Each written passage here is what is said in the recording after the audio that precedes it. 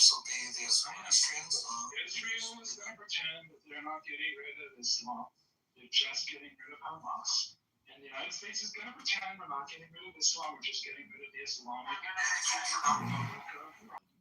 But Israel doesn't. I find myself agreeing with Benjamin quite a bit, especially. I really agree with Benjamin.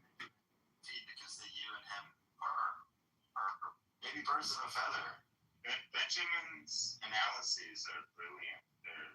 The way he says it, many of you have probably never actually commented on the way that Benjamin talks, but it's actually very much like Boy Who Cried Wolf. Which is that Israel not have a choice, right? Because the thing that is allied against Israel, most consistent, is Islam. And you know it, I know it, the birds can smell it. It's verboten to say. You think the Six-Day War was against Egypt? It was against Islam. Winston Churchill is in the bust of the Oval Office. Donald Trump has the bust of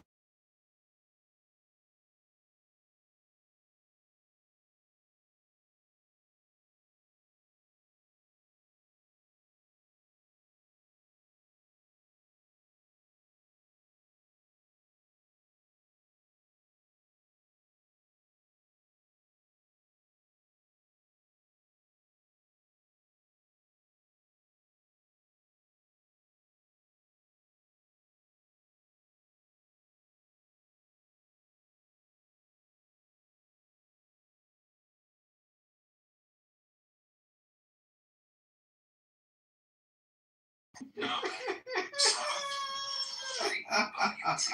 I think it's me. Well, see, if you go to my live stream section on my YouTube accounts, you can actually see the total number of views of all my videos. So please don't discredit me by saying I get no views. Go to my actual account, watch maybe a couple videos for 5 to 10 minutes, and then look at the data analytics and the numbers, and then we can have a conversation. I am complete. Thank you all very little. I'm not going to tell you. You can just go look at it. I'm here for a conversation, gentlemen. We got the numbers up to 3 people when we got it. Damn it, John. Sorry, I just gave him a boost. He probably earned a nickel off of us. He tripled numbers because hold on, where is this link? Do you have to have a wife to have a wife beater? Is this the modern equivalent of just like yelling on the street and begging for food? Yeah, that's right. No, I actually kind of.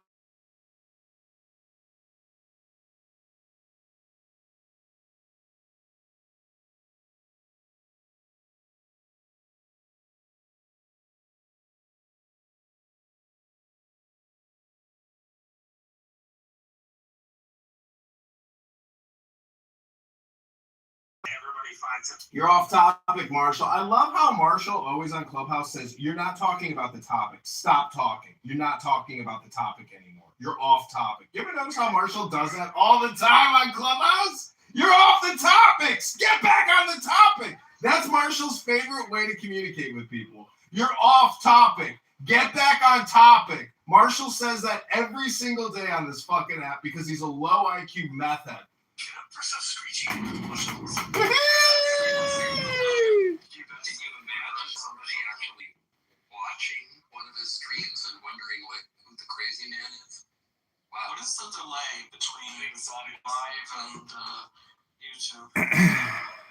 It's like 6 seconds. Do you have a flag entering your bathroom, John? Or is that the hallway? Hey, Yaakov, I have a question for you. Do you have a second? Yeah, sure, of course. Let me get rid of this YouTube thing. Yeah.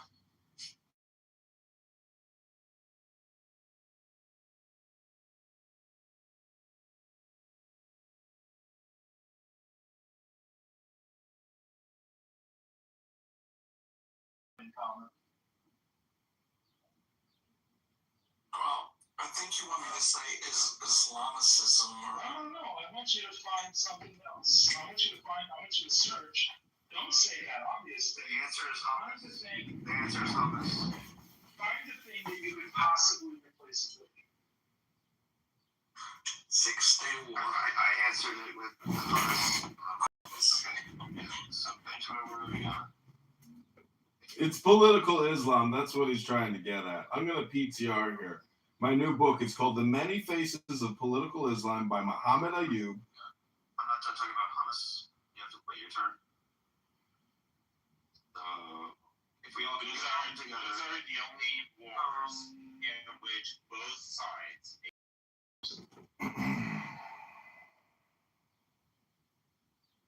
Okay, PTR. This is The Many Faces of Political Islam.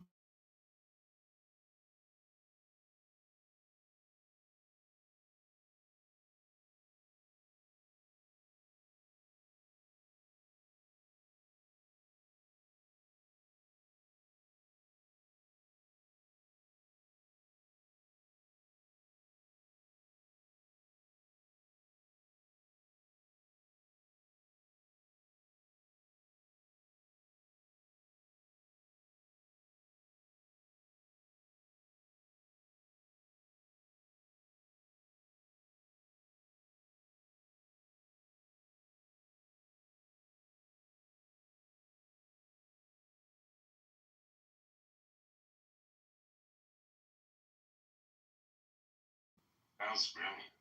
Yeah, I don't believe in Huntington's Clash of Civilizations. I think Huntington got that dramatic. So I have an answer on the delay. It's about a 6 or 8 second delay.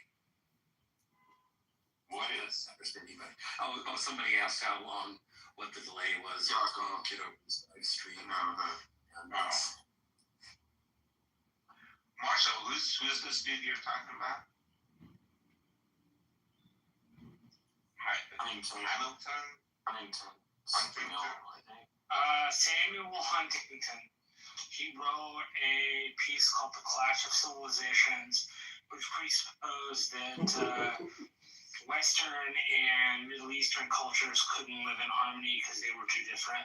The cultural mores, the ways people lived, all that kind of stuff was just far too different. So therefore, the West and the Near East would always have conflict. And exactly. I just don't think it's not an accurate thing.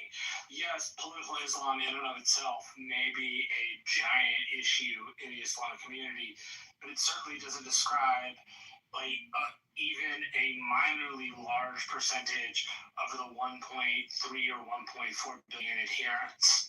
It doesn't. Right. So it doesn't account for the Ottoman Empire. It doesn't account for any of the other empires and the passing of knowledge. It accounts for this crazy version of Islam that came about. Sayyid Qutb and his crazy version of this shit came about in the 1920s and 30s, along with the creation of the Muslim Brotherhood, and they kind of went a little fundamentalist after that. They weren't they didn't start out necessarily as violent.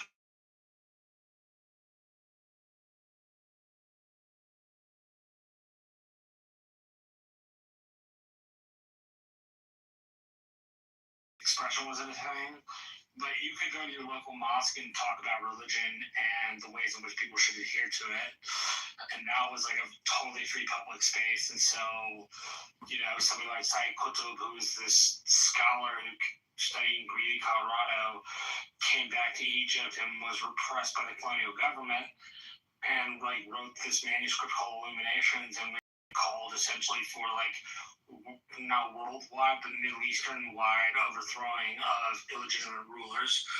He helped redefine what jihad has meant in the last 500-ish years from there into the future for Islamic fundamentalists in a way that just can't be ignored. He's the progenitor of some stuff.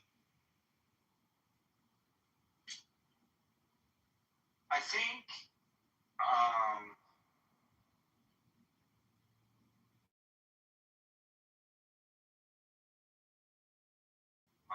Benjamin kind of forget is that the issue between Arabs and Israelis was not a religious issue. It was a nationalistic issue. And so when you look at the original people on the Palestinian side. We had Yasser Arafat and Mahmoud Abbas, people like that. They're all quite secular. They're not religious at all. And on the Israeli side, the entire Ben Gurion up through Yitzhak Rabin governments were not religious at all. I think what happened was that nationalism couldn't carry the day anymore, and so people got tired of fighting over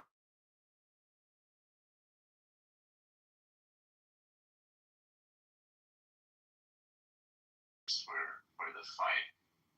And I mean, if you look at the history of the Middle East, there was never a fight between Jews and Muslims until the 1960s.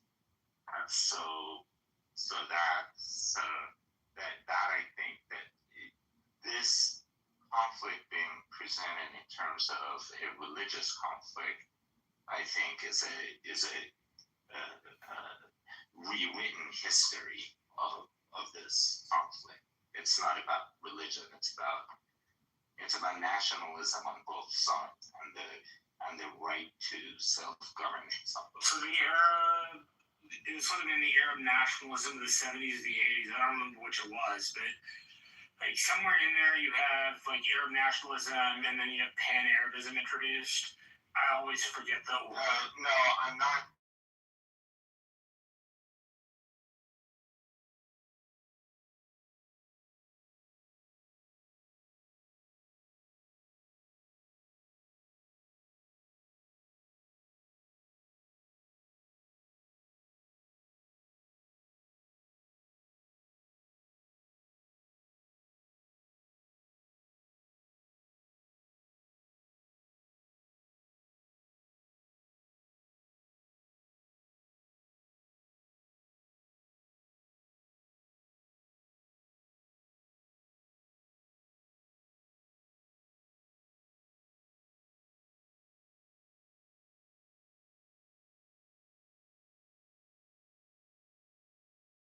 Question in this whole thing is when you say free Palestine, what does a free Palestine look like to you? Is it an independent Palestinian state? Well, why should it look like that? We never had an independent Palestinian state. West Bank, after the Ottoman Empire, belonged to Jordan, and Gaza belonged to Egypt. It was occupied by Jordan. It was not. It didn't belong to Jordan. They illegally occupied it. It wasn't part. Occupied what? I mean, when you say it wasn't part of Jordan. Right. The Hashemite Kingdom of Jordan was created in 1946. The government, right, through the mandate, was allowed to carve up. And they did, and they created the Hashemite Kingdom of Jordan in 1946. The land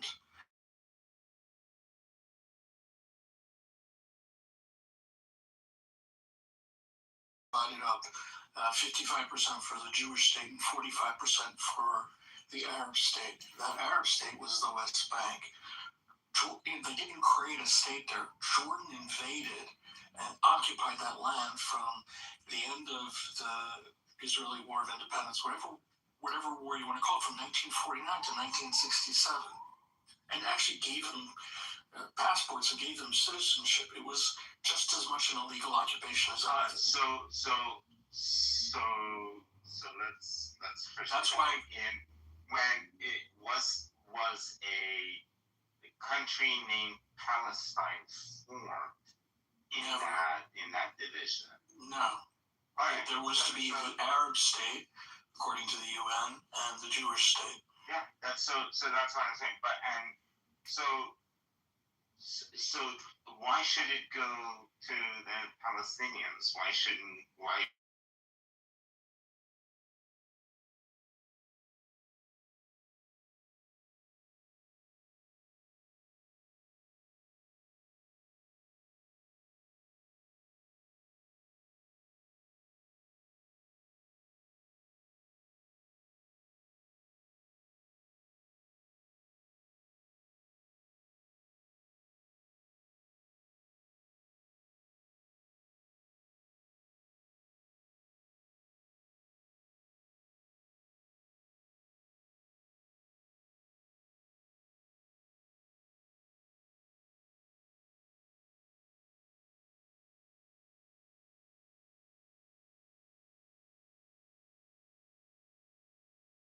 wasn't theirs to begin with. They invaded the land and they took it through conquest.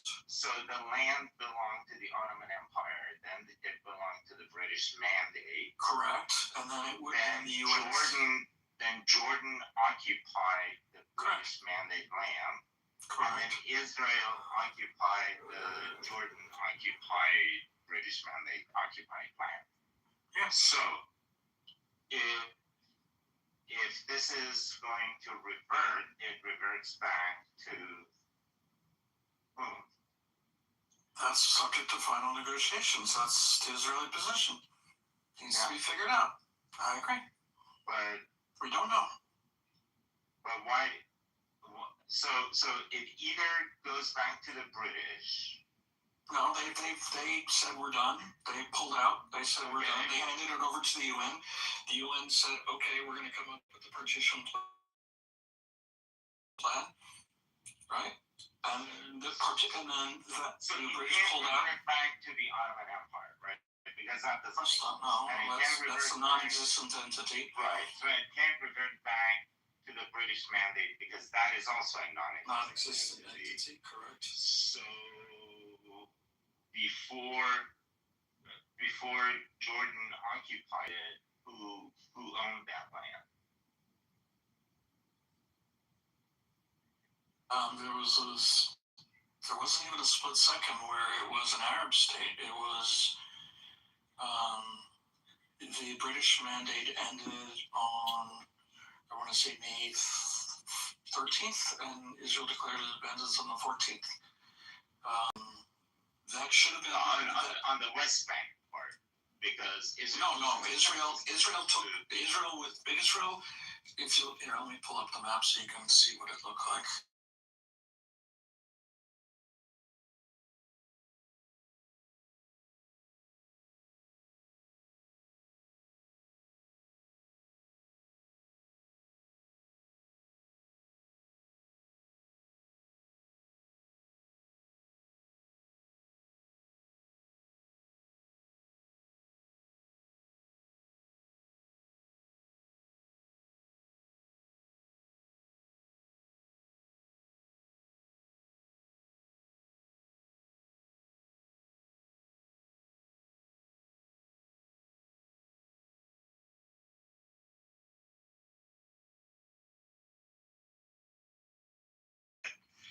It seems like that's a country that, as a nationalist, had a nationalist sentiment that was around the same time as the awakening of the Palestinian sentiment of statehood.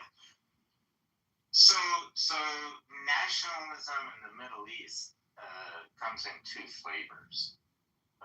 In Iran, you call them Masakalism on the one hand and Pahlavism on the other hand. So Pahlavism, which is the nationalism that Reza Shah brought in, is basically European nationalism, nativist, xenophobic, superiority, etc., etc. Very much foreigners get out. We can do our own thing. The other one is Masakalism, is the right of self-determination.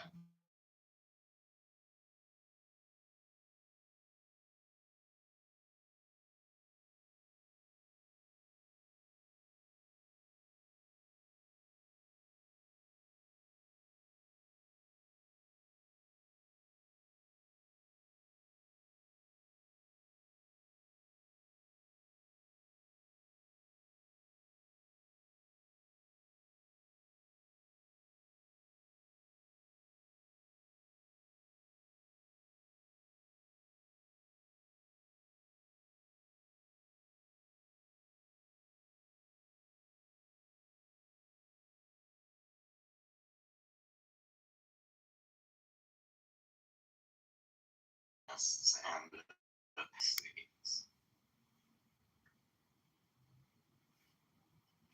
Okay, that's the map. The mandate ended on May 14th. On May 14th, Israel declared independence. They accepted the blue portion, which is a lot smaller than what Israel ended up being after armistice line of 1949. The orange, the light orange, should have been an Arab state, but instead the five armies invaded. So it never belonged to the so-called Arab state. Egypt took its portion, Gaza, for example. Jordan took its portion.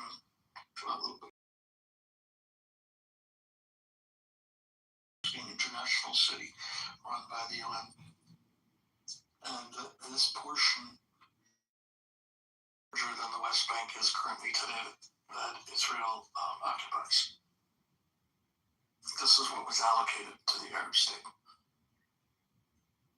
And if you look at what the West Bank is today, those were essentially the armistice lines. So Israel expanded because it got some of the southern portion of the West Bank. And it got the area around Acre in the north up to Lebanon. It got all that orange area, and it also got the Philadelphia corridor near Egypt and sort of to the south of Gaza. This is a very unruly map. Each of the two countries had 3 choke points. They came together. They weren't contiguous countries either for the Jewish state or for the Arab state.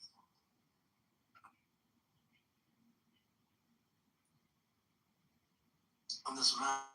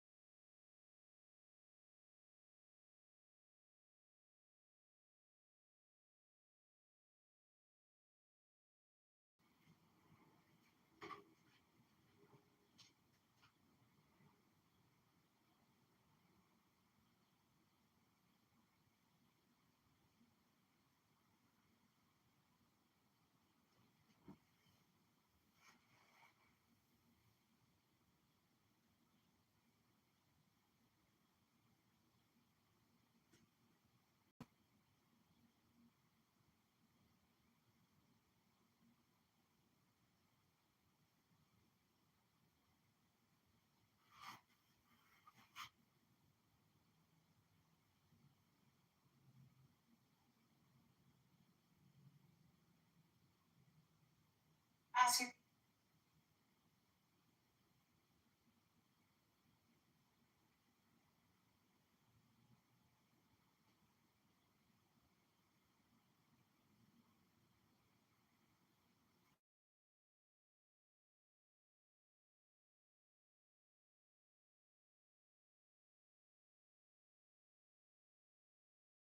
They look up at you.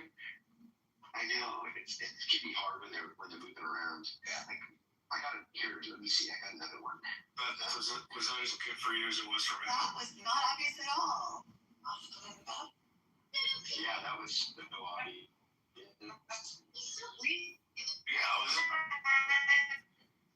Yeah. Little quickie. Look at that little mouse though. He's cute. How did you get him? Adopted him. No, Callie. Oh, He can go first. oh, there's yours. He can go first.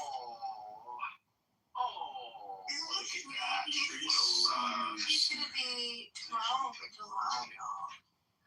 His ball. Isn't he The sweet? boys are the best. The boys are the best. He's kind of doing the same thing lately where if he really wants something,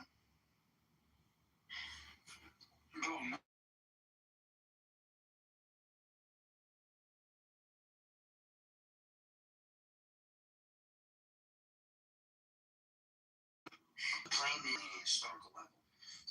Your son is one. Is the biological son of David.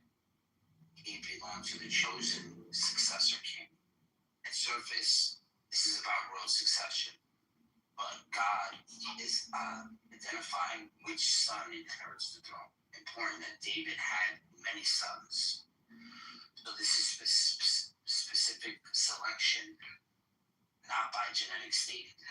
Was Solomon the firstborn? Yeah, no. David is the firstborn. No, I mean, like, was Solomon No. the firstborn son? No. He wasn't.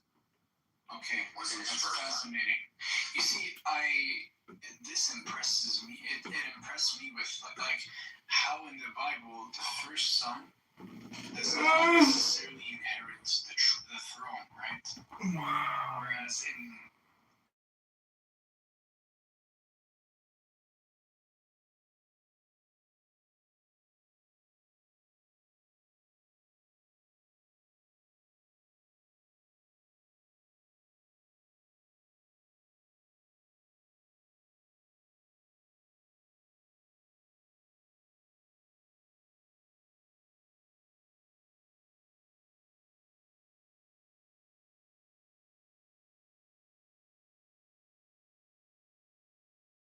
God for the knowledge, and God gave it to him. It still was. Read this verse, it explains it. We'll go to 2. Covenant meaning, Davidic theology. This connects with 2 Samuel 7:16, where God's promise to David, the descendants will come from him. That son will build his house and temple and have an eternal kingdom. So Solomon, your son, means immediate fulfillment of the promise and temple builder. The first layer is a much bigger covenant. I will be his father, he will be my son. This is the key phrase here. But right after Solomon, your son, God says, I will be his father, and he will be my son. It's not a biological, it's a royal adoption language. In ancient Near East, kings were often called sons of God.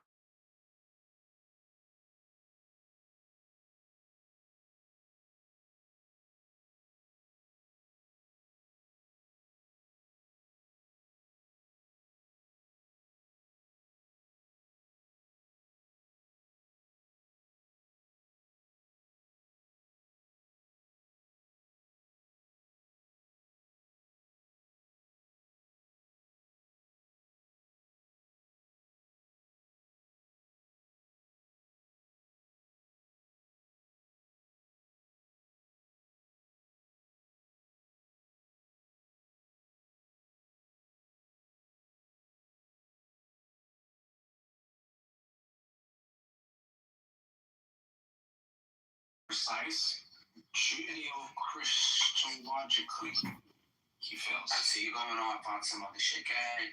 I'll just read. No, it's just a precision. Go ahead. Well, this is where it comes in language, right? This is where it pertains to Jesus, because we're not going to say he failed, right? No, Solomon, that's what you want. He doesn't equal, but historically, Solomon doesn't equal the full fulfillment. His kingdom did not last forever, and the condition was broken. So the prophecy must point beyond Solomon. It's a dual prophecy here. It's immediate, with David's literal son building the temple. Let me ask you a question. And the ultimate one. If Solomon succeeded according to your understanding or criteria, he would be the Messiah. That's what you think?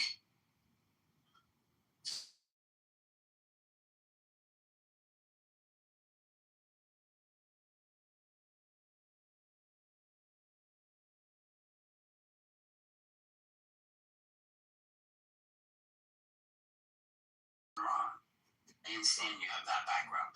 We're reading the Bible. Sure, that's why I'm confused a bit because, but anyways, go ahead. It's an interesting perspective. Finish. Well, that was it. You could read the rest from 6 on. Okay. So you're saying prior to Jesus, all the prophets had a chance to be the Messiah, but they failed. That's what. How did you come to that conclusion? This temple was destroyed. No, I'm just trying to see how you think, right? So would you say the Messiah was like a job application, and then Solomon failed, and all the rest failed, but Jesus, he didn't fail. He fulfilled it, and that's why he's the Messiah. That's another question. What if Jesus could he have failed Messiah? Let me ask you this question. Let's see how you think.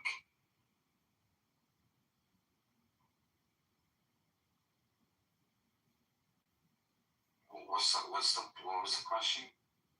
Well, because I think the way you read it, it's like you read it from a conditional perspective. David could have been the Messiah, yet, at one point he might have failed his mission because whatever, he slept with Bathsheba. And then this chance or this opportunity, this job application got passed down to his son Solomon. He was on the right track. He could have been the Messiah, but then, at one point he did such mistake, therefore, he failed and he's not the Messiah. And then you could say this to all the prophets, all the lines of the people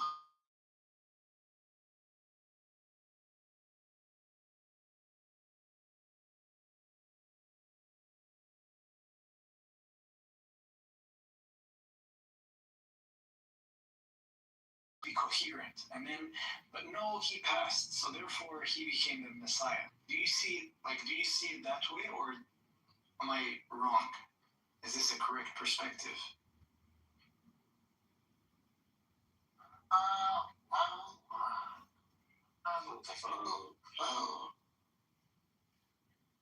I like it when you think loud. It's it's good. I would say, man, maybe you're onto something, maybe, but do I agree? I would say no.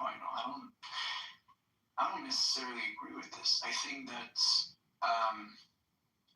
that every individual has a higher self, and this higher self could only fulfill one thing. It cannot fulfill further than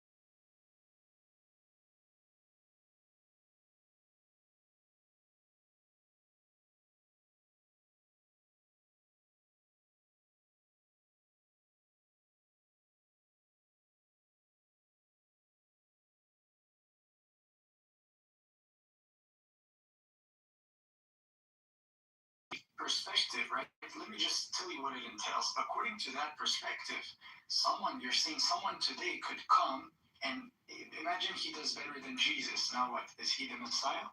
Have he dethroned Jesus? I don't think so. Well, the thing is, based on all these other people, and let's just say, for an argument, that everybody had a chance, but at the end, Jesus completed the mission. That shows that he is the standard. He is the definition of the standard. He is the status, you know. Yeah, I see that you can see things from that angle, and for me, I wouldn't disagree necessarily. Like for me, once you're a prophet, you're setting the standard for something for sure. There's no argument about this. I'm curious to see Universe. Hey man, you.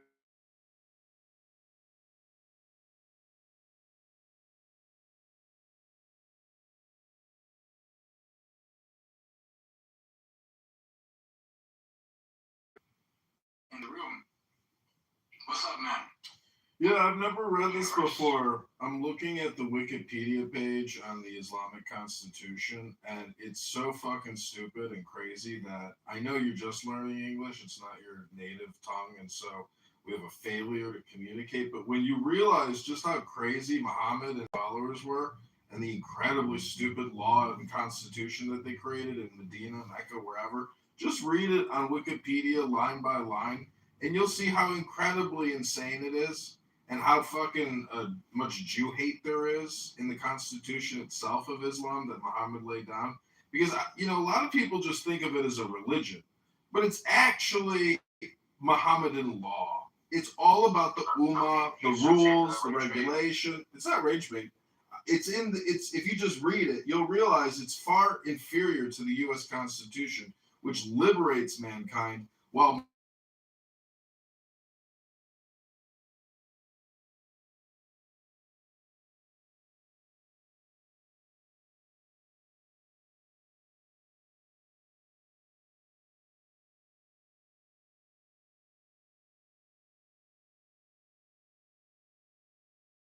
On Wikipedia, Constitution of Medina, which place? it's go to the text. The text. Yeah, go to the text. Yeah. I've never read this before, and I've never heard anybody talk about it in all my years of listening to people debate Muslims. And to me, this is shocking that today, for the first day, I finally have heard about the Islamic Constitution. I've never read this before, and it's fucking shocking. Shocking. Sure, let's read this. Okay. Prescription of Muhammad.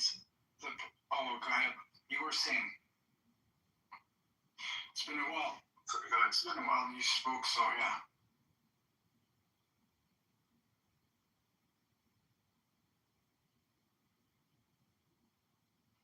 Okay, so, alright, it says this is a prescription for the prophet and the messenger of God to operate between the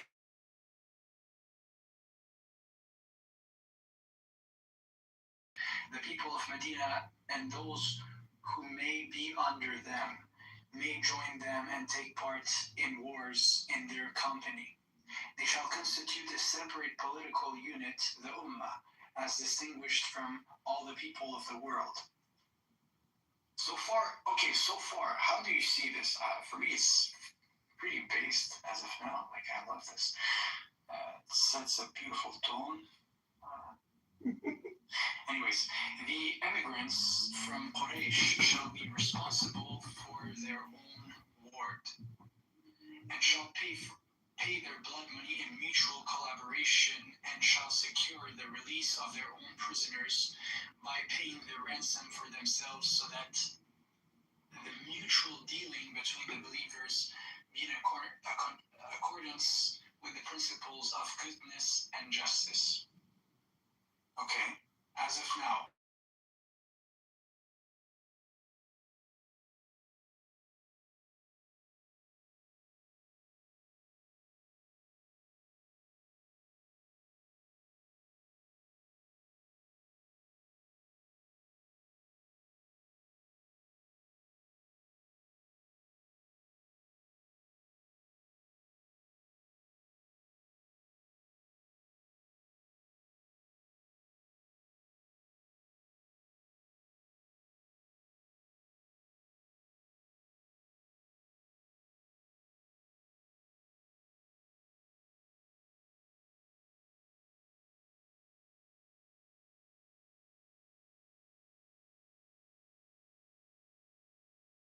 Fucking murder.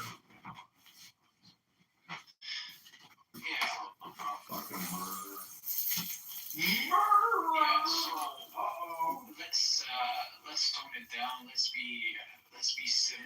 No disrespect is in front of me. I don't appreciate that.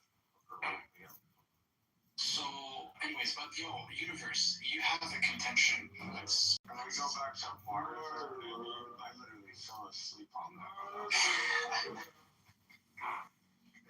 Okay, whatever. Who the fuck gave the space for the clown to come in here and act like a scholar? Come on. Shit. Anyways, but I was curious, man. It's a good conversation, I'm surprised he's actually like, I'm hearing genuine sense from this guy. I'm like, what? Is he decided to do something? Like, I'm letting him kind of like get very confident, but.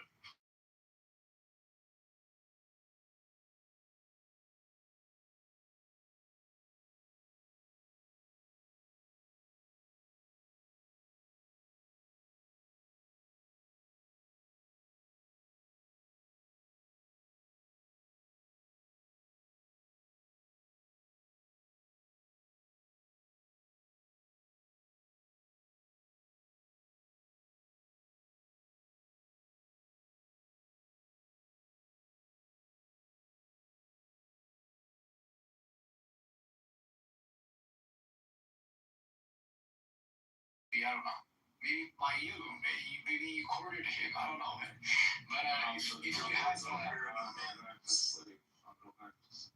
yeah, so Yeah, man, don't let him insult Muhammad anyway. Why are you gonna let him do that? I wasn't letting him alone. I didn't heard an insult. He was criticizing. Oh, he said this. I don't even know. He was criticizing the law, right? So if he criticized the law, I don't have an issue. But at least present the solution on your side. That's all I like. This is all I want. If you're there to criticize something, Someone is gonna be on the state about Muhammad and what he presents, then that positive statement needs to be justified. You want to say I don't believe in Muhammad? No problem. You want to say what Muhammad presented as falsehood? Bring evidence.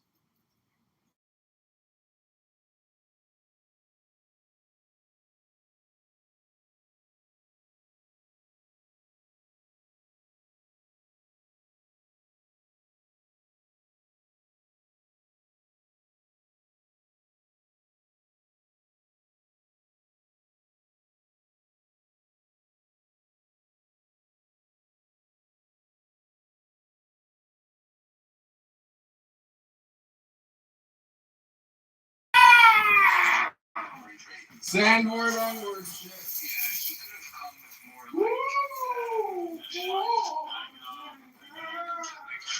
Go back to that calm, confident sense you had for it, and fall into that. Just start justifying that claim you made,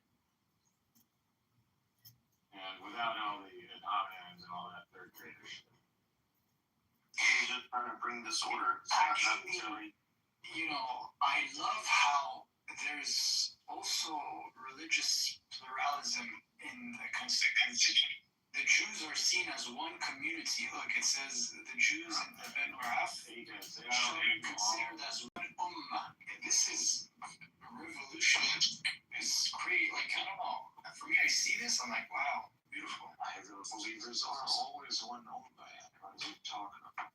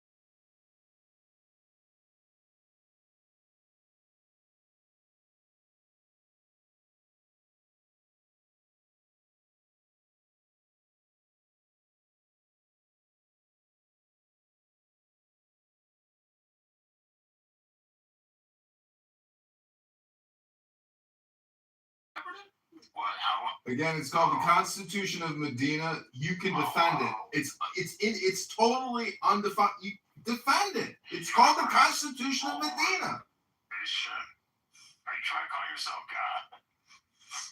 Okay, the universe. Okay, that's what they do with their universe. Wait a second, this guy, Churchill. Yeah, you should also read what Winston Churchill says about Mohammedan law and what it means for women. Churchill is a fucking cocksucker. That's projection. If you want to go based on what Churchill said, I mean, Churchill has literally, I would say, worse statements than even Hitler. I mean, what are we talking about? What is it? Actually, there are a lot of people around the world who would consider Churchill literally how the West has been indoctrinated to view him.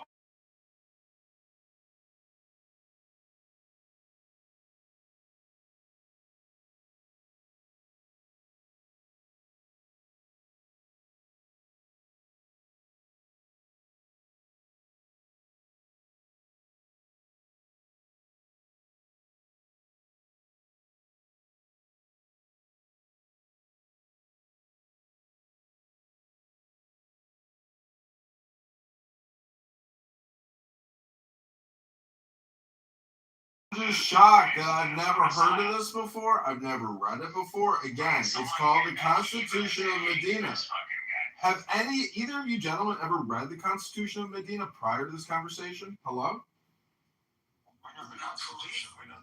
Well, not fully. It's not very long. If it's the most important religion in the world and it's the final religion in the world, I'm just kind of surprised that most historians never bring up that believers share. So we expect the Jews in Medina were expected to hold to a pact that they willingly entered into, and they willingly on their own betrayed. That's just treason. They were dealt the punishment that they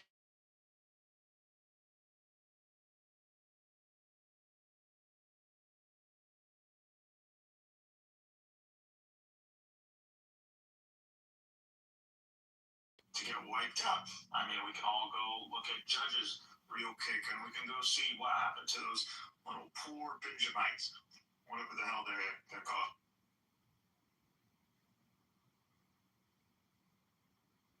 Nothing that Muhammad and his authority as the final prophet from God, whether you fucking like it or not, this person declared himself and brought about correspondence that literally triumphs anything. There is no text on the face of this planet that tells you this is direct correspondence from absolute divine reality. Okay, well, that's your opinion. How do you explain blood money? How do you rationalize blood money? Okay, you're monologuing. You accused me of...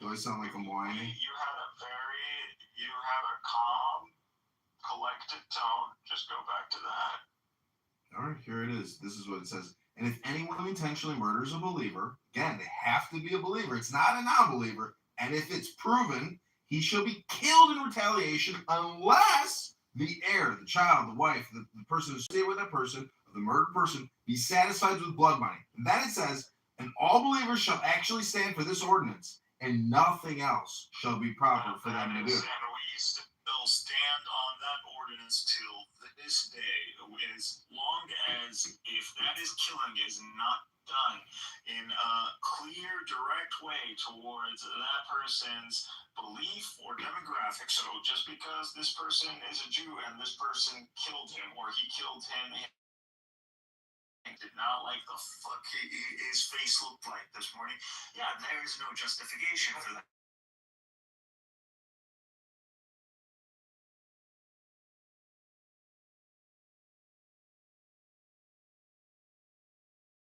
incident where one of them, I think it was Bani Qurayda, insulted a Muslim woman or humiliated her or something about her chest.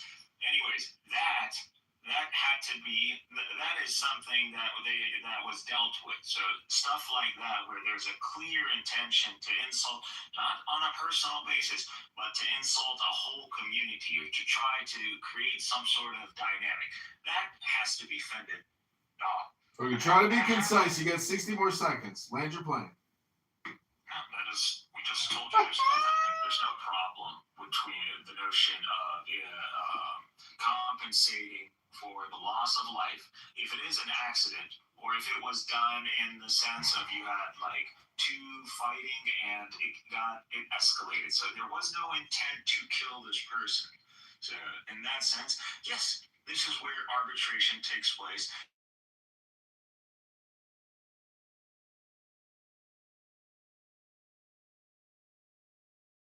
Cousin ran over accidentally two kids to cross the street, jaywalk, they were gone.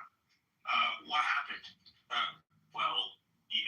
Whole family, not a single person who wasn't a head of a family, didn't show up.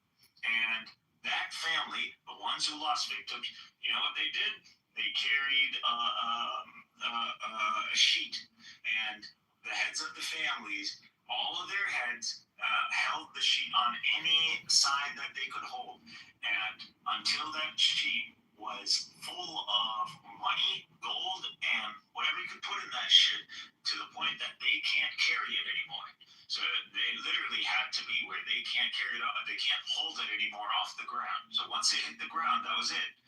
And so their weight in gold, and that is what they got.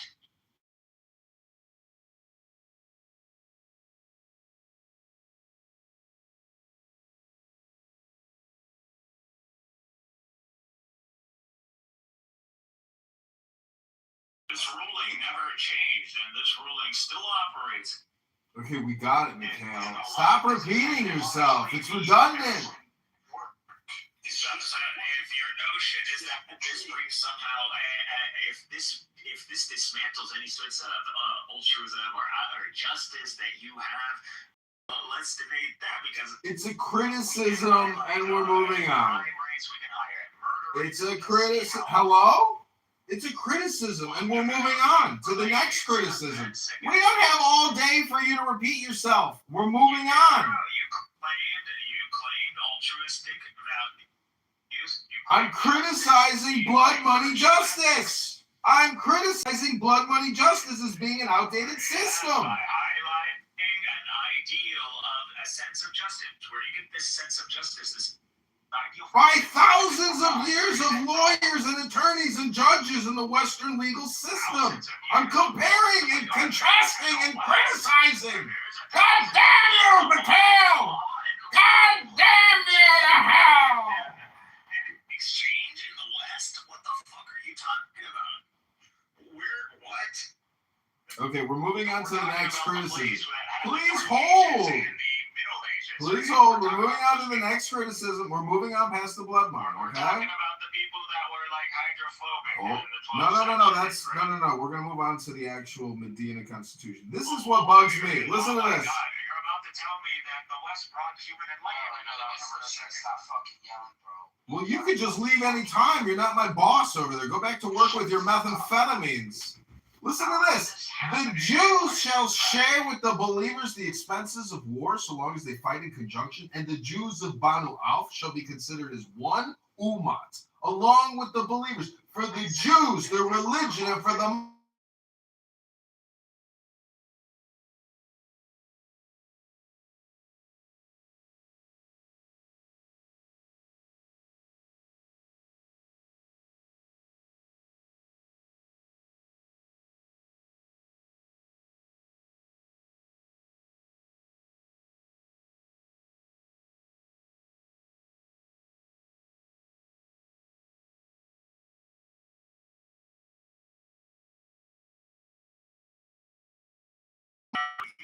Get me, can't take it. In Revelation, the only thing you're going to be able to do Shut the is fuck you're going to up, start Barb. presenting the Hebrew Bible. And once you start presenting the Hebrew Bible, you're going to look like a retard. Oh, okay.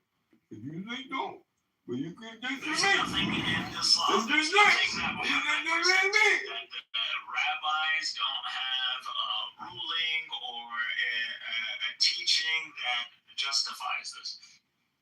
Nothing. And we all know the hadith, the rulings that Muhammad presented, literally when the Jews came and questioned,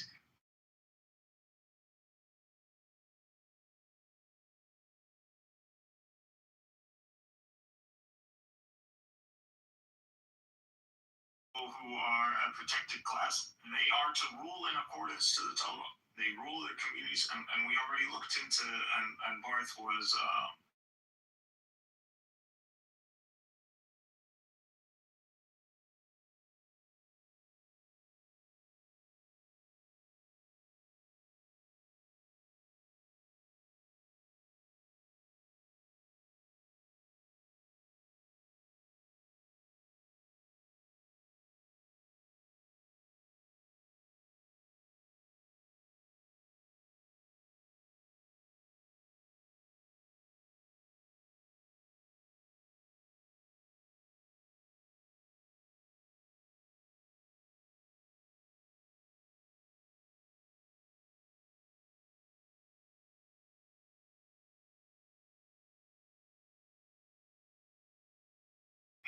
and in light or contrast to this subjective virtue ethics, I'm going to condemn Muhammad.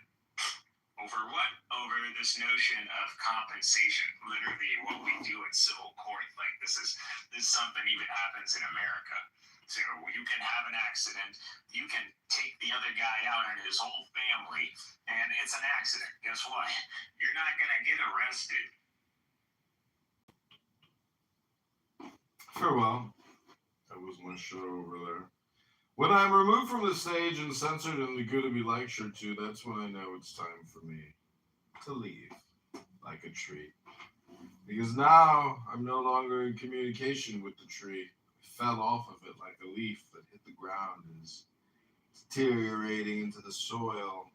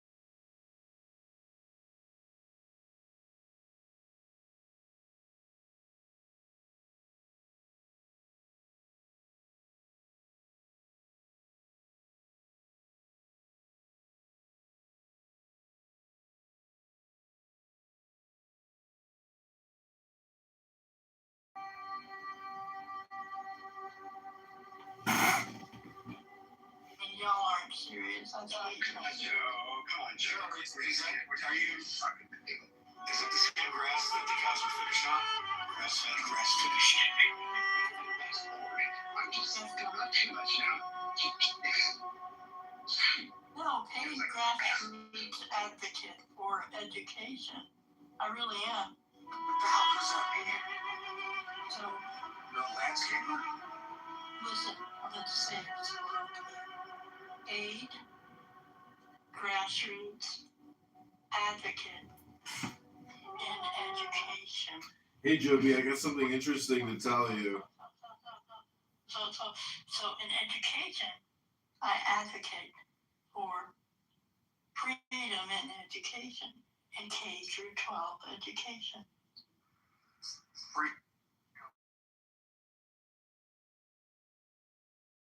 funding. They have to pass an annual exam. Like, okay, I'm gonna be I'm the mom. How are we going to do it? I'm teaching you third grade. You gotta pass the third grade test in order to get the curriculum for the fourth grade test. It sounds like freedom. It sounds like you've got a big firewall right there. So there's a test, so there's a specific curriculum that must be taught. So you're just It's a national curriculum. She's also advocating for the liberation of our tax dollars, meaning that we spend 1.1 trillion a year through property taxes, and Joe B's advocating for free usage of that money based on actual intelligence, not politics.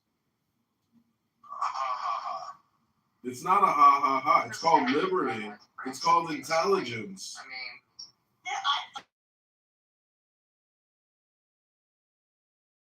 People say. You like to be succinct. Yeah. Please allow her to be succinct. I have can't words. Never mind. Exactly. Retarded then. Sorry. What you're saying actually. Apparently, I don't even know. What you're saying actually matches your PTR, Austin Powers. Just FYI, it's an accurate PTR. Joe, let's just hug right now. Come on, you and me. Come back. I'm not mad. I'm just direct. I'm not mad. Marshall Rankin's here, everybody. Get back on topic. We're all off topic. Not the Marshall and Dr. Mitch. Hey, Marshall, did you talk to your little brother today? And are we on topic? Hey, Marshall. Hey guys, how you doing?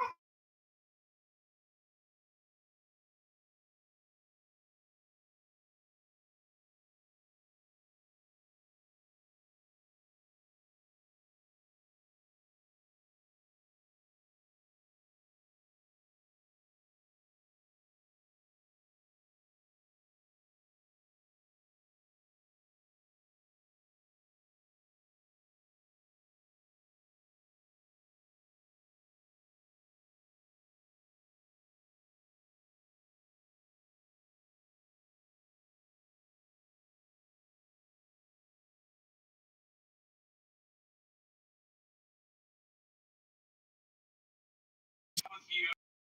It's just one of those things you're like, why, man? Why did this dipshit get involved in politics? Why?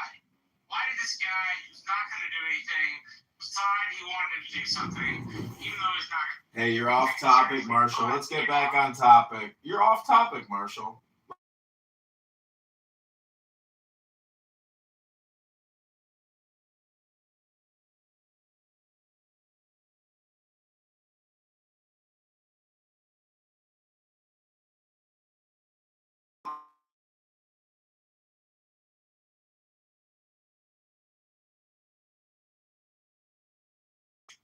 I'm often offended because people seem to accuse me of being evil.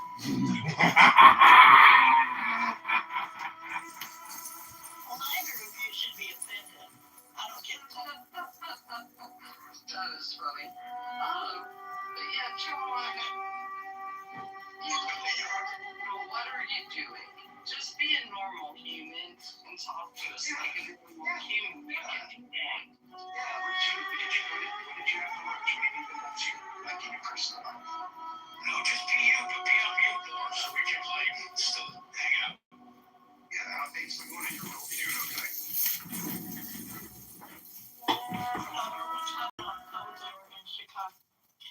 Sorry for making fun of Marshall. I do, for some reason, enjoy roasting what I critical Republicans. It's just my opinion. Can you roast me next? No.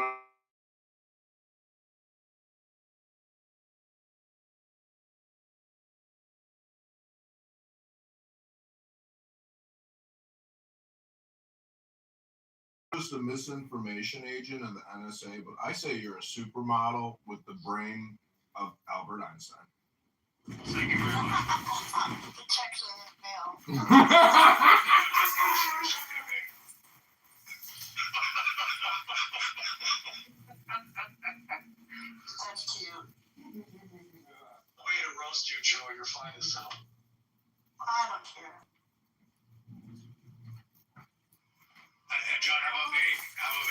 John, Mr. Kitover. John. If anybody accuses you of being me, just tell them to go to ChicagoMayorVote.com and vote John Kitover in the February 23rd, 2027 Chicago mayoral election. You won't even come here. How's that going for you, John? Have you been out at the local restaurants? You've been going to city council meetings? What have you been up to?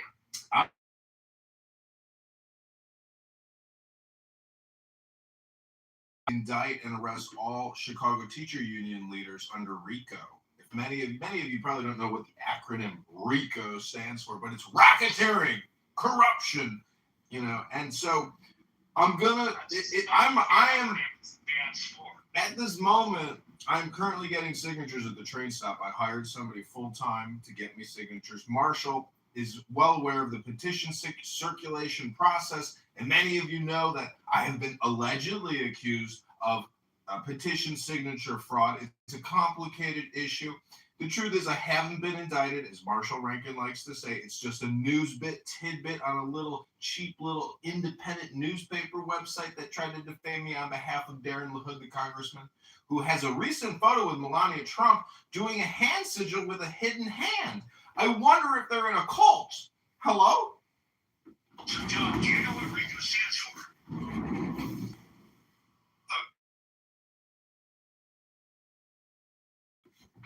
No, it literally doesn't. It's Corrupt Organization Act. Yeah, racketeering and corruption. Hello?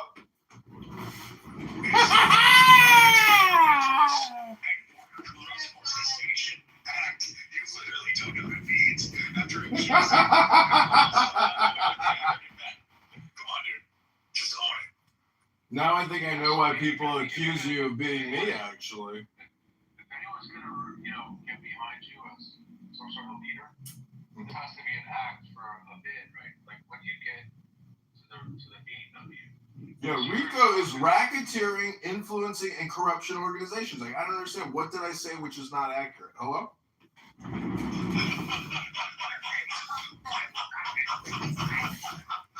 have a project for you, John. Tomorrow, Wednesday. Give me time.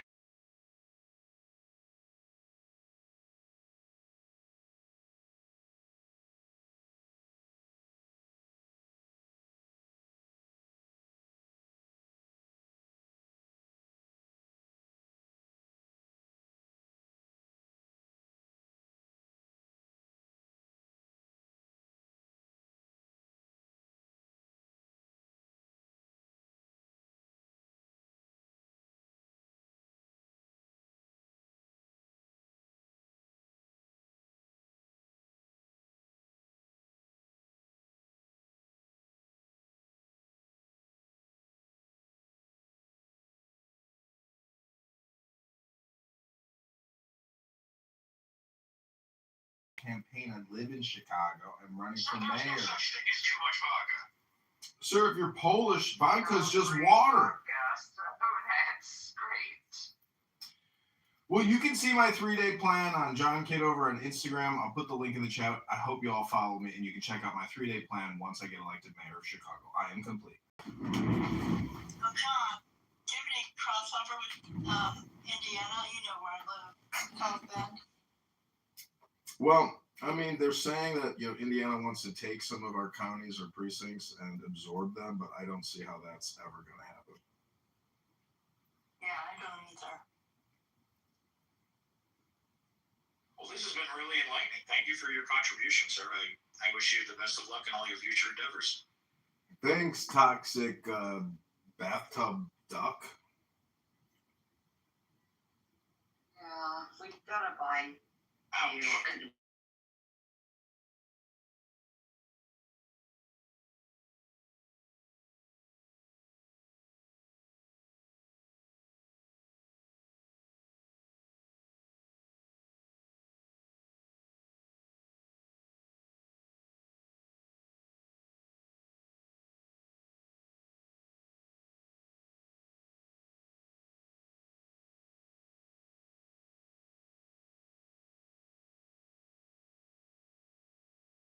No, you're better than that. You probably have no idea who you are deep down because you're so miserable. Oh my.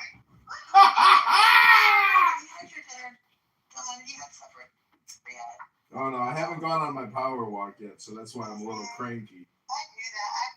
I'm holding back a lot of comments because I haven't eaten yet either, so I'm gonna eat before I say anything else. John, free advice. Your materials are too busy.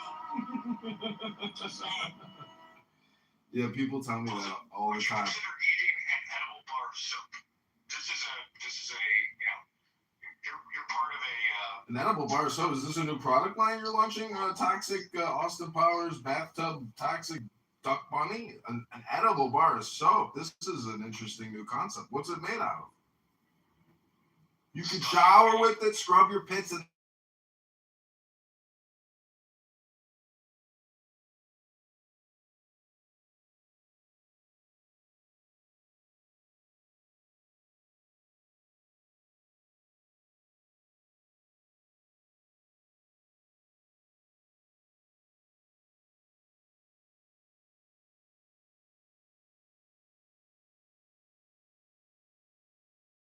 my life is actually going great. I'm running for the mayor of Chicago, and people often confuse you for me. How's that going for you? John, you have to keep running your feet. You just keep running. I don't know what to tell you. It'll charge up your cell phone thing. I do really think you're an amusing person, but how much money are you wasting on this? See, you guys just know me. You got balls that are like fucking iron coconuts, man. Thank you. I can't believe you're nuts. See, what you guys You don't. should get some imaging done on that. That's not healthy. See, you guys know me. The mayor of Chicago, really? You Oh guys my know. God, like that's gangster. You guys know me quite well from this app because we've had so many conversations. But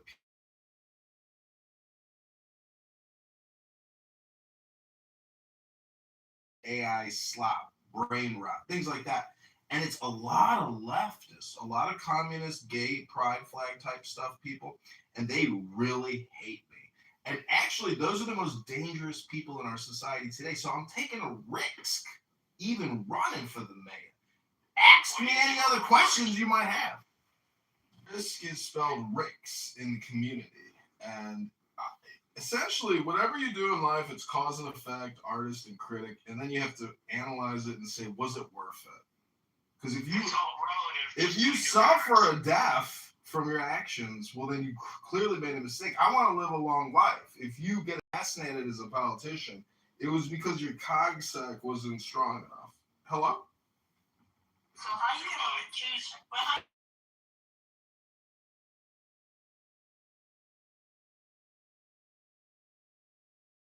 And then our budget will have to reflect the new change in the revenue. See how that works? Hello? cut it and reduce spending and don't pay for, I don't know, trash collection.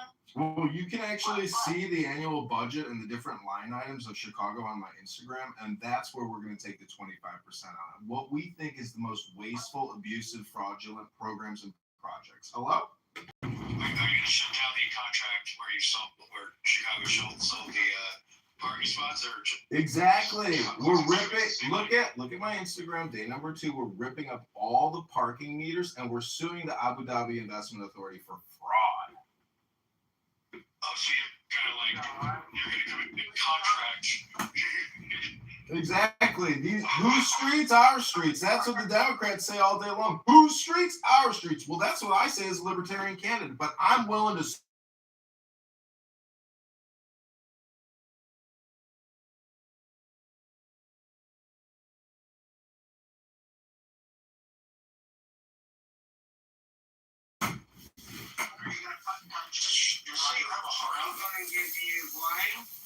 I'm going to give you one piece of advice. If you think you're going to get in front of anybody that will take you seriously, please go up to them and say hello. They're gonna think you're an absolute fucking moron. Okay? Hello? There's only the upside to that. It can only improve. Yeah, Beth, what you fail to understand is that is a clubhouse thing, but in the real world, it's kind of like calling it out, saying like, hello? Meaning like, it's your choice to listen to me. Hello? Hello? Come on. It is true. Well, I'm just In Chicago. well, it's stupid and to talk to me.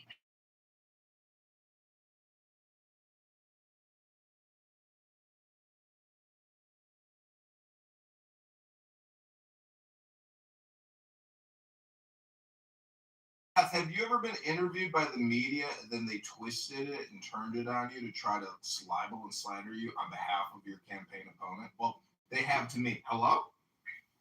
Oh, Jesus Christ. I just want to tell you that I have Defamation's a real thing, man.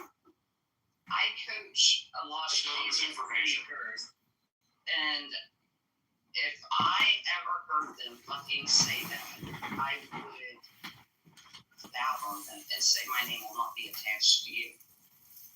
Please maneuver. And I That was also aloha, right, Beth? You end with aloha. Aloha. I'm sorry. You don't end with aloha. You end with aloha. That's what every top level. That's what everybody I've ever seen warmed up and it's heyday. You would be out there and you would just eat his hamburger and go home. I grew up in Queens, New York. We had everything by saying blow me. Blow me. Away. Walk off the No, stage. you're asking for money. Blow me.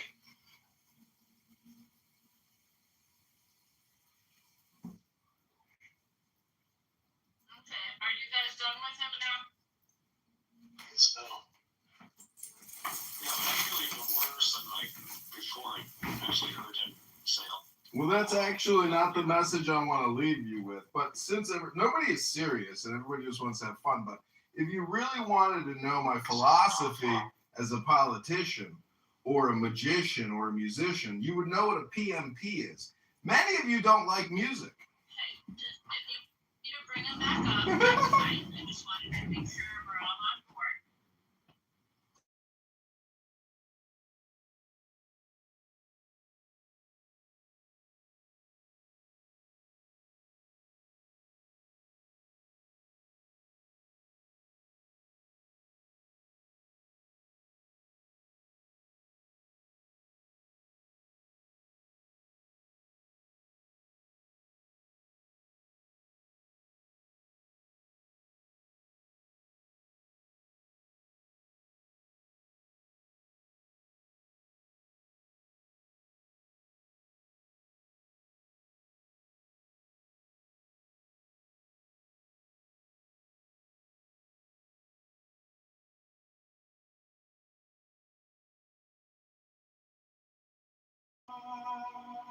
I don't know. There's no It's Groundhog Day! Groundhog Day! What your neighbors say? nothing. They just pretend like they're not there and then just put rocks into any holes that show up. I'm just gonna fill it in with dirt over and over and just make it. No, they just can't get your wavelength, which means that they don't flow with you in that way, and that creates problems. NGU used to be like that. Okay, whatever it is. Man, I'm just saying. He's in 70s. Like the guy slaved away at work, the woman made sure there was always a hot meal in the house he's taken care of. Oh, so you saying you went through that? No, my parents did. Okay. Yeah. And what I'm saying is that it's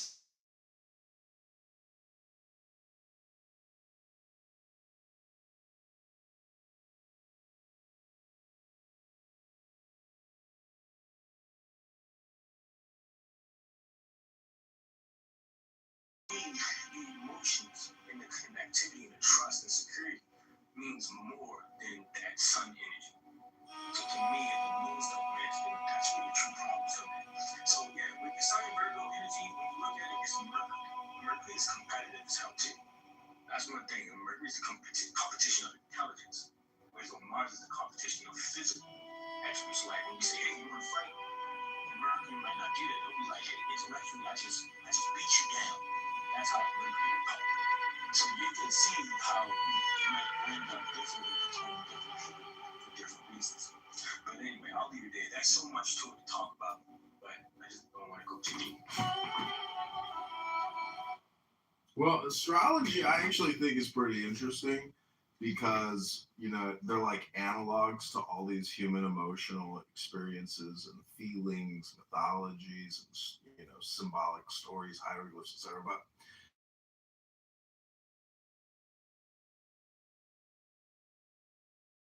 of Muhammad. And if you read that and then you compare that to US law and British English history law and French law or German law, Italian law, all these other laws in other languages, it doesn't even compare. And it's like ridiculous. It basically declares Muhammad, you know, God and king, etc. of everybody. So if you want justice, what you really want is a jury trial. And a jury trial gives you, as the citizen, the ability to be judged based on your words and your truth. And people can generally detect bullshit. So we have a system here which is not actually in usage. Our constitutional rights are completely violated. Even in lawsuits, you are guaranteed a jury trial, and it's in the Constitution. It's like if it's over $20 or $200 or whatever it is. The point is, juries set us free.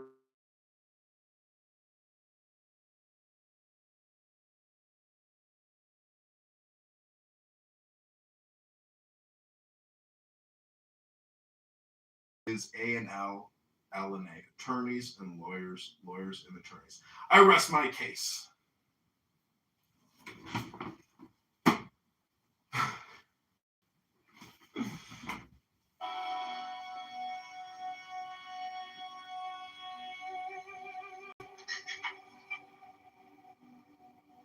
Hey, how's it going, John? What up? Do you see that new lawsuit from Cash Patel against the Southern Law? Yeah. Center? Yeah. Dude, that's major stuff, man. I wonder how many people like on these online trolls are being funded by that. It's crazy. Oh, I think it's probably pretty small. Meaning that, like, I don't think that they were doing it like at scale. I think it was like, you know, these kinds of things happen all the time. Organizations do like fake, fraudulent.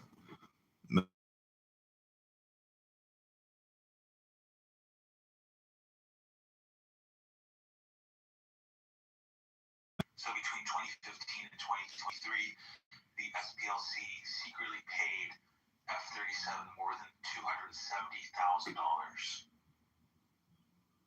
That's just like one person.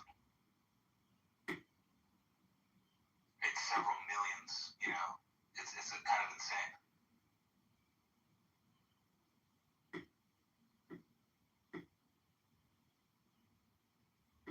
Here we've updated the room title to FBI Director Cash Patel lawsuit and arrests Clubhouse users Amir. This is breaking news. I can't believe Amir was named in the Southern Poverty Law Center lawsuit documents that Cash Patel put out. That's exciting. So, a federal grand jury in Alabama charged the Southern Poverty Law Center with water fraud, bank fraud, and money laundering conspiracy, accusing it of funding more than $3 million from donors and members of groups like the Ku Klux Klan, the National Alliance, and Aryan Nations between 2014. Acting Attorney General Todd Blanche and FBI Director Kash Patel called it a scheme to manufacture extremism and deceive donors, with payments hidden through shell accounts. The SPLC described the payments as part of the discontinued program using confidential informants to gather intelligence on violent groups and share with authorities. No arrests have occurred, and the case raises questions about nonprofit tactics and monitoring extremism.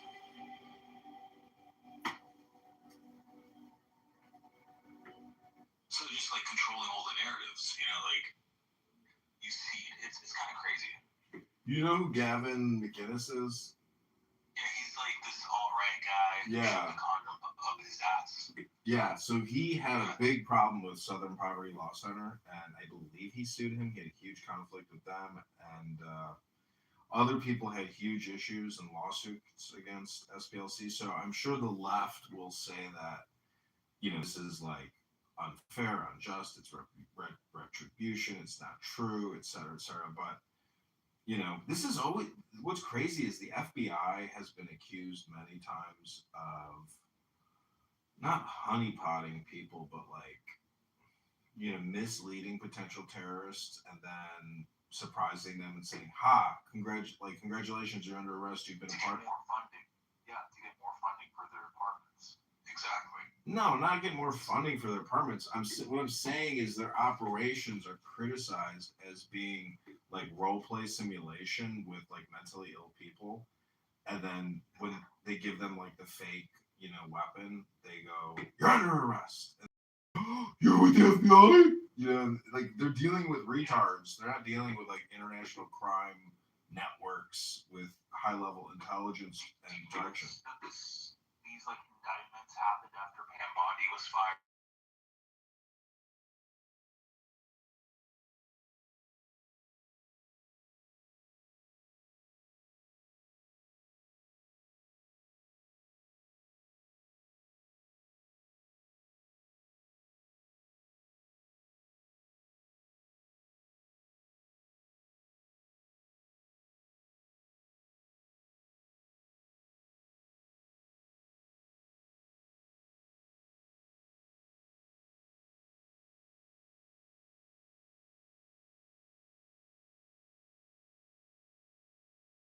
This is Donald Trump's retribution, and thank God he's man enough to do it, and he's leading this country as a true executive should, because we need a real executive, a real CEO who actually knows and can actually say you're fired, because that's what we wanted the first time, and he kept the biggest snakes, you know, the biggest backstabbing bastards. Isaiah chapter 3 verses 12 says it's a curse among, you know, Israel. It says, "As for my people, children are their oppressors, and women cause thee to err and destroy the way of thy paths." And I'm not like a misogynist or anything, but I just honestly, I feel like women shouldn't be in those sort of positions of power. That's just like, you know, Well, it's biblical. He points women in positions that he actually views as inferior.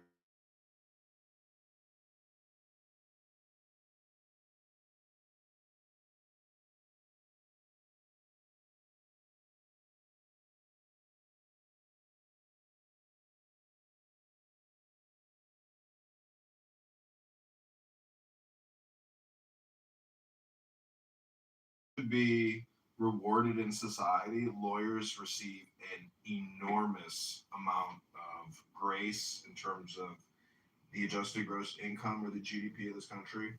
Same with doctors, and basically none of them are honest. And especially the doctors, because like so many patients and customers of doctors simply need to go to the gym and do physical therapy to solve like 80% of their problems. But your doctor will never say that to you. Like he'll recommend it, but he won't say, "Okay, you've got to do this and we're going to do it together." Like a doctor never says that, you know, because they want you on a subscription-based healthcare, you know, program. Exactly. And so anyways, I'm just saying that love him or see, everybody's like love him or hate him, you know, like same with Trump, same with Kash Patel, same with everybody. It's like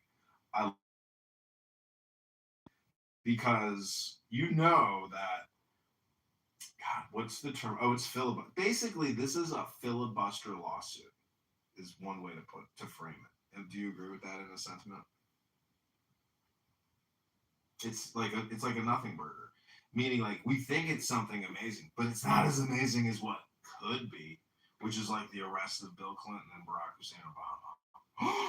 What? This is sort of, like my mentality, right? Donald Trump was almost assassinated. He should have sort of like the mandate of heaven, and he should be able to do. That's how much of a saint he is, dude. I'm telling you. I know. That's the we need a Caesar to take the reins of government. Yeah, but look what happened. Look what happened to Caesar. And then Brutus. You too, Brute.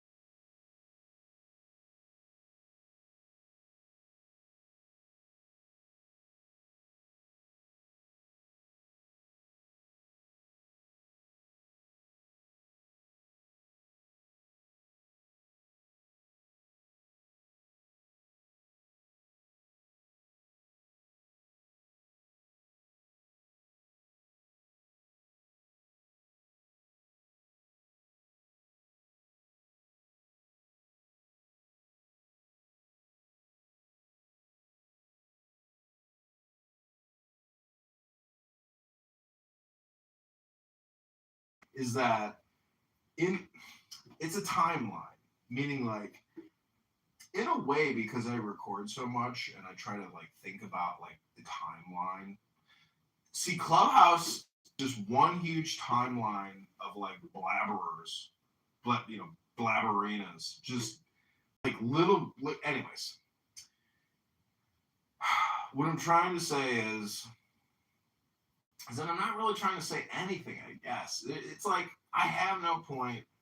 It's merely me just, I don't want to say schizophrenically talking about Donald's divine mandate because, this is what I wanted to say, is the last chapter in Balthasar Gracian's Maxims and Aphorisms book says, in a word, be a saint. So if Donald Trump arrested Hillary Clinton and see, that's the thing, is like he spent time with her. He knows her. Like that would that I don't necessarily like, but like worked with, it would be ridiculous for me to be the retribution individual because that's not safe. To be the saint is far safer in this situation. Machiavellianism says if you're going to destroy your enemy, destroy them totally. Yeah, but the Tao Te Ching says if you destroy them totally, you destroy yourself. And so, like, many people who destroy their enemies also die afterwards. Like, they're meaning that there's, like, some type of, like, solar connection. I know it's stupid. I know what... See, Machiavellian politics or Nietzschean politics or Lao Tzuian politics or Marcus Aurelian politics, it's like a salad. Do you ever make a chopped salad at home?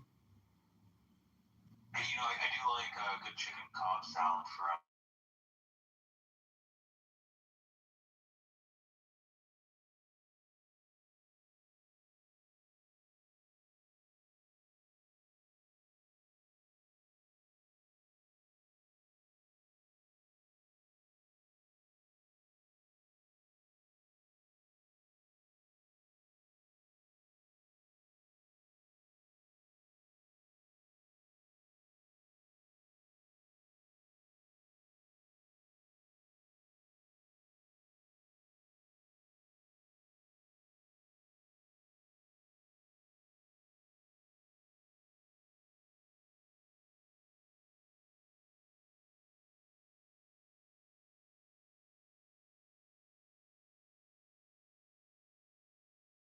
It's like, here's another nothing burger. nothing ever happens, right? Here's another nothing burger. That's what it is. And it's like people are technically running their own Boy Who Cried Wolf simulation every day with the assistance of the Nothing Burger corporations.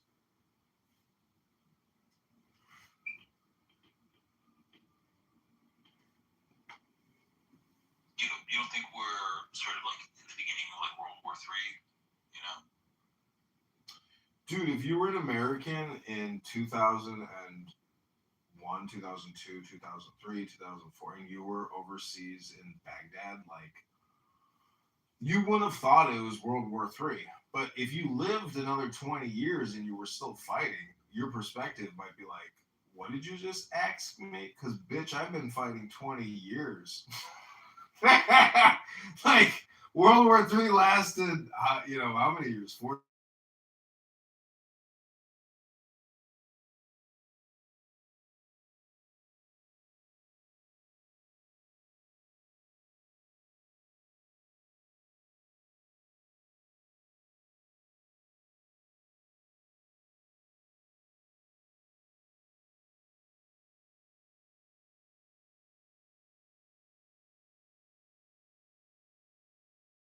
Him and I kind of have like the same goatee going, but see, that's the difference between me. I'm just like a gossiper, but he's like an actual engineer who can create like his imaginations, mechanistically and software programmatically. So I am like a true R word. Thus, I can only rely on magic and propaganda for any possible power or money or prestige or whatever, which is all fleeting. So that's the great irony is that when you're 80 years old, even if you're worth like $100 billion, you just never know when you're gonna go. Anything can happen when you get up in age with medical problems, and then you get lied to by your doctor. See, this is the funniest thing about life is like you're so damned if you do and you're so damned if you don't. Like you can't escape the universe.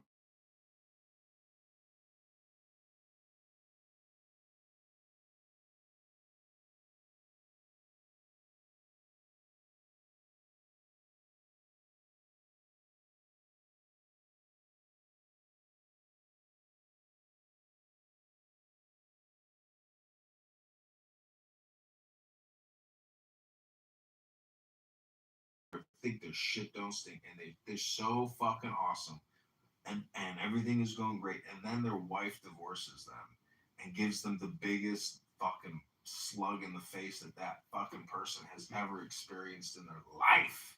And everything was going great until the wife took half of it, and the lawyer and the judges ate up everything else, and you like your whole fucking life savings gone.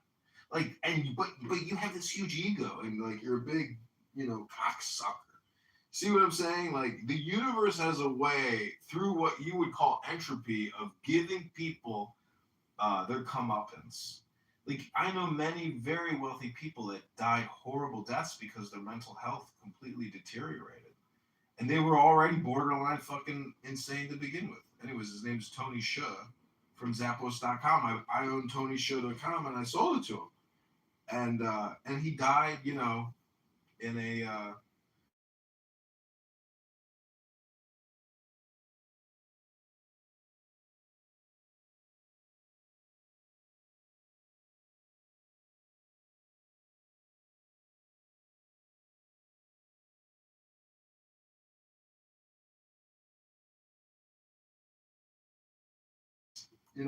of exchange. It's like so. Anyways, just want to quote Marshall Rankin and say, "You're off topic. You're not even talking about the topic. Get back on topic." Isn't Marshall the biggest like bitch? I mean, to me, he's so obnoxious and not precocious, but just like a fucking. He sounds legitimate sometimes, which is what I hate because I know he's such a pushover, like bitch. And if he always says, "I would never give John Kitover any political power." That's like his projection, meaning like everybody knows he's not responsible and shouldn't be given anything. I am complete.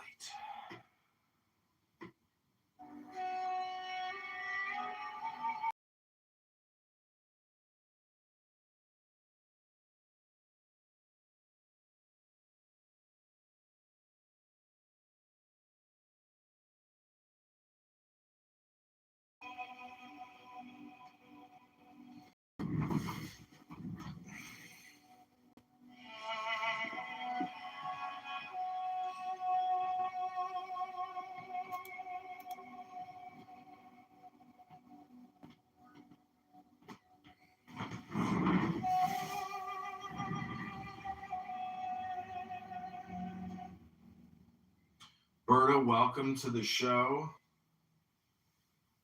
Hello. Hello? Hello. So we're talking about American politics. Yeah, but this monologue has gone on long enough, and I have yet to take my power walk for the day, and it's already getting dark out, so I'm gonna heart out of here in 7 minutes. Is there something,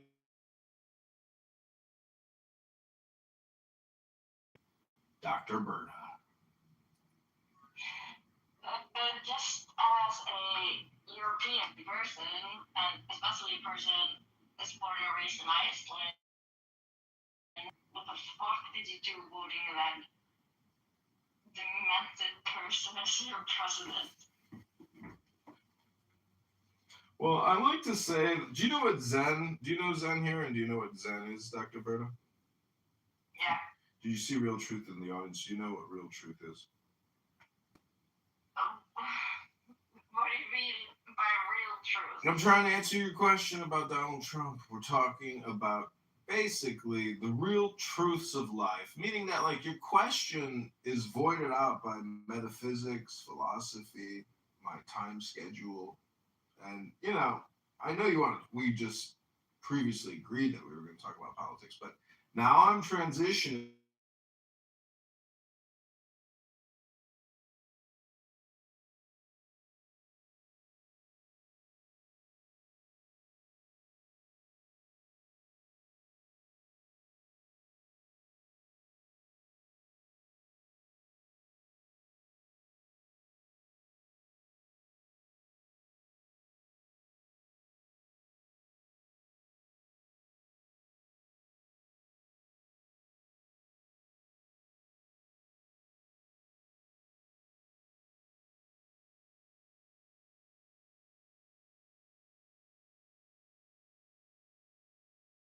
Defame your character. I know what it's like as a politician to be defamed online with smear tactics, lies and fake news, malicious misinformation, Dr. Berta. Dr. Berta, let's just quickly get to the point of this conversation. Are you happy on the inside? Are you happy, and do you know it? Okay, clap your hands. Clap your hands. So you're happy and you know it? I don't live in America, and I'm grateful for it. Well, that's what brings you happiness, because Zen and I are philosophers, and we think joy and love and happiness comes from philosophy.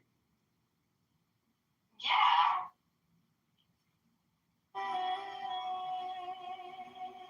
But joy and philosophy also, it comes from your social standing, where you are in life, whether you can get what race you are, how you can get medical help. You can't just get joy like this because you decide to. That's not the world we live in.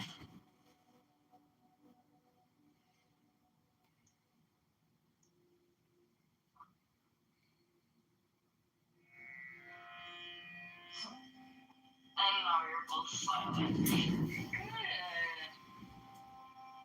Well, you see, if I was in a tough spot in life, let's say I was having severe financial problems and my health wasn't good, or I had no influence or no network, I would definitely go the route of religious organizations, meaning that, like, if you're an advisor working for J.P. Morgan or Smith Barney, Citigroup or BOA or Wells Fargo, if you're trying to sell mutual funds or stocks,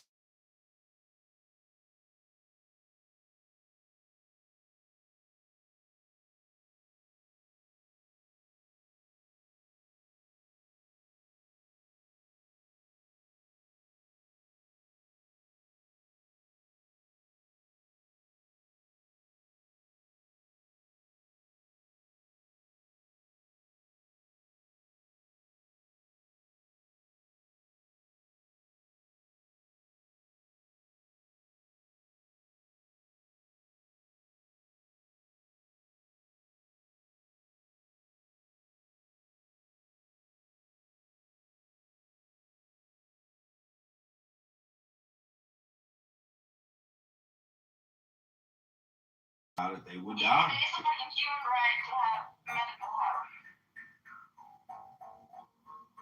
I want my fucking human rights. But wouldn't that just induce slavery because you're demanding work for free?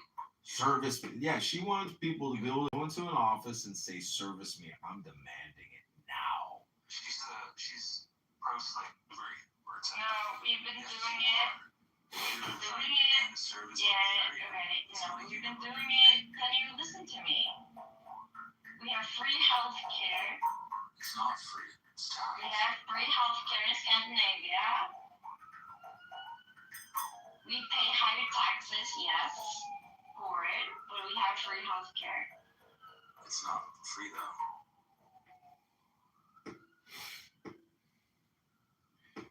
You see, nothing is free.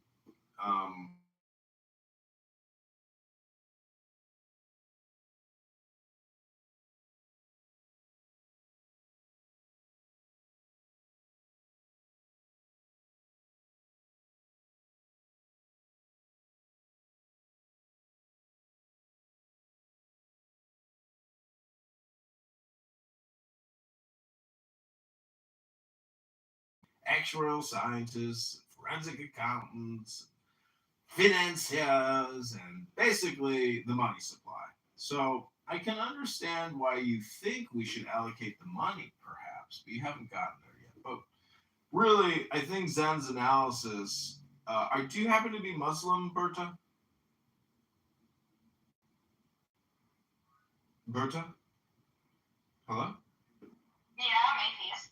Okay, so you're an atheist. Now, can you describe to me in one sentence, not more than one, only one sentence, what is an atheist? Somebody who does not believe in higher power.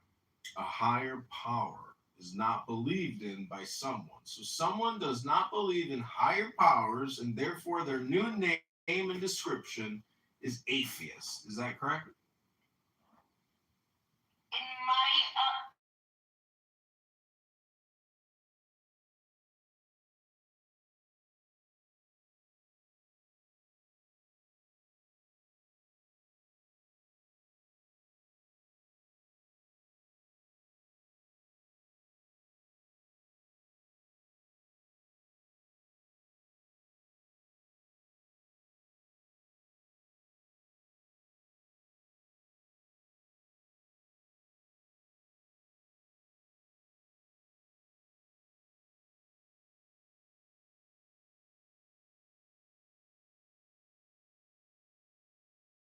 Well, do you think you're smarter than Google? Because I'm looking at the answer right here. It says the most common word for atheist in Icelandic is trulesingi. Trulesingi. it means they believe in nothing. Yeah. Trulisingjar. That's masculine. Trulisingjar. It translates directly to beliefless person or faithless. You're faithless. You lost your faith. Well, guess what Zen and I do? We actually help reinstall faith into human bodies. Because we believe that you're actually just a soul using your human body as a vehicle.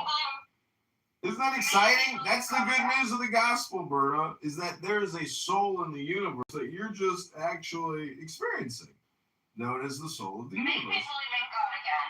Make me believe in God again. Zen, can you get the Eurosi vibrator and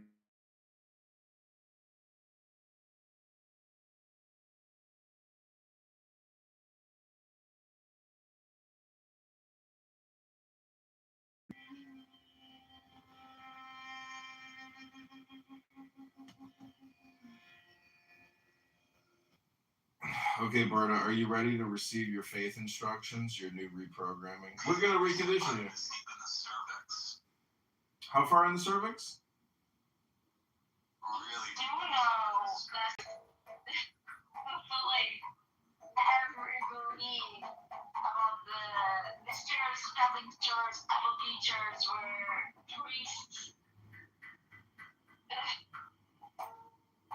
are pedophiles against Again, you keep going back to this P word, but you have yet to actually listen to us. We're not here to entertain your communication, to tell you the truth. I'm not here to entertain you either. I'm telling you, give me something to believe in. You haven't. That's what we're about to do. So, Zen, how would you suggest we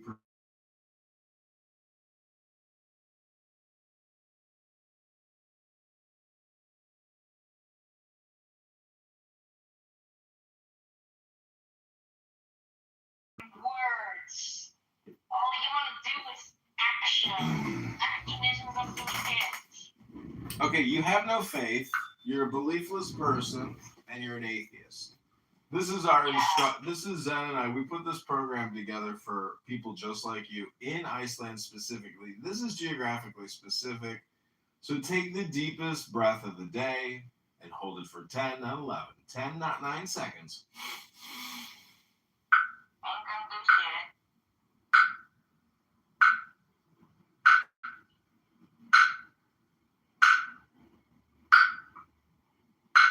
Okay, drink my wine.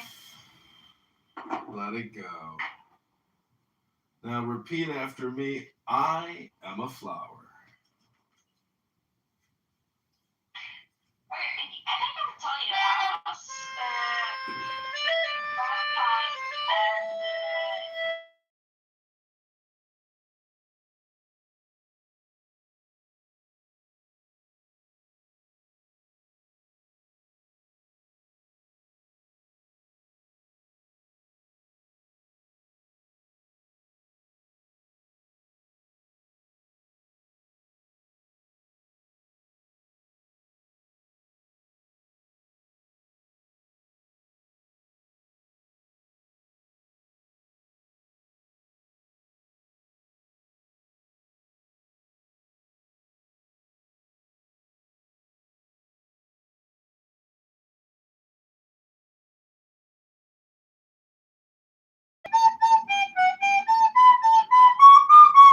Oh, my AI is telling me that I have essentially maxed out on internet usage for the day and for my health, my AI. See, this is what good season. This is how Medicare and Medicaid can save billions, maybe 100 billion a year by having medical alerts for disgusting lard asses with diabetes who can't stop looking at their phones and complaining. You know, could you imagine if like the government was to mandate cell phone alerts that say, get your fat ass up and go outside for a power walk? And I was like, damn, you guys just saved $1 trillion this year because now our health outcome has improved. You see what I'm saying? you have a problem with people that have medical conditions. Is that projection?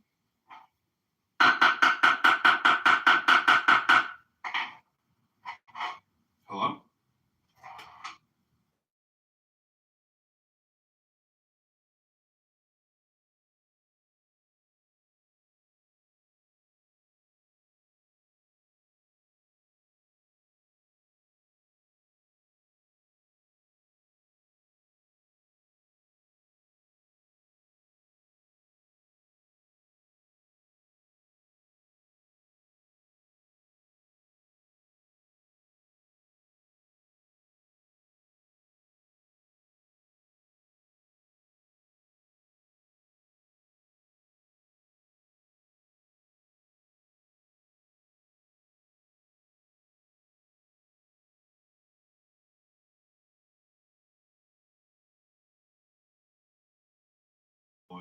Trying to detect people that use abusive, profane, useless language and waste all their time.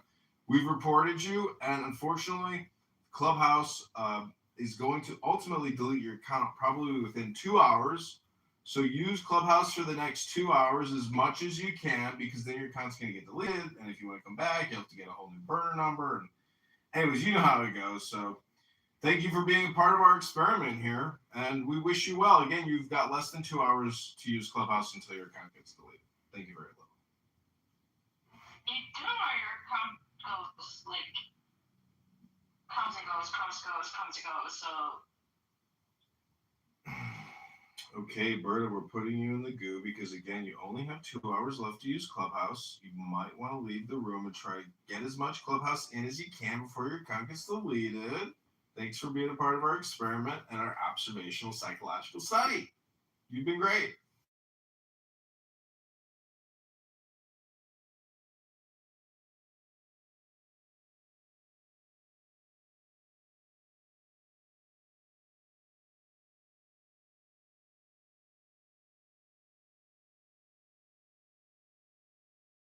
World Affairs Forum hosted by the Universe and Zen. Some people think that Zen is the universe, and then some people think that the universe is Zen. People on Clubhouse don't know what to think or say or feel or how to respond when they encounter the universe or Zen. Hello? Something that I would love to read to you, universe. Just hear your thoughts and opinions on it.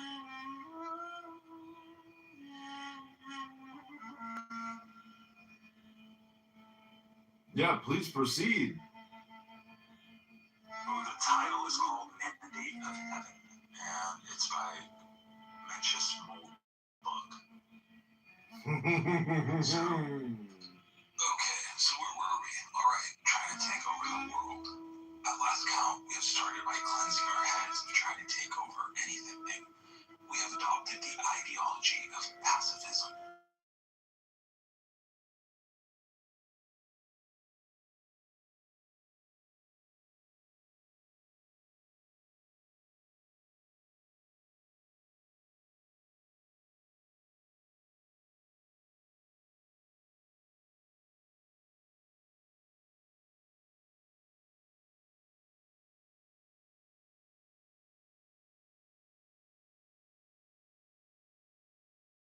The right to do so, because he has not the power to do so.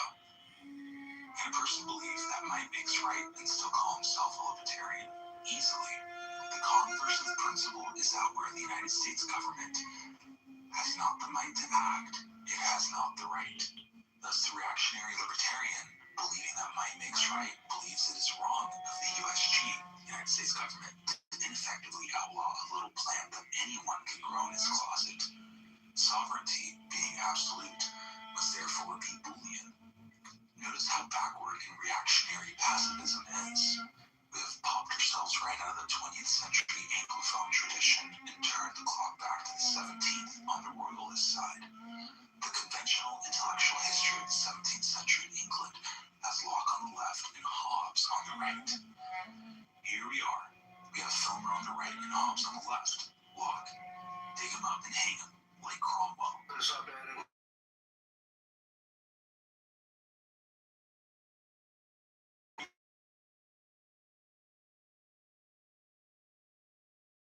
So far, that's right.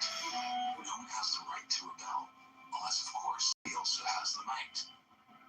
Observe the self-stabilizing effect of this political design. When might and right become misaligned, they likely realign themselves. Contrary to good socialist education, stability is generally a desirable feature in the political system. So we're not really trying to take over the world. All we're doing here is studying the life cycle of the present owner. Said owner believes itself immortal. Some of us disagree. In that case, it seems prudent to have a plan. All we're doing here is writing one. The modern structure of democracy on the American design is quite stable in one sense of the word. To date, its effective performance in commanding political loyalty of most of its subjects and the acquiescence of all is unmarred.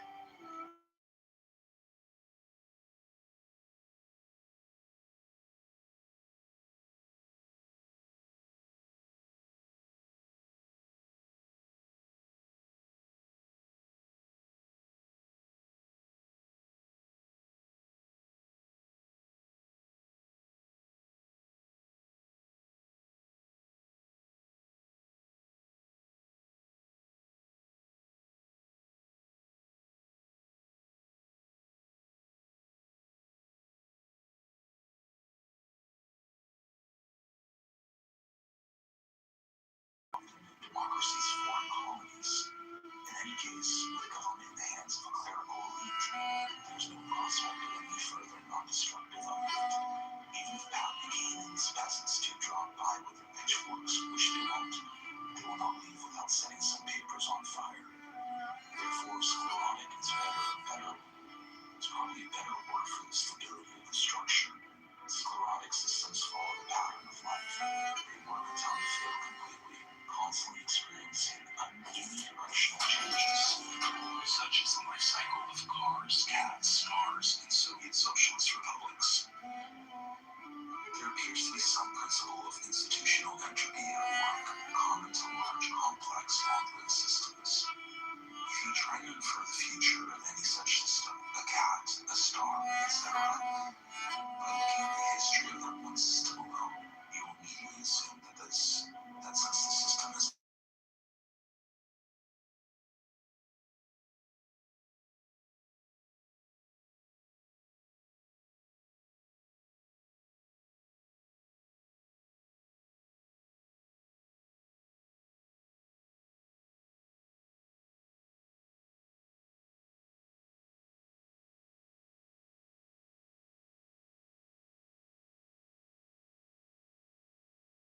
these regimes of local insanity merge the mind of all into one general pattern of insanity. It is generally seen that the structure itself makes no sense.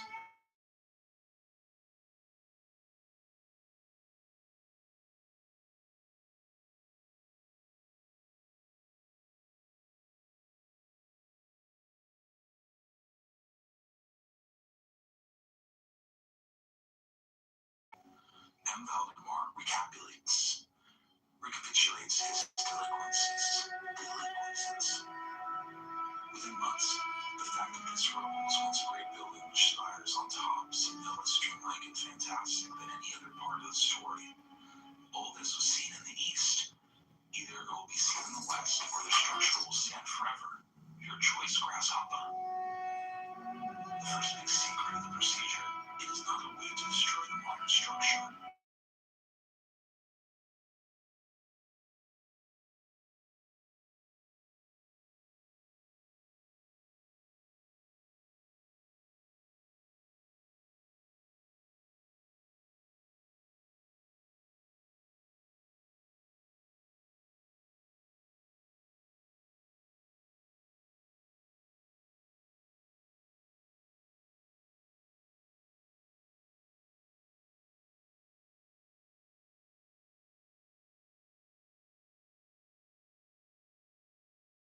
Or left.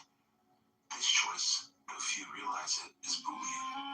When the American repudiates Washington, they're just taking the piss and playing games until they repudiate Washington as a whole. It makes no sense to keep the Constitution but move the capital, Kansas City, ditch the Constitution but keep the Supreme Court, liquidate the Department of Education but not the Department of Energy, etc., etc., etc.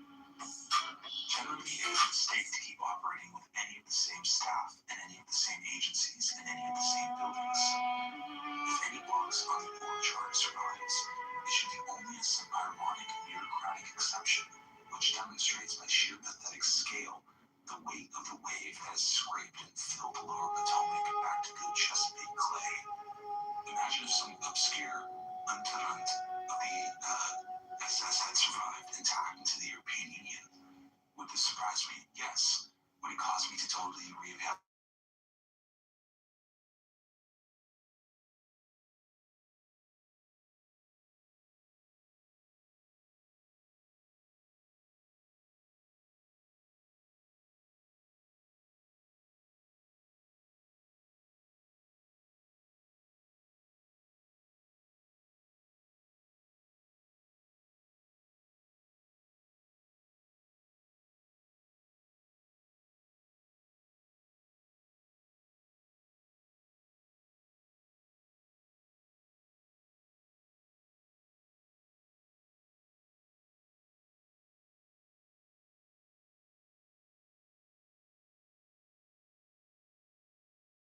After which Washington can no longer continue to govern. No government as a whole is incapable of losing the consent of its subjects as a whole. If this is the fate of the democratic government,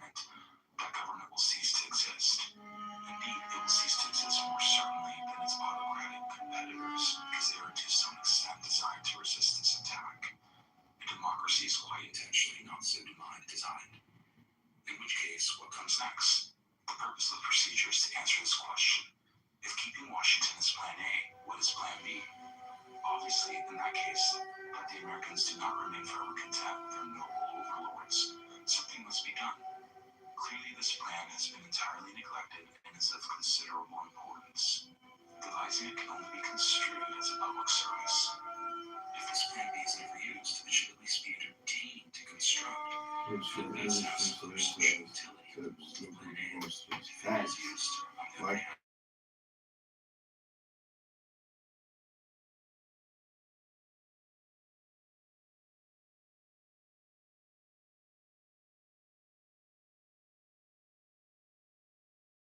because drivers modify their behavior when in a vehicle without these safety features. Although any plan B is no more than a safety feature, it may also have some indirect effect on political behavior. Basically, a viable plan B is like a red eject button in a plane which appears to be going down. But in a political situation, there's becomes more inconvenience with the results. So, takers of the drivers it obviously involves really a serious and irreparable mechanical emergency. If there's an eject button, however, it isn't more difficult to persuade your pilot to use his hands as a parachute. There are those who would rather stick with the plane, which generally has some chance of landing in one piece. Can you just The watch? first step is to fill this red button, which is not of course a political weapon, especially since it must be constructed without any advantages over to whatsoever.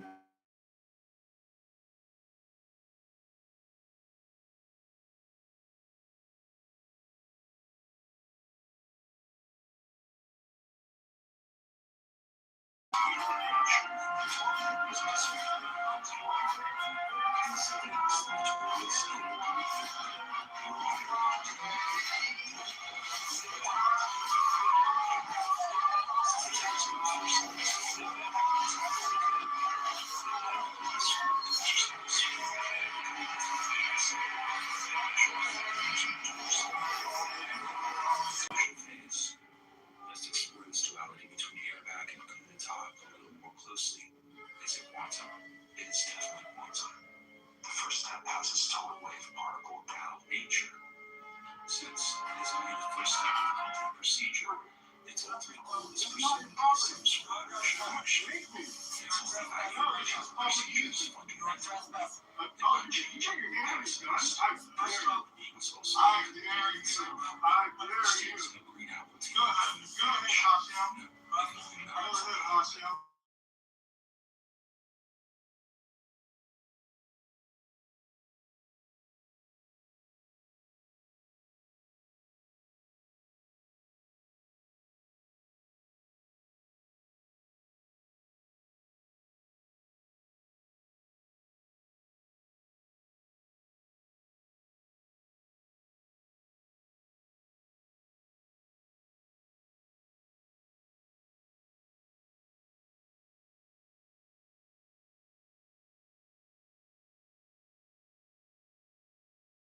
Offensively in the second step, and defensively in the third. It is not a compromise between these two objectives. Succeed in such a daring enterprise. Step outside your linear Western way of thinking. If you raise a spirit to contend against democracy,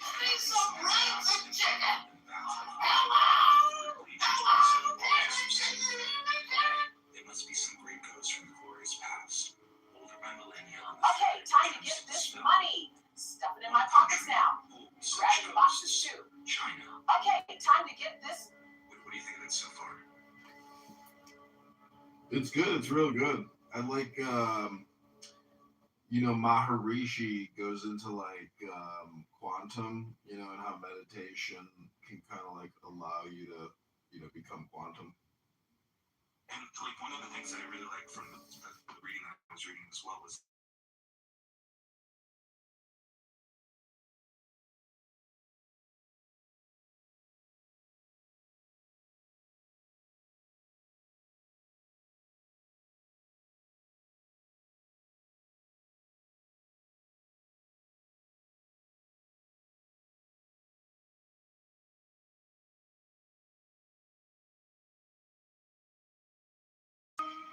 since becoming worthy is a worthy exercise by We're here definition. today is to It announce satisfies our need for quantum duality. It is simultaneously harmless and deadly, both at once completely. Moreover, no one can laugh at it, because I did not make it up myself. Tiananmen is quite literally 10 times as old as American democracy and far better proven by experience. To defeat the modern structure, create a new structure which is more worthy to rule. Much more worthy to rule. Once this perfectly passive task is complete, the new structure has only to wait. The law of Tiananmen tells us that power will flow to it as the rains return to the ocean. Now, if you're still stuck in the middle of this really big thing that's not possessive and take to the that is these the nervous system is a strong thing that is nothing that takes to the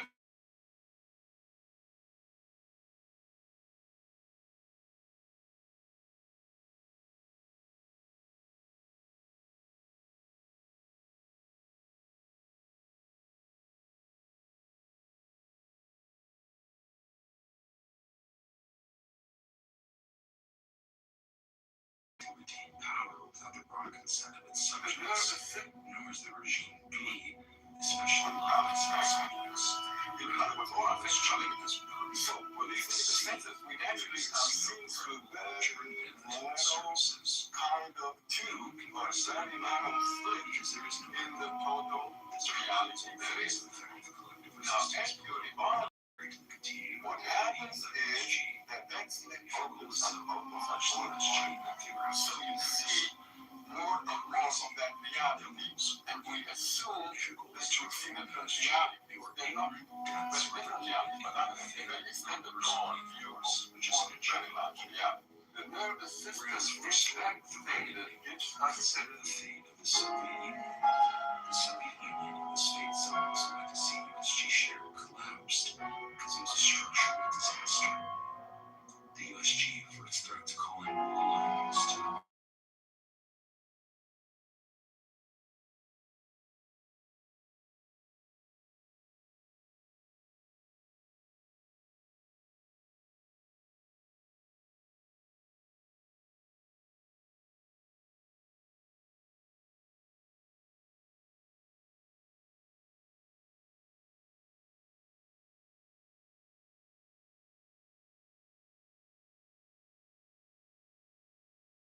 such a comfort government to its subjects. It wasn't just that the Russians were governing calmly and handsomely. It was also that they had a clear alternative, which was readily available and immediately superior to American democracy. The moon, as it still superficially appears one of pure rejection and nihilism, had a positive and constructive plan around which everyone who cared to be a dissident could agree.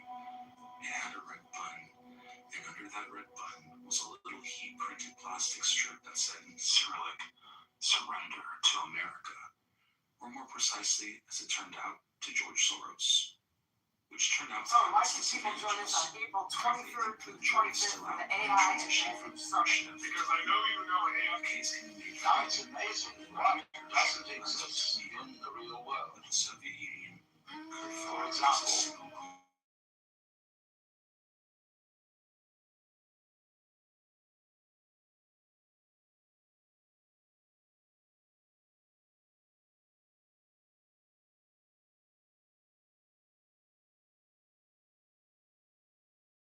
of wiggles, in which we describe things and events in the same way as we would project images on a Rorschach plot, or pick out particular groups of stars in the sky and call them constellations, as if they were separate groups of stars. Well, they're groups of stars in the mind's eye in our system of concepts. They are not out there as constellations already grouped in the sky. So in the same way, the difference between myself and all the rest of the universe is nothing more than an idea. It is not a real difference. And meditation is the way in which we come to feel our basic inseparability from the whole universe.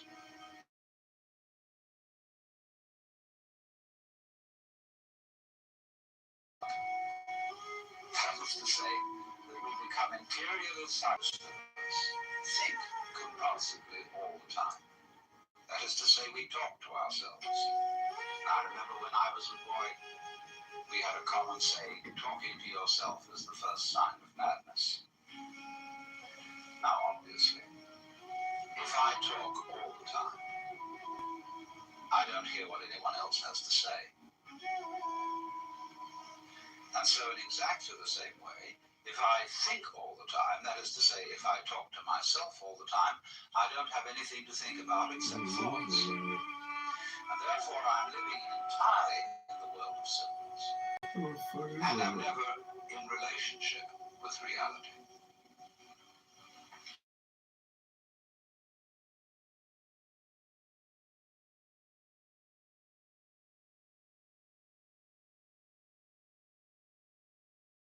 Doesn't have a reason or doesn't have a purpose in this respect.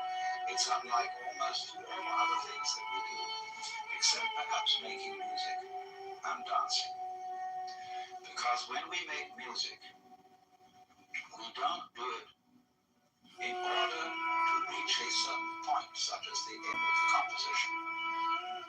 If that were the purpose of music, to get to the end of the piece, then obviously the fastest players would be the best. And so likewise, when we're dancing, we are not aiming to arrive at a particular place on the floor, as we would be if we were taking a journey. When we dance, the journey itself is the point.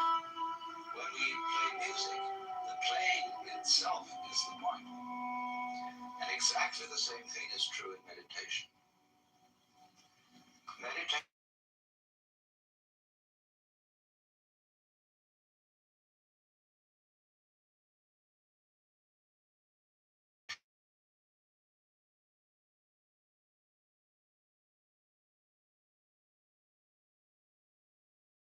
of your character to be more efficient in life. You put your eye on the future and you are not meditating. Because the future is a concept. It doesn't exist. As the proverb says, tomorrow never comes. There is no such thing as tomorrow. There never will be. Because time is always now. And that's one of the things we discover when we stop talking to ourselves and stop thinking. We find there is only a present, only an eternal now. So, it's funny then, isn't it, that one meditates for no reason at all, except we could say for the enjoyment of it. And here I would interpose the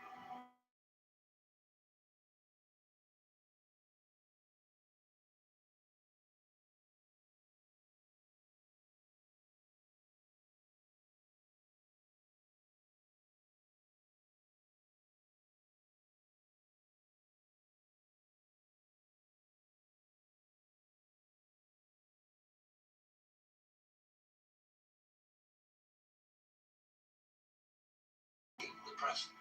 It's a kind of grooving of the eternal now.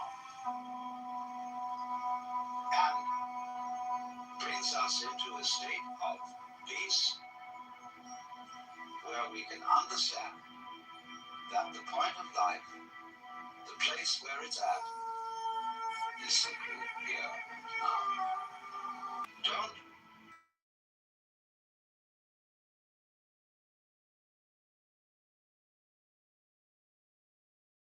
simply allow them to play with your eardrums and let them go. In other words, you could put it, let your ears hear whatever they want to hear. Don't judge the sounds. There are no, as it were, proper sounds or improper sounds. And it doesn't matter if somebody coughs or sneezes or drop something. It's all just sound.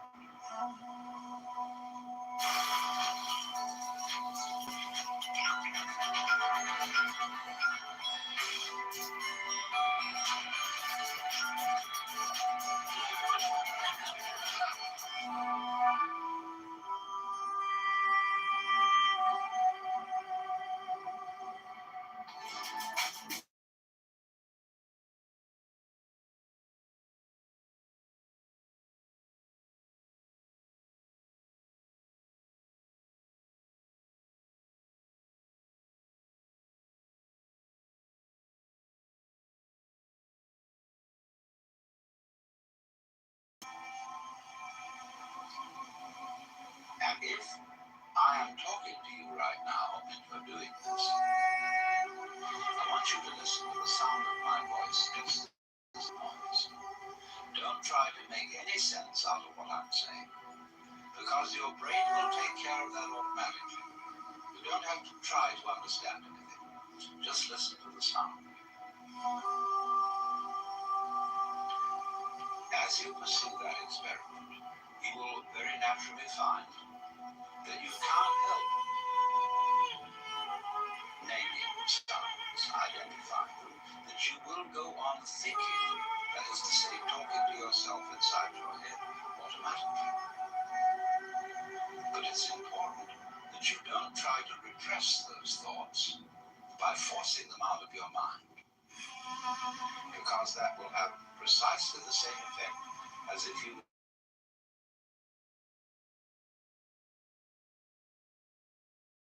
what you do is this.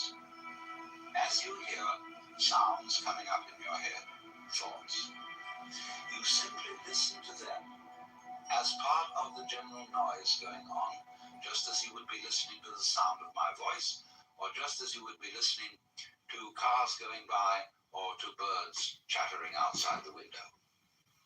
So look at your own thoughts as just noises. And soon you will find that the so-called outside world and the so-called inside world come together. They are a happening. Your thoughts are a happening, just like the sounds going on outside. And everything is simply a happening. And all you're doing is watching it. Now, in this process, another thing that is happening that is very important.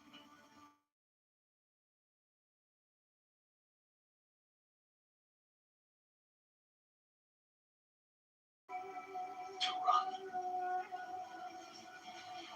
just as it wills. In other words, don't do at first any breathing exercise, but just watch your breath breathing the way it wants to breathe. And notice a curious thing about this. You say in the ordinary way, I breathe, because you feel that breathing is something that you are doing voluntarily, just in the same way as you might be walking or talking. But you will also notice that when you are not thinking about breathing, it's on just the same. So the curious thing about breath is that it can be looked at both as a voluntary and an involuntary action.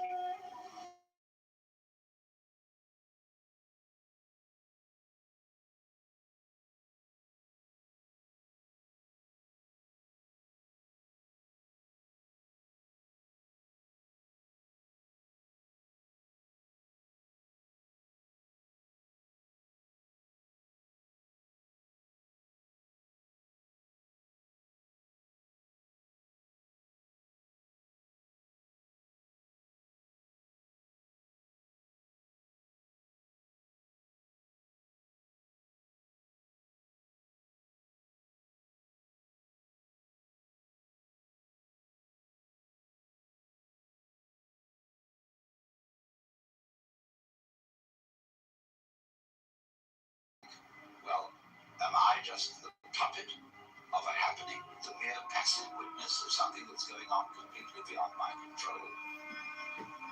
Or on the other hand, am I really doing everything that's going on? Well, if I were, I should be God. That would be very embarrassing because I would be in charge of everything. That would be a terribly responsible position. The truth of the matter, as you will see it, is that both things are true. You can see it that everything is happening to you, and on the other hand, you're doing everything. For example, it's your eyes that are turning the sun into light. It's the nerve ends in your skin that are turning electric vibrations in the air into heat and temperature. It's your eardrums that are turning vibrations in the air into sound, and in that way, you are.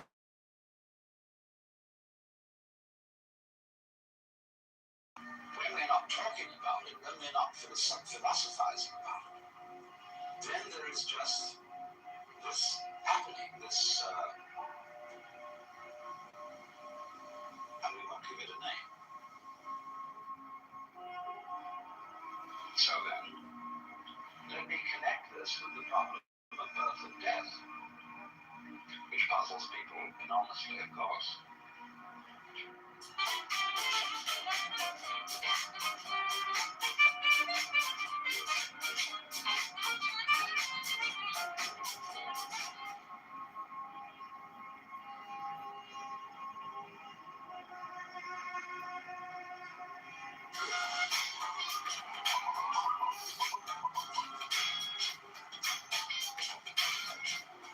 You want me to answer honestly? I won't use yours. They'll always kind of like rub it in. I don't want to say who, but I.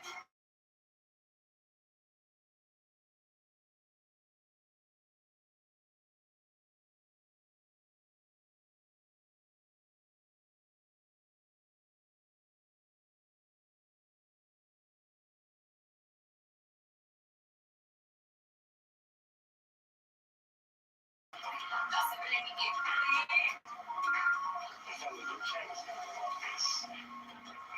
Just easier to use WhatsApp.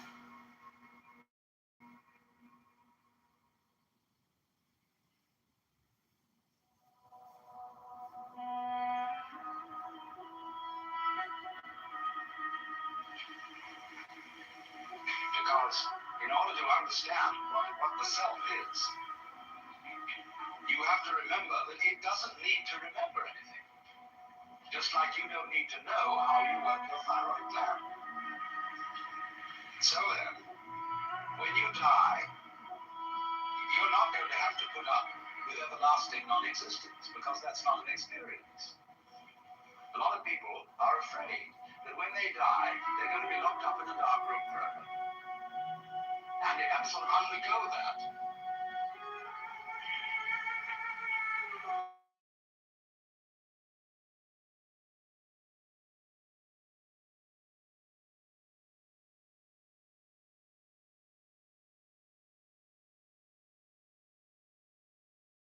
Think about that.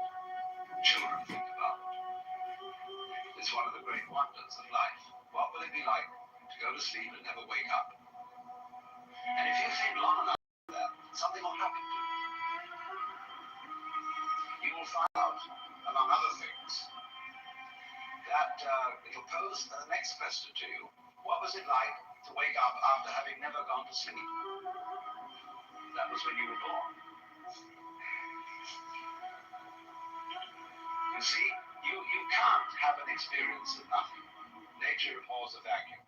So after you're dead, the only thing that can happen is the same experience, or the same sort of experience as when you were born. In other words, we all know very well that after people die, other people are born. And they're all you. Only you can only experience it one at a time.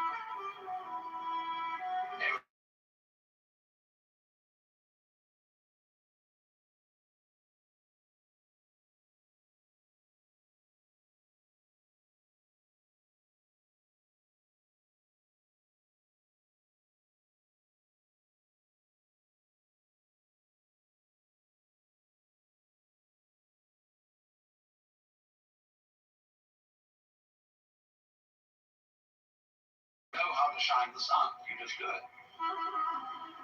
Like you breathe. Doesn't it really astonish you that you are this fantastically complex thing?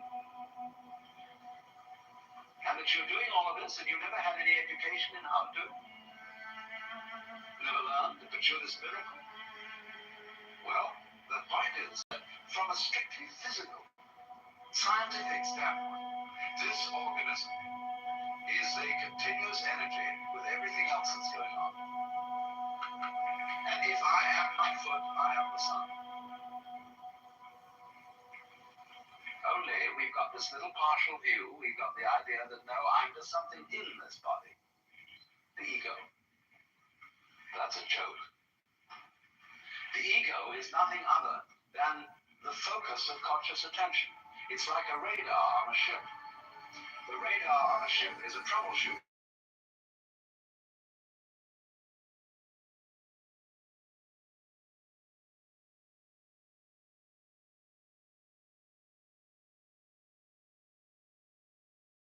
And if you identify yourself with your troubleshoot, then naturally you define yourself as being in a perpetual state of anxiety. And the moment we cease to identify with the ego and become aware that we are the whole organism, you realize that as the first thing how harmonious it all is. Because your organism is a miracle of harmony. All this thing functioning together.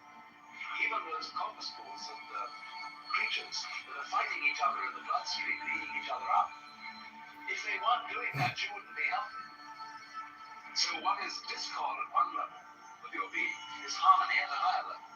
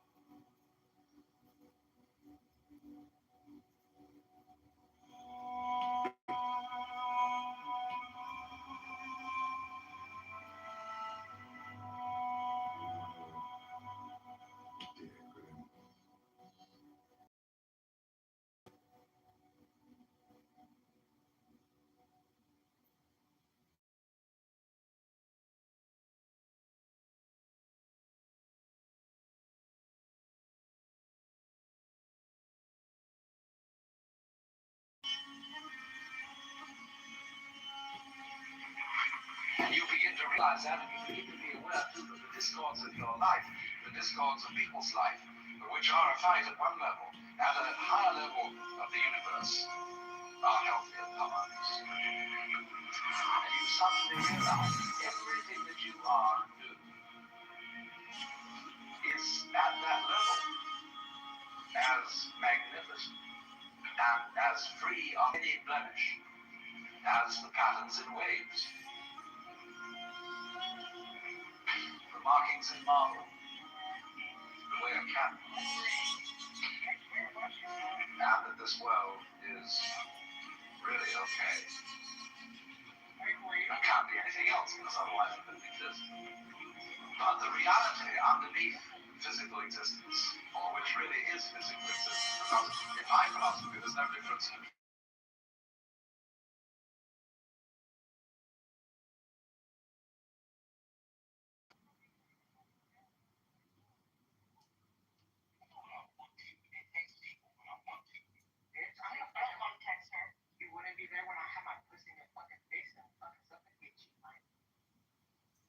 Jerry, how's high school going?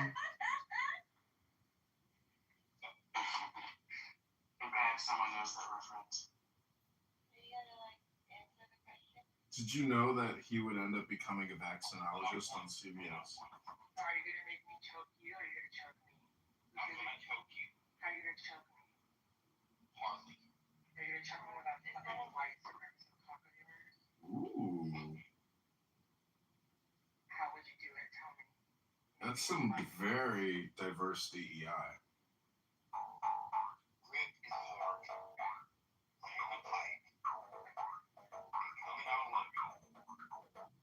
Ah.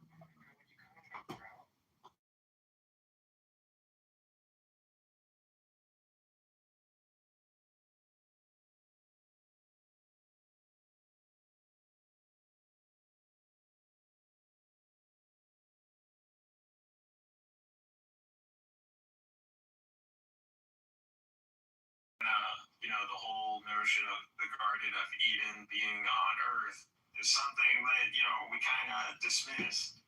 I'm starting to believe there might be something to this, especially since I've been looking into this whole seven Earths concept. Yeah, so you could say there's a representation on Earth of heaven. I think if you look at the Earth map, let me try to find it. Go on, my bad. Yeah, you could say like this Earth is a lower resolution of heaven in a sense, like a wish version in a sense. Yeah. You guys are just hermetic To mystics. say that this one is the. I'm not making any axiomatic statements on this one. I'm just saying consider this. But let me I think an image would speak better.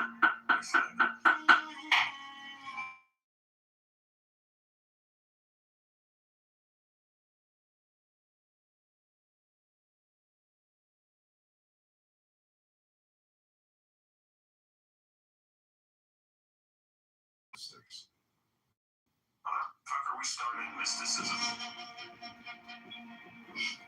Or the tribal myths. Where do you think all these Kabbalist guys got their stuff from?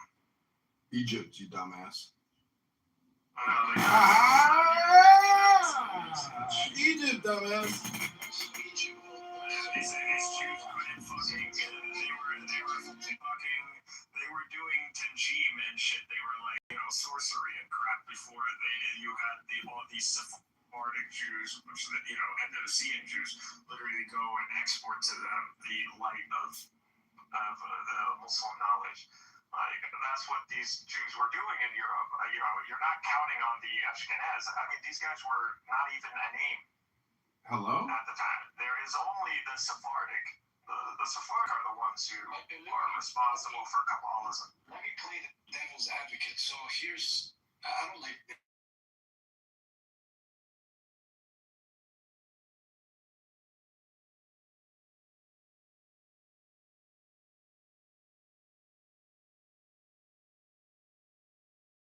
receiving knowledge from from angels who fell. No, I'm just saying. We don't believe in fucking angels that fall. Well, okay, you could say, listen, if you don't, okay, I'm gonna say this. No, dude, the Jews hold to angels that fall. Listen, fall in what sense? Listen, fall in the sense. I believe in fallen angels. But let me say it, man. So angels who were looking at humans from above, whatever that means, and they were like, oh, this is easy, you know? And then they try to come down on earth, literally, and is that what you think angels are? Like they're like these kind of human vibing beings that have these whims. They're dealing with the world of execution. These people. تفسير who is going to tell you.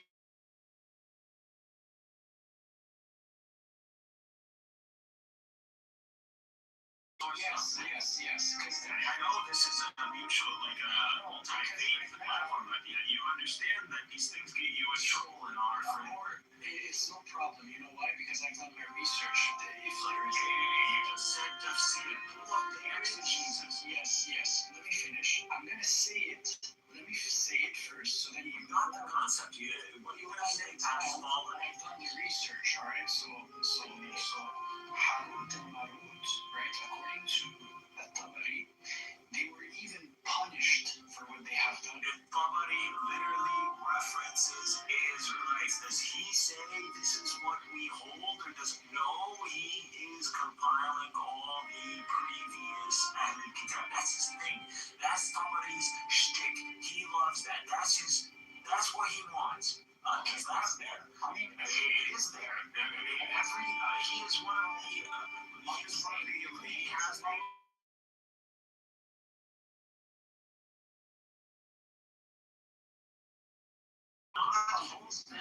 No, you need to focus. You need to focus on what somebody is saying.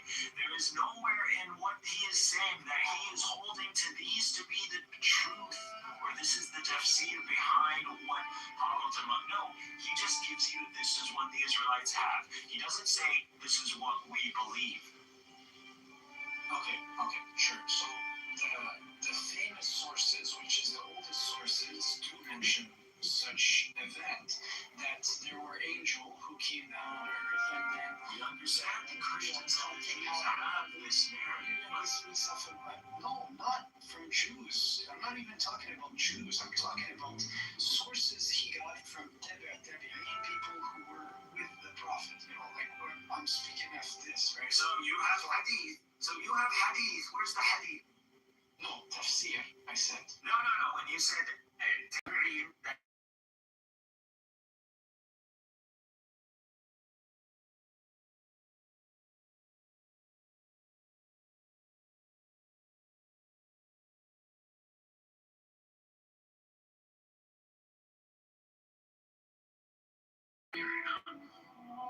Bro, I'm not kidding you. I said tafsir, which is cheese, right?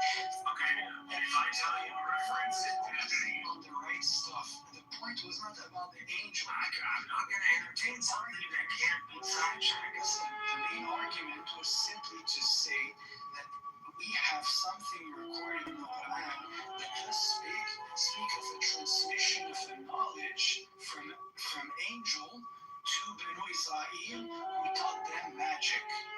This is in the Quran. Fucking at you back, don't make me regret it. Are you refusing this as it's there, man? What do you want me to say? It's just a source. It's there. So read it. Hey, bro, pull up the source right now. Let's read it together. Okay. Should Yes, man. It's not even. I know what everyone who has a familiar with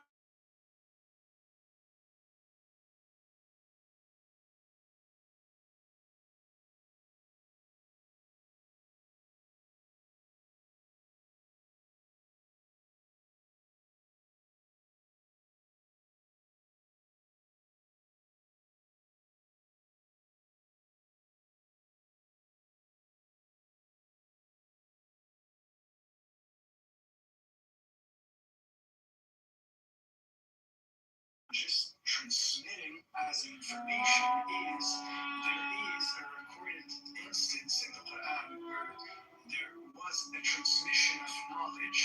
I understand Halot and Malach and the Different interpretations of where does that go? So yeah, dates back from well, what is Halot and Malach? We know Halot and Malach. This is Babylon. Like this is what it's implying. It's Babylon. This is post Solomon. So we're dealing in an environment yes, which is probably, I wouldn't say Babylon at that point. It could have been Babylon or the Achaemenid Empire. It might have been the Achaemenids.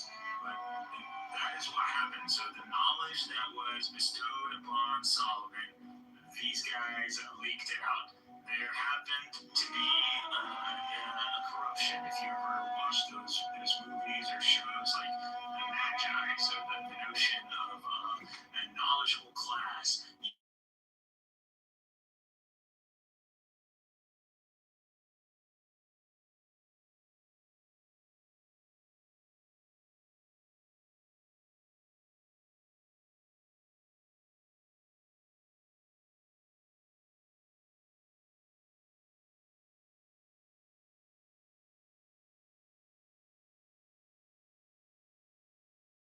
And you know, also the Zoroastrians. So before the Muslims showed up, the Zoroastrian religion became something more of a higher class thing, and so that's why a lot of the Persian world converted to Islam. These guys didn't know shit about Zoroastrianism, and it was too complex, or so they were Islam. Oh, this makes very easy. Kind of we already go into that. A lot of the Illumi, do you ever breathe? Hello? Because it's about Mohammedan law. It's not about a new religion superseding previous religion. It deals with law and governance. That's why I brought up the Medina Constitution, because it deals with organizing people on the ground. Hello? This guy thinks he just got to reset back to where he left off. Listen, universe, when you're ready to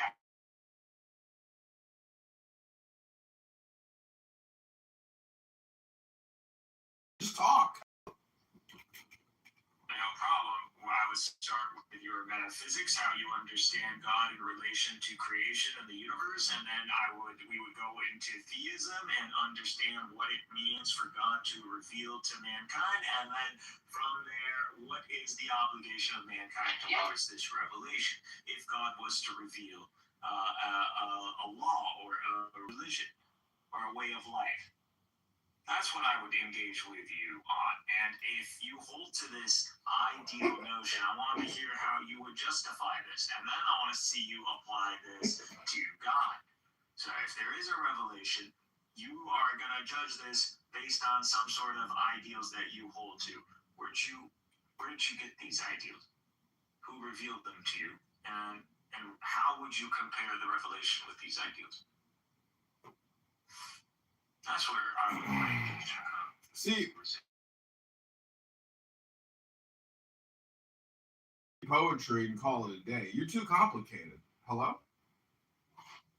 You're gonna talk about God. You can't explain how he operates in reality, and you can't explain a revelation. And how would we tell if two people or a bunch of prophets showed up and said, these are all revelations from God?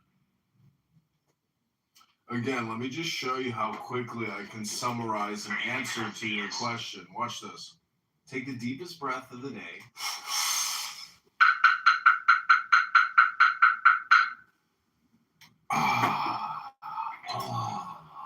See, that's what Allah actually is. It's the. Hello? I'm breathing in and out all the fucking time. I'm just trying to say that when you exhale, it sounds an awful lot like, oh, it's like breathing out. That's where they got the name for God. They just breathed out. How can you stop breathing when you're listening to the universe here? Do you hear me? Do you hear the words coming out of my mouth? When you exhale, it makes the name, it says the name Allah. Oh, you see what I'm saying? That's where they got the name for God. Allah, breathing out. I get loud, I get aggressive. This is people want me on nicotine. Oh. I'm here to give advice on this, but yeah, it's better to take the what is it called? Like the thing you put in your mouth. I just got fuck it, man. I'm not trying to live a long time. I'm trying to live a good time.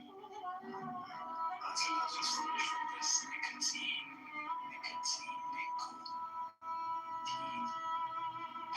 Pouches, no. Gum. Is it? I'm good. I'm good at 7 deal. I'll take 7 good pouch.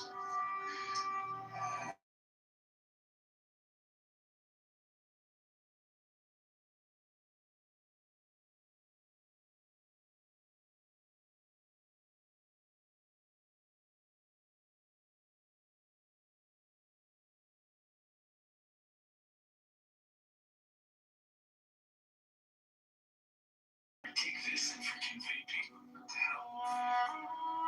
You're inhaling some chemicals that came from China. That's cool. No, it's not cool, bro. It's freaking suicidal. That's good. I mean, how are you not suicidal in this world?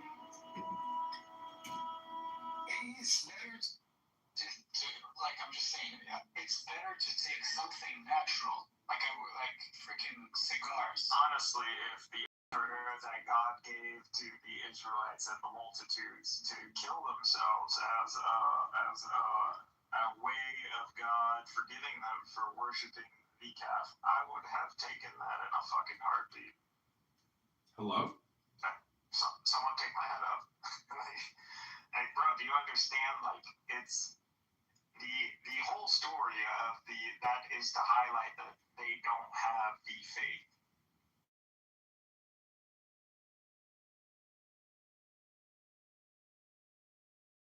Truly believe they would have done it. I mean, it's debated obviously in the exegesis whether it was actually done or not, but no, I'm with the team that believes it wasn't done. Oh, you're on the team. What is this, volleyball? I'm not sure to understand what type, like one interpretation versus what.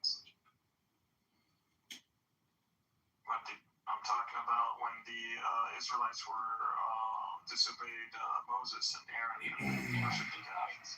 They died, and they got brought back. You're talking about the judges. These are the ones who wanted to go after Moses came down. They wanted to go speak to God. They wanted themselves to go. So they went out on the light. Okay, and that was the sign for them.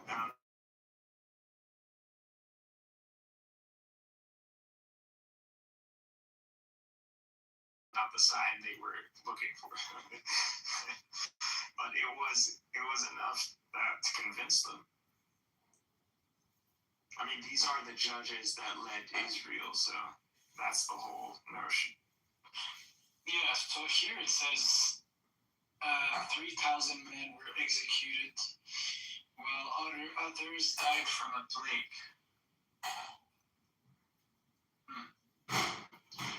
What about those who got forgiven? Let me see. What happens to those who...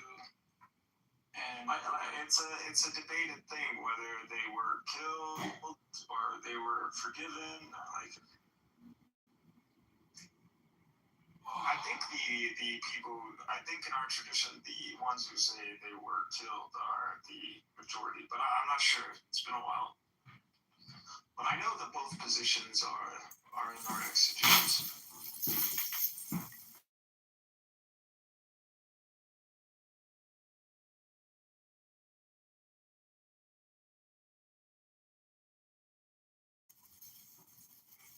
So I think it was a clear sign if they actually blasphemed in what they did and they truly saw the wrongdoing of what they did, that they would have committed to the solution, the judgment. So they would have killed themselves. I said they did. I mean, like if you, Shalawi, I believe, when I heard him, he was saying, that it was, that God revealed, put us, because they didn't want to kill their brothers, and, it was a very emotional thing, and that God sent a fog that they wouldn't see who they're killing. Now, it's romanticized, but I just don't see it that way. Like, the very judgment itself is like capital punishment. What are we doing here? And also God says, may a congregation of believers.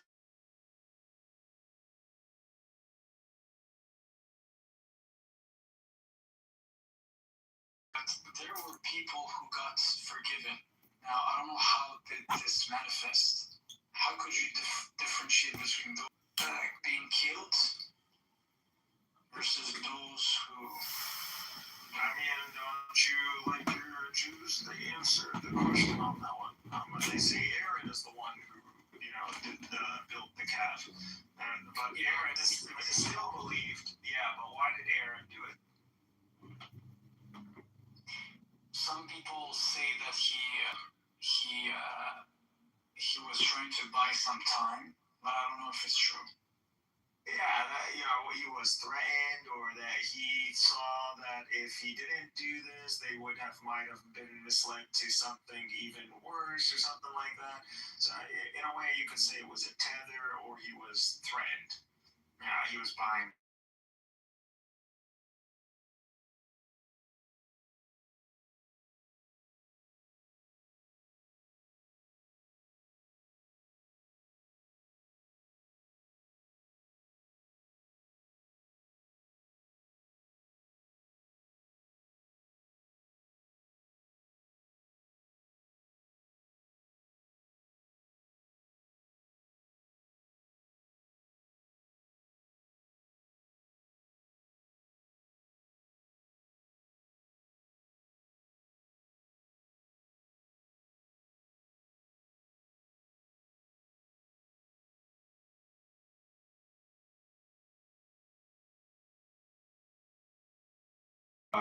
Interrupt your Islamic flow dopamine state, but I'm using Meta AI and it's fucking amazing. You can create anything, apps, websites, graphics, videos. What is it called? The app is called.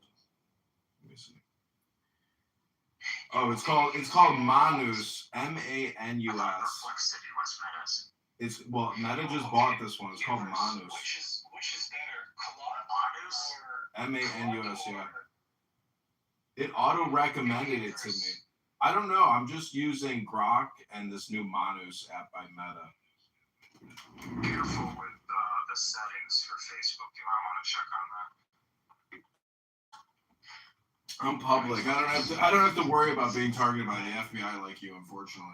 So what I'm telling you is, what's cool is you can tell this app, you can say, hey, here's my Facebook profile, create me a website based on.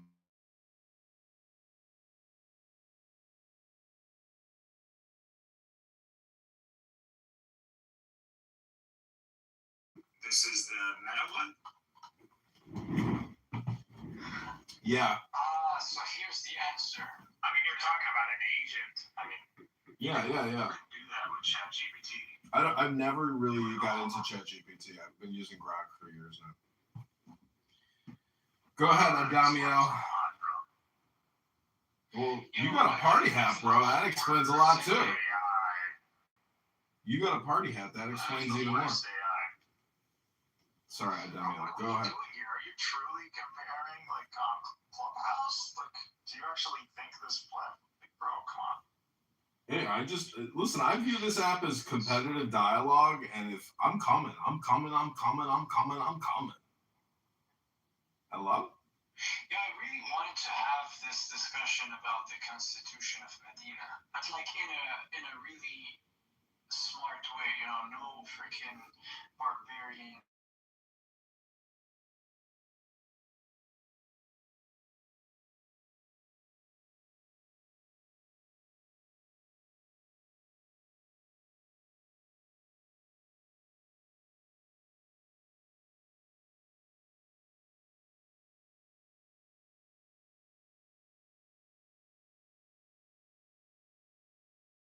there was a sorting that took place I don't see no. to distinguish who was more guilty of the punishment and who was less guilty. So Were you the one built into the app? The Facebook app itself? No, it's an app you download, and I was using Instagram, and it said a suggestion, like, do you want to turn your Instagram into a website using Facebook? Yeah. Fuck Facebook, man. Even their AI, that's why I literally don't use Facebook. It's just, that is, the way they force you to give them data, he's such a Jew, bro. Yeah, but see, I'm like totally, I got 60 phones with my face on every platform. So like for me, like these are very powerful tools because I'm able to be completely open in my identity, unlike you, who's a wanted.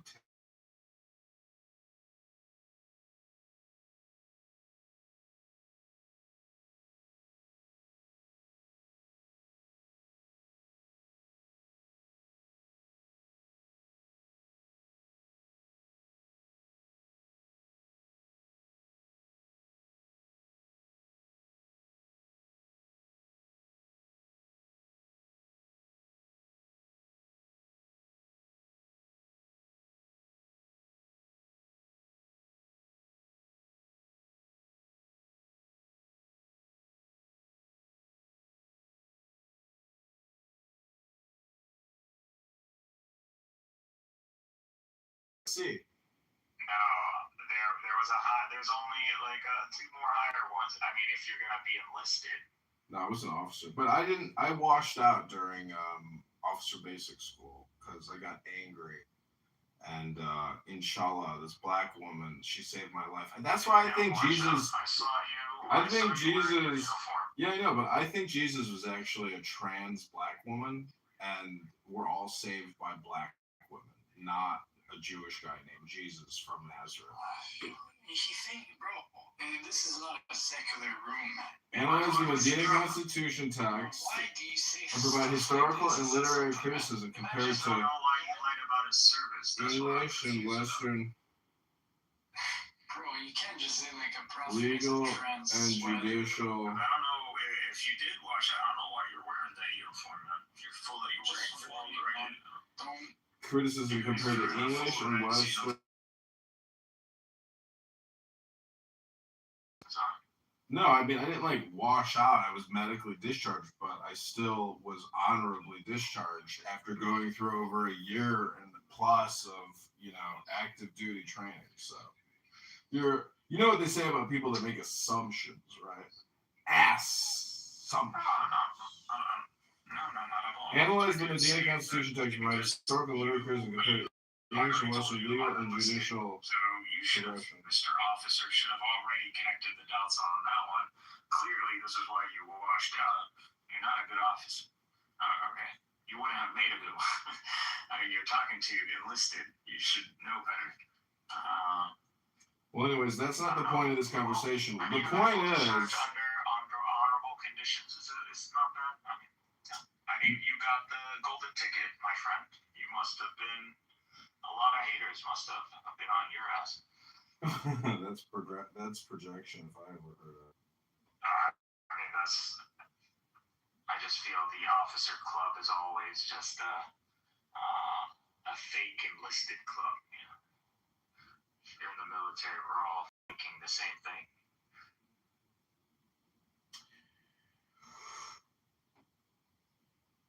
I want a golden ticket.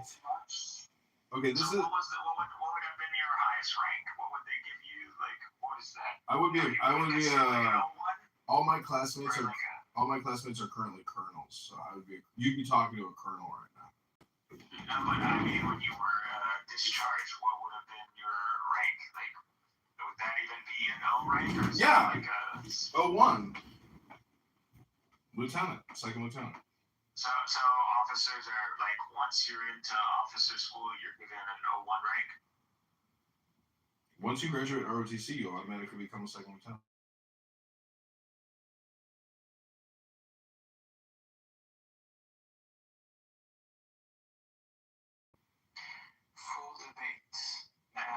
actually. I don't know why people were telling me you were combat. No, I never went to combat.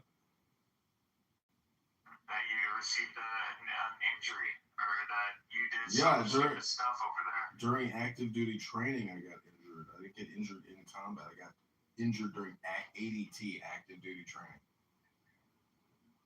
But that's not the point here. What I'm trying to get at is, this is the prompt that I gave Grok. I can't wait to see what it says. I wrote, first of all, I asked for a summary and an extract from the Constitution of Medina. Then I asked, analyze the Medina Constitution text and provide historical and literary criticism compared to English and Western legal and judicial progression. And I tagged the CIA director, the CIA, FBI, U.S. Army, U.S.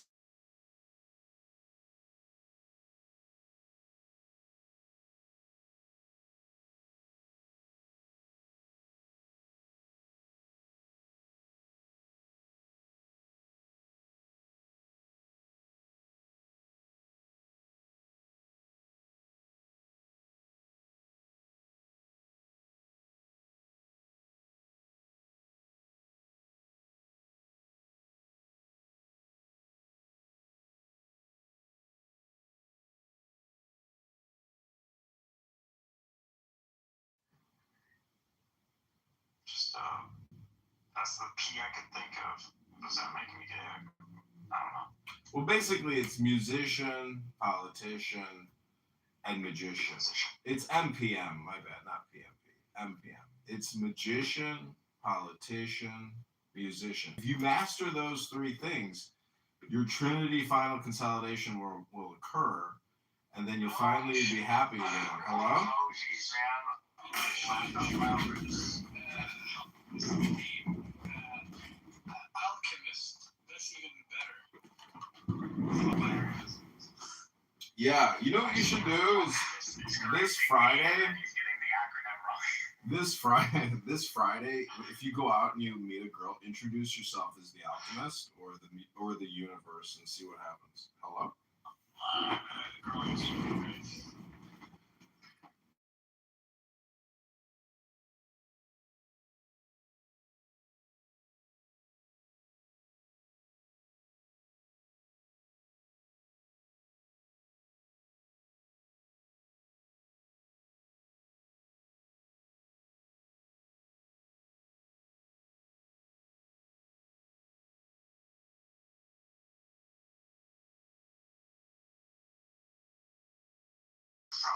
And the first blackout at 4 years old. Oh, you got a Muslim in there, though. You got to take the Muslim out of there.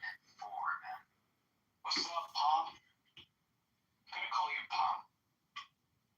It really shows that I'm just in the rear. You can nickname me. That's cool. Some people call me Concept Johnny.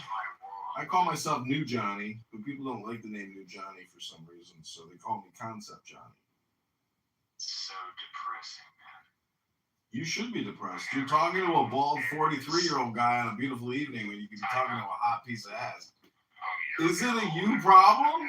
Is it a me problem? Hello? I think you already gave up on yourself. That's what Gave up? Bro, I'm sitting here filming a YouTube video. I create content for a living now. Hello?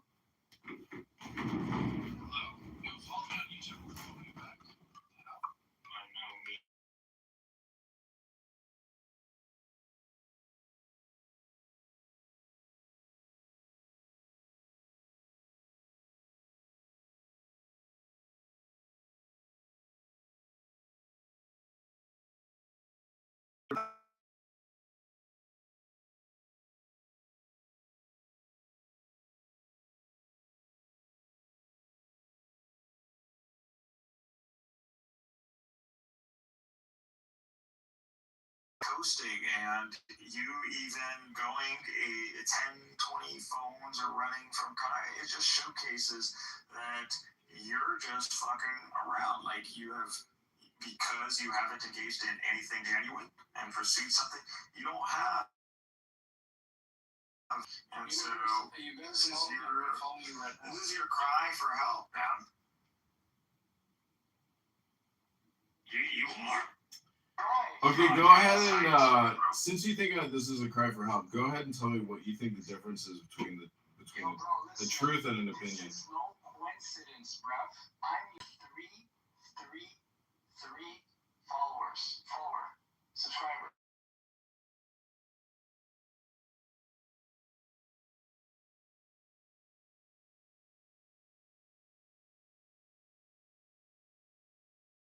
What do you mean? No. Bro, actually, right now it's 11:11. Why don't you bump up his follower base by 20 people? Are you based in New York? Look at the time right now. No, I'm in Chicago. Synchronization. I'm trying to copy your link and it's just not working. I'm going to copy my own link. This guy should go to a yeshiva in New York and beg like the head rabbi to have him perform a mitzvah or something. And be enjoined in the community. This is what this guy needs. He needs structure, man. He needs a uniform. He's projecting again. This guy's always projecting on me. It's ridiculous. Shit. If it was me, if I was a Jew, I would join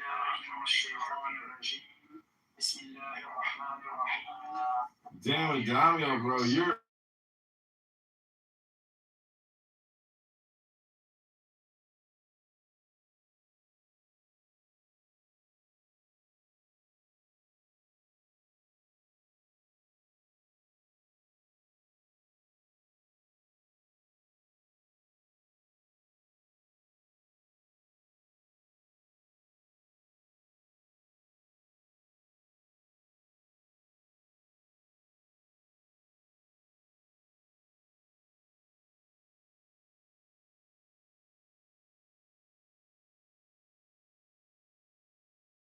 Holy shit. Okay,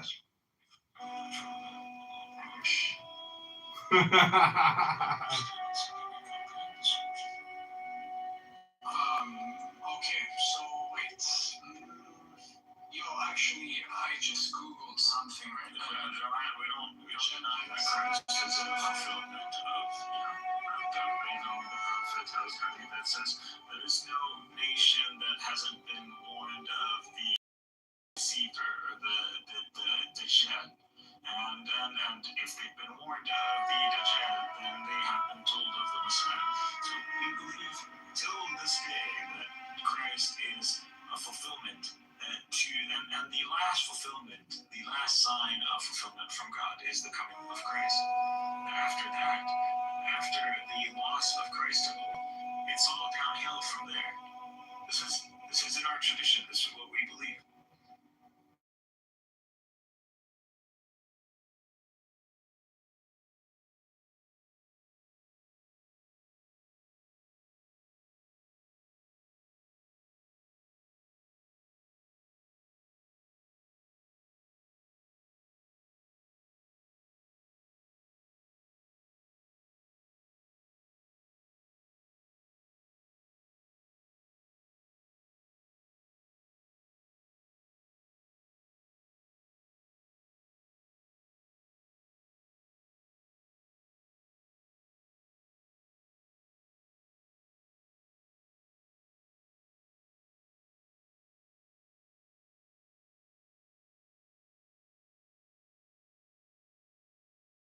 That's in the Quran. These are not the words of Satan. These are the words of God. What's the link you put on here?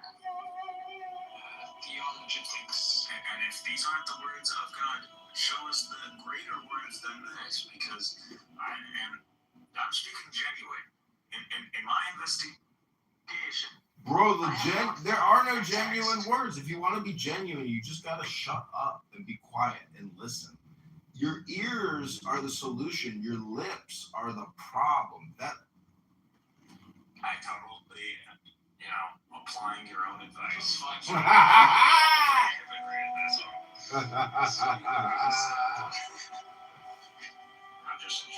helping you out. Come on, man. I'm genuine. I can't invite him. I've been kicked too many times. I don't see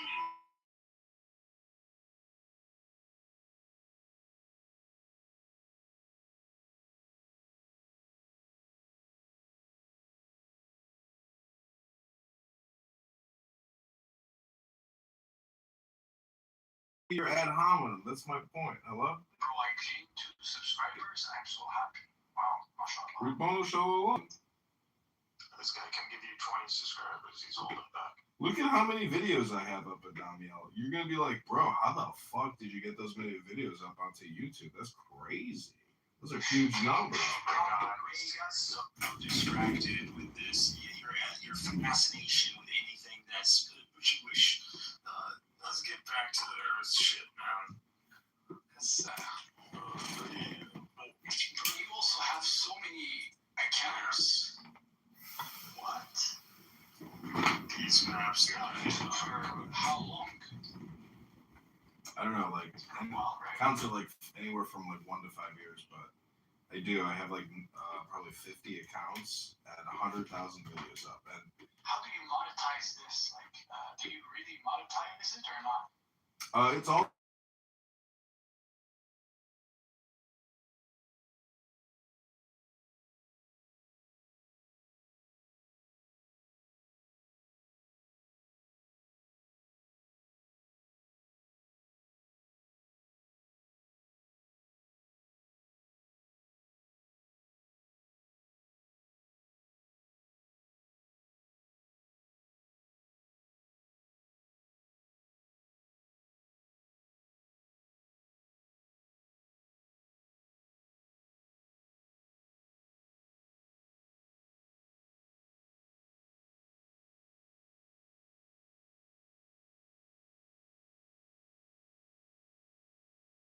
And hours of lives. It's a lot. Yeah, it's a lot of artwork. See, the way to realize life, this happening experience, is to know that there's only maybe 4 primary principles, which is artist and critic, and then cause and effect. And I mean, I will be the first to admit that the effect of my cause is basically being ghosted. I am a 43-year-old bald man. The internet hates me. And so I'm just saying it wouldn't matter how many videos I put up. The algorithm is not my friend. The algorithm is the friend of a squeaky sounding hottie who sounds like a cartoon, not a bald 43-year-old Larry David looking man living in his mom's basement drinking Miller High Life, smoking, low quality ganj. So if you have a budget, you want to wait and some makeup can do. If you have a budget, bro, invest in.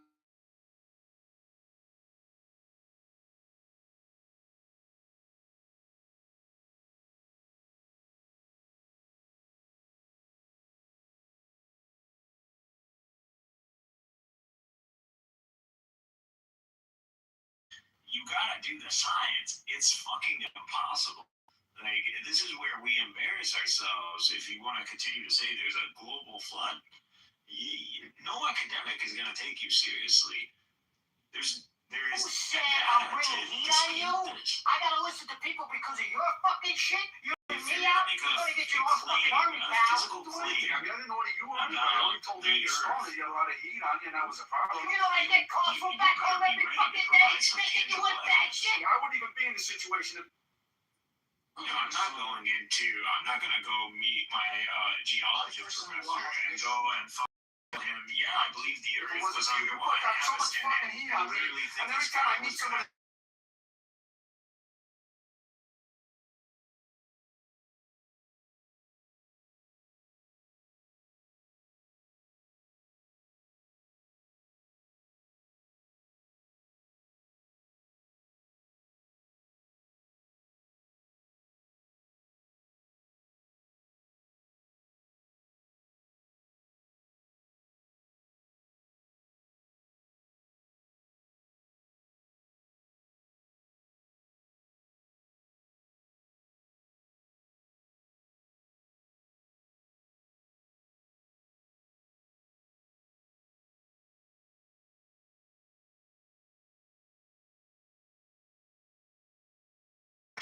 Which is because of what you're going on about right now. Like, what are you talking about? We're talking about falsifiable data and going. Who said I'm bringing heat on you? I gotta listen to people because of your fucking shit. Doesn't even say it. So the Quran, you're right. You're ordering me out? You're gonna get your own fucking army, pal. I didn't do anything. So it doesn't say the whole world was underwater. You or anybody. I only told Andy Stone for Islam. So, you know, if someone is I get calls from back home every fucking day. They think you want bad shit. Recently, my perspective shifted. Like I'm gonna say a few months ago, my perspective literally shifted because I'm bringing heat on you. I got to listen to I did the research on people because of your fucking shit. You don't want to bring me out. You better get your own fucking army, pal.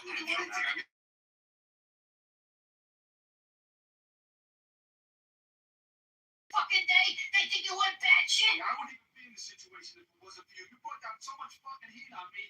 And every time I meet somebody, the big question is, do I know you? Oh, sure, now you want to bring your fucking license on me. No, you asked me if you could come out here. What did I tell you? I mean, you asked me, and I knew you were going to come out no matter what. I said, well, what did I tell you? You remember what I told you? When the fuck did I ever ask you if I could come out here? Get this through your head. Get this through your head. You only exist out here because of me. That's the only reason. Without me, you, personally, every fucking wise guy still around will take a piece of your fucking Jew ass. Now where you gonna go? Who said I'm bringing heat on you? I gotta listen to people because of your fucking shit? You don't want to ring me out? You better get your own fucking army, pal. I didn't do anything. I mean, I didn't order you or anybody. I only told Andy Stone that he had a lot of heat on you, know. Are like eternal. But the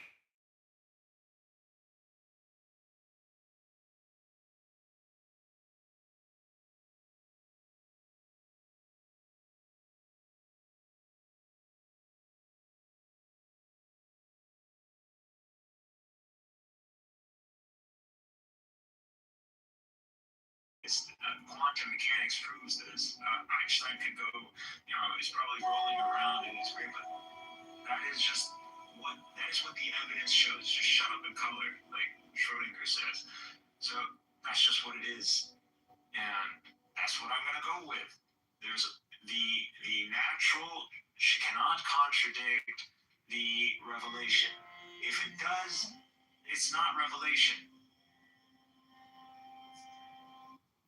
Yeah, but how do you view Hinduism and like their faith and their perspective? Because I see that, you know, what you just said is just universal. So like as a Abrahamic faith, how do you essentially not come to the conclusion that Hinduism, Buddhism, Taoism, and on the 400 other plus religions, you know, if you could take in all that data and have that large language model, that would be a tremendous asset.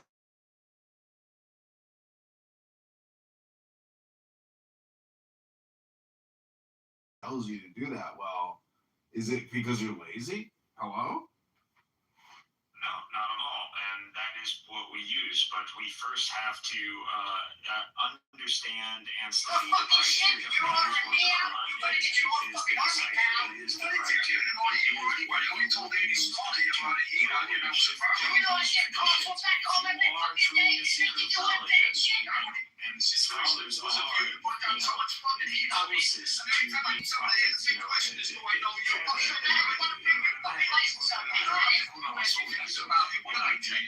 a person of knowledge is almost a prophet because, you know, having knowledge is practically seeing the truth, not just knowing the truth. So, you know, it being revealed to you and you not understanding it. So, Ayn al Yaqeen and Ilm al Yaqeen. So, these are distinctions we have. The Quran is a religion that literally celebrates the previous.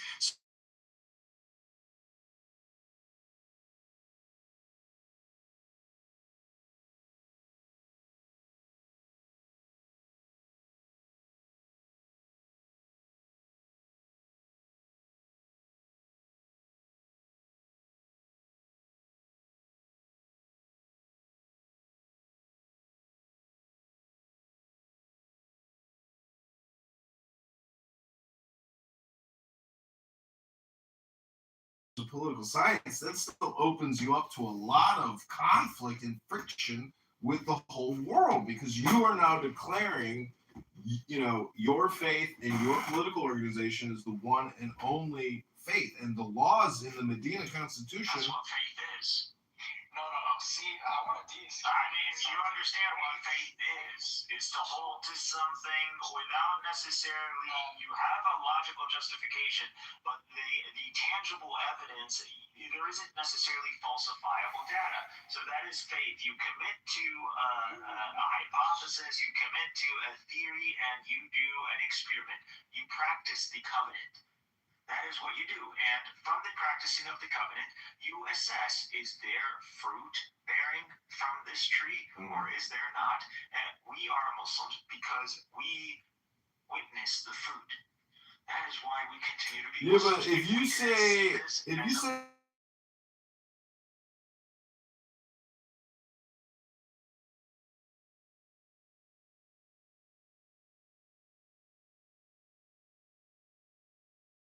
and the whole thing is basically just like a LARP. And to this day, people are still fooled by the Medina Constitution and the history, because when you read the Medina Constitution, when you read the, when you, hello? This is not a serious discussion. You cannot say that the Constitution is an infallible divine work. Never was this in the mind of what the fuck about it is fallible? What the fuck about it is fallible? Before you start saying infallible, not that we ever things. Treaties. This is a treaty between people who are Muslim and people who are Jews. This is not these treaties. These treaties are mutual defense pacts. That's what they are. And that's all this is. And a common rules of law. This is the mutual. This is the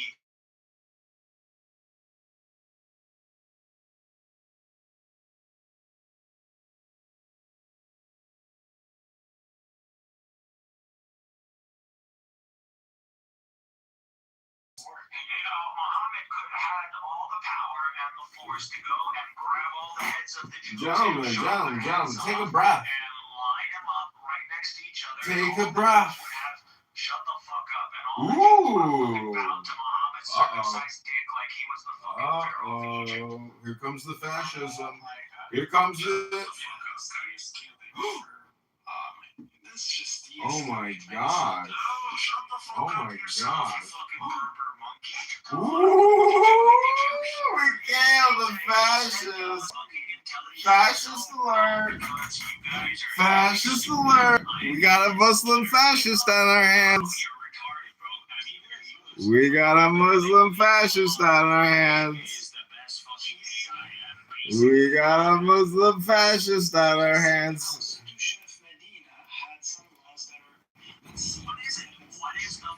We got a fascist.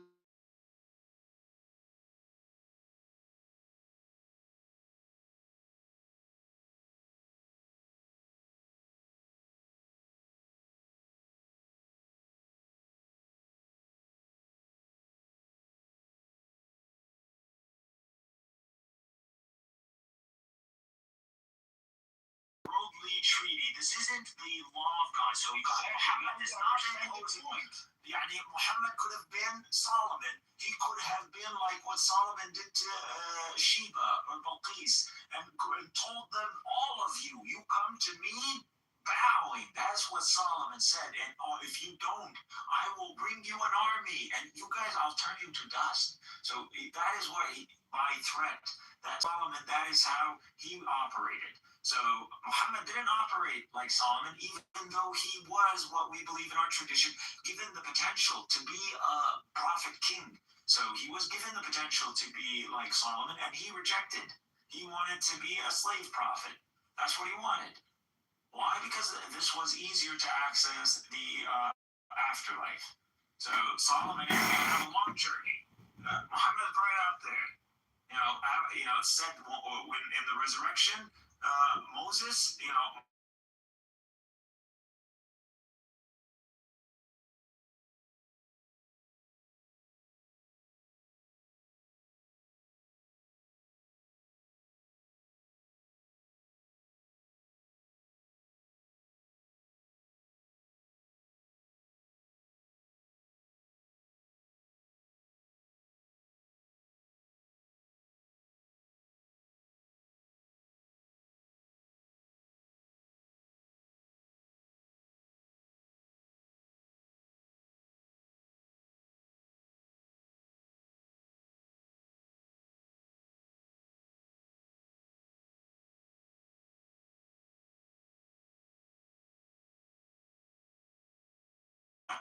depends on all the things, your fate in this world. So, a lot of the people who complain about the young who die, guess what? That guy gets to go through those 50,000 years like they were barely a few, versus the one who is like Bill Gates. That guy, 50,000 years is going to feel like a million.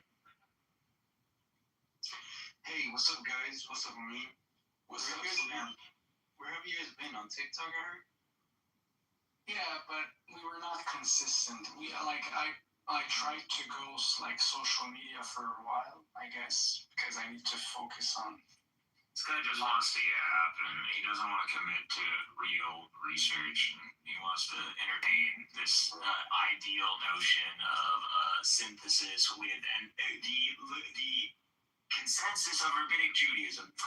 Even though Islam says that these people are these people forge, and they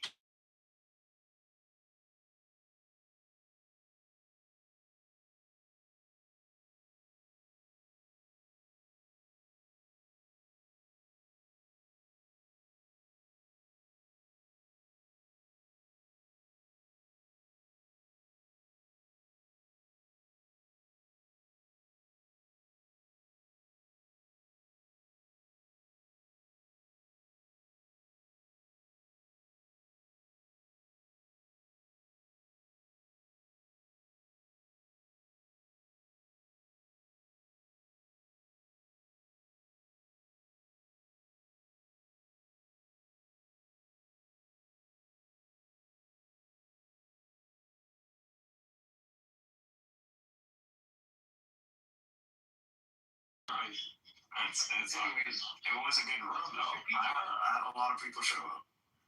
What's your PCR about it? We were discussing the concept. No, but I don't believe. I believe we were straw manning all flat earthers. I believe there are. So, maybe you might know the landmass Antarctica compared to like Asia. Would it be bigger or smaller? Asia? I mean, I'm pretty sure smaller. I think That's the notion, right? I'm gonna Google it. Maybe a little bigger than the United States. Something like that. But who really ever went and checked it out, really? Other than the hand-selected by the governments of the world. Oh my god, you are flat. I'm just saying, man, they are. I'm not saying that, hey, the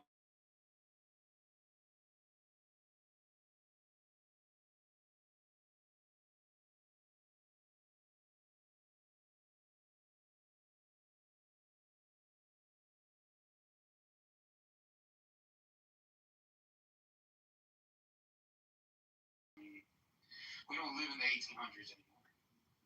We're not even guessing. I understand. But it was a question. I'm not necessarily making a claim. The reason that the PTR is not. Yeah, change your PTR. Now you need to knock on Ilumi's door right now. Well, he's been gone, but just do it, man. So my friend Abe made this PTR. It's pretty funny. That guy will fucking get on his knees for you, which is a good thing. No, he's been killing the game with the memes. So recently, we're debating everybody, but we're also just clowning people with memes, and he's on fire. So you're still trolling. I got you. Let me ask you, gentlemen, a question. Do you know what the word? Let me just read this. Asia is 3.2 times.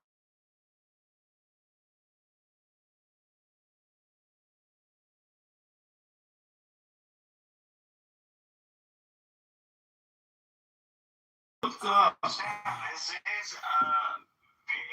is not necessarily a constant. So ice, So I'm just saying. It's not gonna make a difference. Like you're talking about. Okay, how big? Okay, what is the?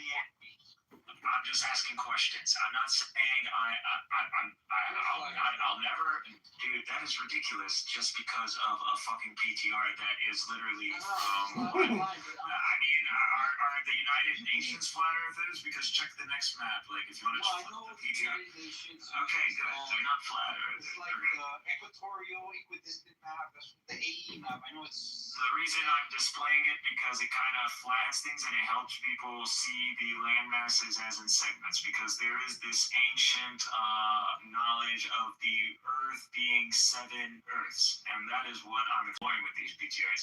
And I'm going to explain these like different kind of theories, and you know, I'm at the flat.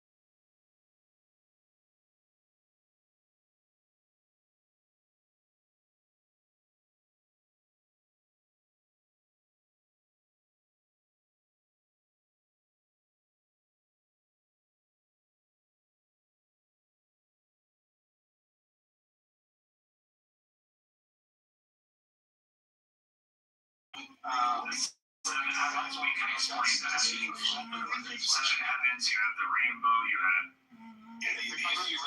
Starts getting a bunch of money from the war effort. Now they start putting trillions of dollars into this war effort.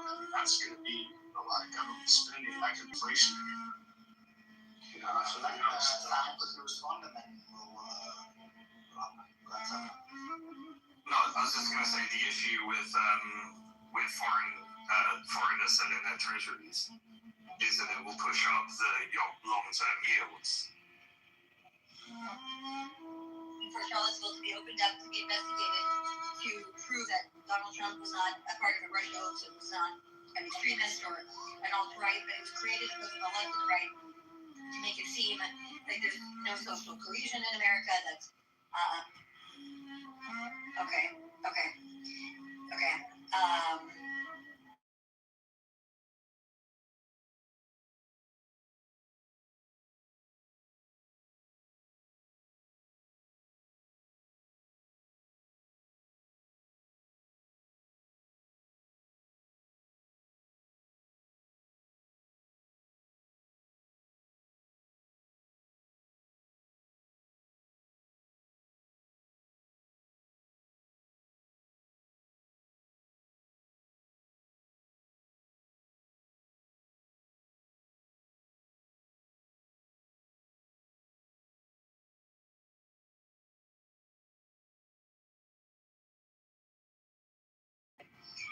Let me find the link. Let me go to Henry and I'll find you the link of the statements that were made. It's not just the SPLC. That's all I'm going to say. So I want to read through the whole docket, but I know it's not only SPLC because I helped fill up some of the things that were right and it's based on it. Do you want to say something before I go to around this? Just quickly, I want to mention the other parties that I know this gets expanded to. It's the ACLU and the CWA. This week when I see this, I'm like, I don't know. Like, do journalists do this sometimes? Try to infiltrate a space in order to get the information to let it out? I don't know. I'm just thinking about it from a more kind of open mind. Like, I'm not saying they right or wrong. Don't think I'm not picking. Yeah, baby, it's Daniel Ellsberg called the Pentagon Papers, baby. Come on, John. Stop trolling right now. We're in a really good discussion.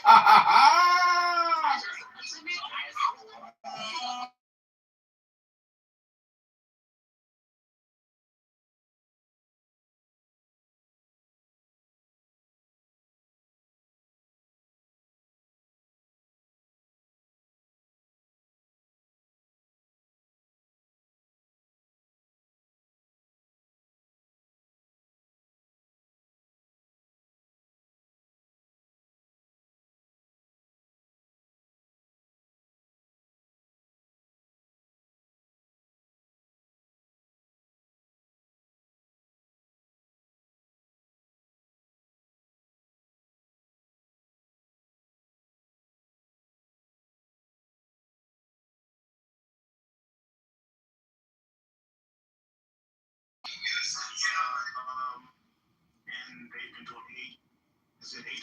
Is it 8? Okay, yeah. So we just play the clip for that, and then so we're gonna hear from all the people. This room is for everybody. If you let somebody block your moderator, move down and come back up. Because we allow everybody in. We don't care what your race, or your political ideology. All right. So here's the clip.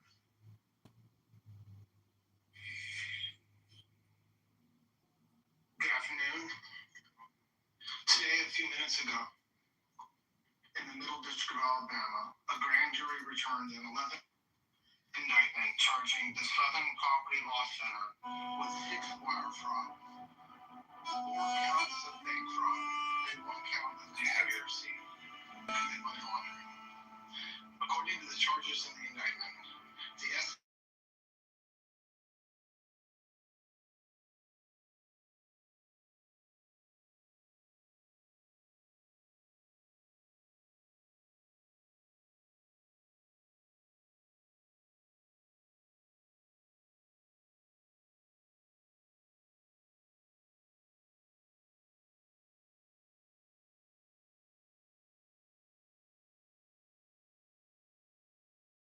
reports to oppose paying sources to stoke racial hatred.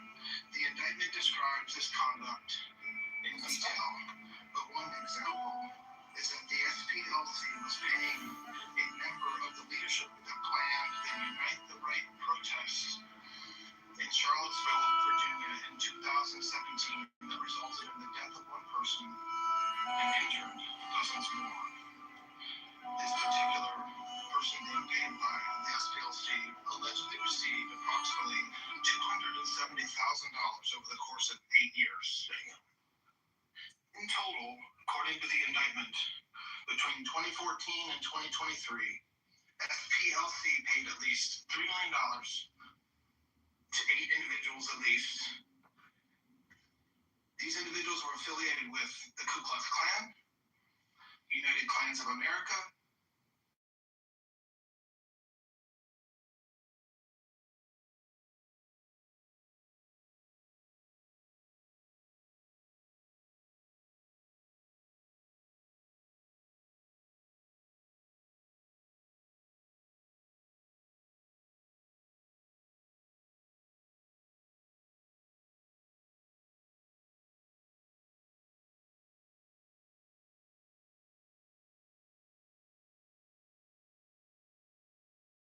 it was not dismantling extremism, but funding it. To carry out this scheme, SPLC created banks in the name of at least 5 completely fictitious organizations that had no bona fide employees or legitimate business purpose. The money was passed from SPLC to 1 sham account to a 2nd sham account and then loaded onto prepaid cards to give to the members of the extremist groups. This was designed to shield the source of those funds, and because of this, SPLC is also charged with 1 count, as I said earlier, of conspiracy to commit money laundering. In conclusion, I want to thank the acting U.S. Attorney in the Middle District of Alabama, Kevin Davison, who's in this district right now and not able to be with us, for bringing this important case, along with the FBI team in Alabama for their hard work during this investigation.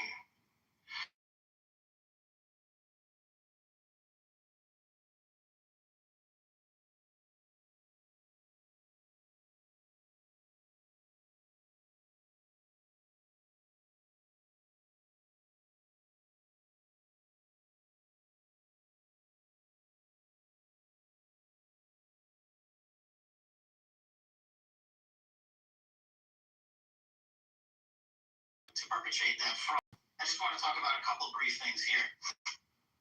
The Southern Poverty Law Center themselves advertised to raise money to dismantle violent extremist groups for a period of at least a decade. They used their donor network to raise money to purportedly dismantle violent extremist groups. However, the SPLC, the Southern Poverty Law Center, used the money they raised their donor network to actually pay the leadership of these very groups. I just want to say that again. They used the fraudulently raised money by lying to their donor network, thousands of Americans, the Ku Klux Klan, the United Klans of America, Unite to Right, National Alliance, the National Socialist Movement, the Aryan Nation Motorcycle Club, and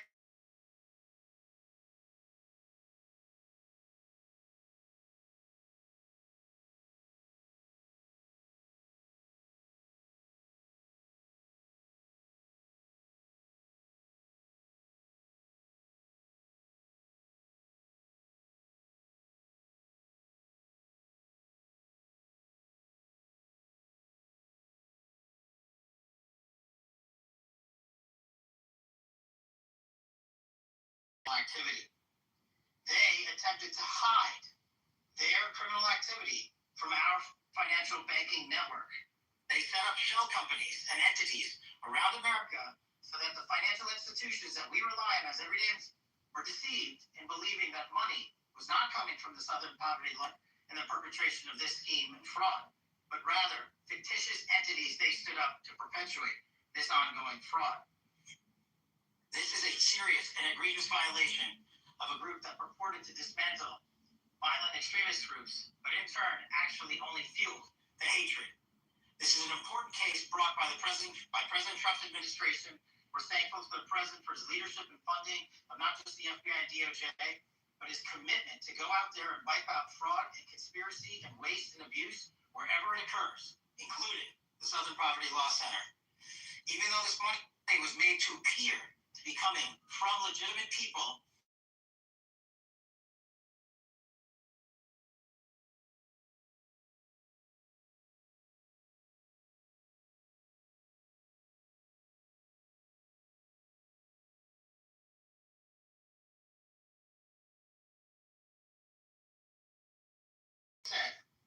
these charges are varying, they are widespread and wide-ranging, and this investigation is very much ongoing.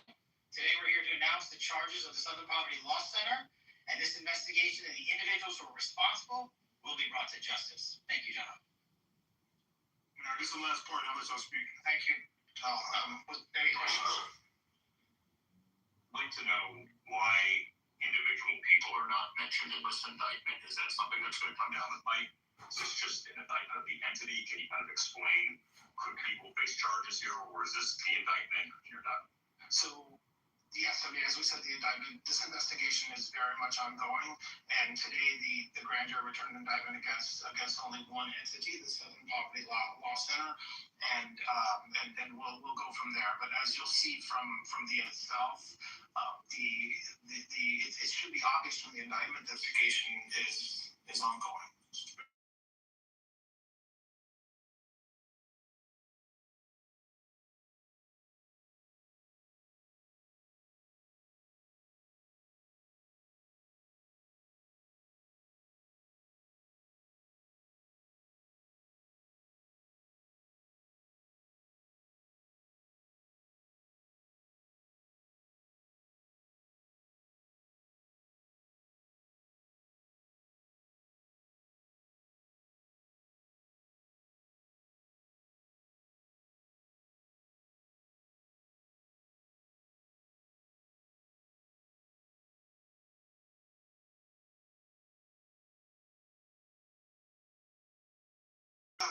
To just pay them for certain to do certain things, and so yes, that's exactly what the indictment charges.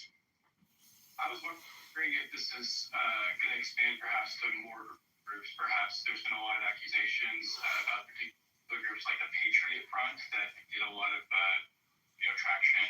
And we'll stop there. All right. The other thing, I want to chime in. I was just looking online while we were playing that of the donation. So I was just looking online. Of the politicians who either endorsed or was funded by SPLC, and so you have Kamala Harris, Shamari Figures, they're all Democrats. Pramila Jayapal, Corey Marshall, Angela Austin Brooks, that's Maryland. Corey, that's in Illinois. Latifah Simon, that's in Leslie Montag, that's Virginia. Alexandria Cortez, that's New York, Summerlin, Pennsylvania, Rashid Tlaib,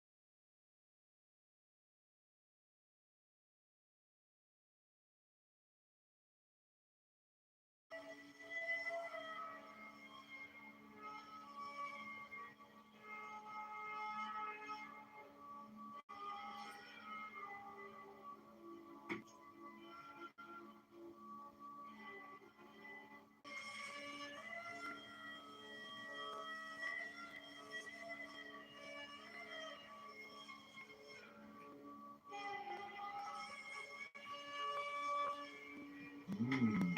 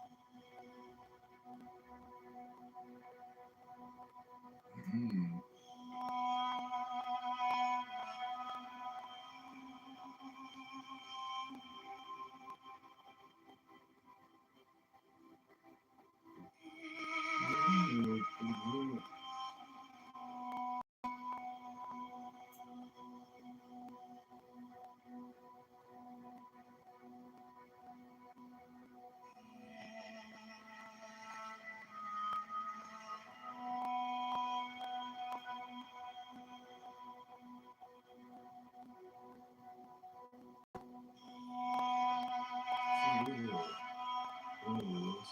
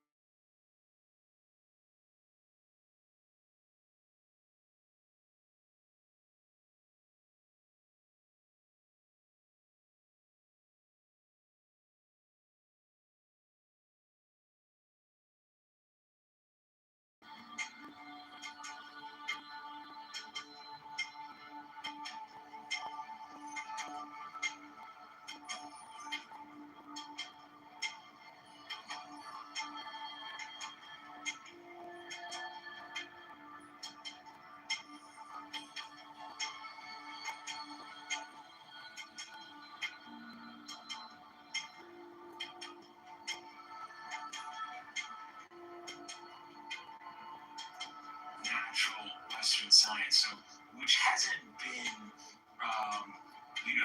holding to the integrity of these fossils. So we know that they have life.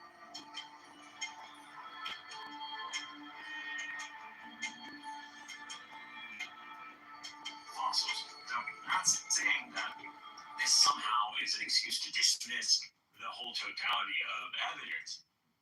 No.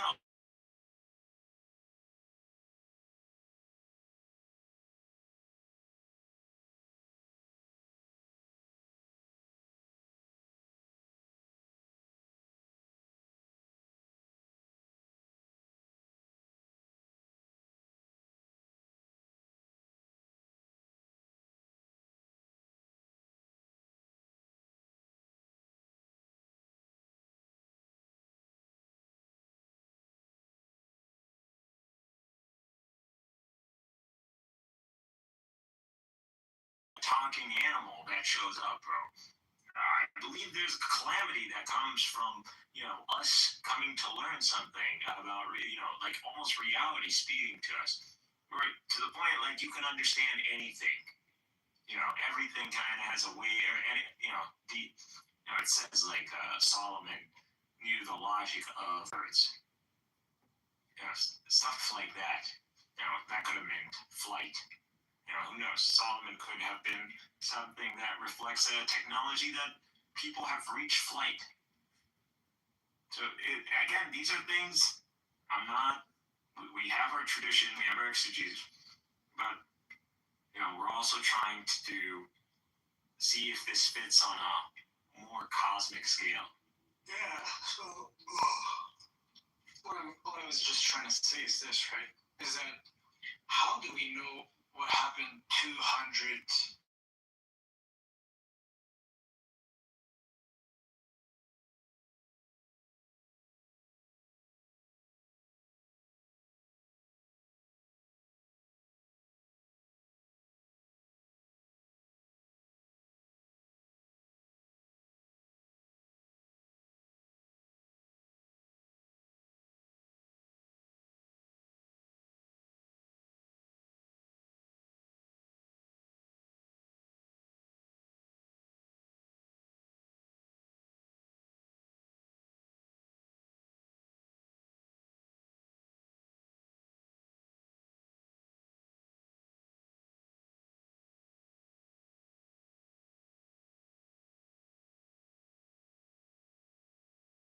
and consistency. So there needs to be a replication of there needs to be peer review.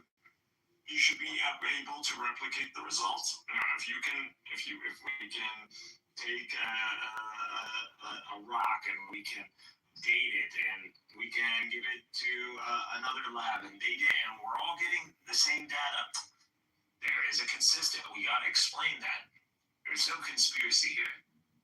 Now, I agree when they're coming out there and they're telling you, well, they're playing fill in the blanks, and then they go and they take like a humanoid and then they add it like a more kind of monkey kind of appearance.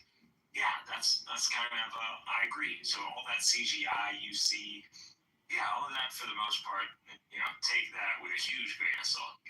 But when we're finding these humanoids, and we're going all the way back, and we're finding like a million and this.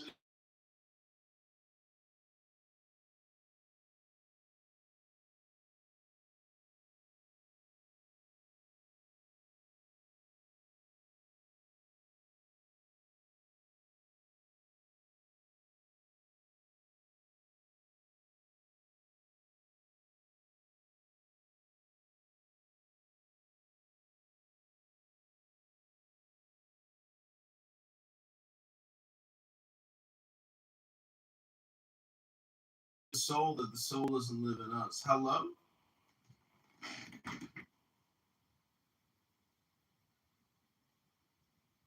I look like a chick? Like, I don't know. Who are you trying to impress? Like, I don't know. Did you think I came here? What was this, a bar? I didn't know you had a fake shot of tits on your chest. Is this a bar? Are you drinking tequila?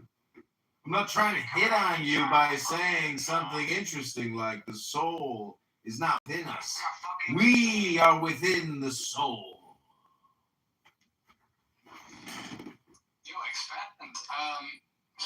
sometimes, like, a lot of the times, actually, things that are interesting. Well, why don't you go start a room with him? He has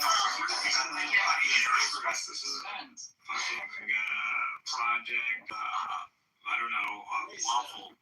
Project waffle. Well, let me, I want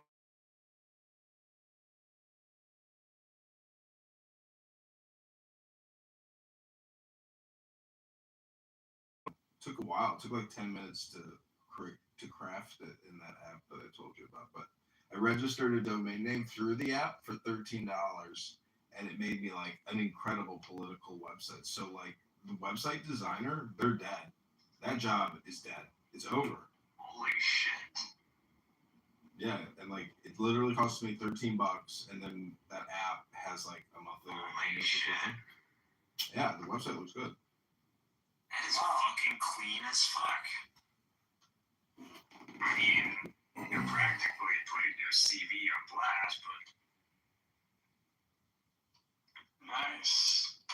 But I mean, has it gotten to that point? I don't know. I'm kind of going in the same path as well. Just go fully blast out declares of I'm not like this, man. So my question is this, right? Did you use a theme?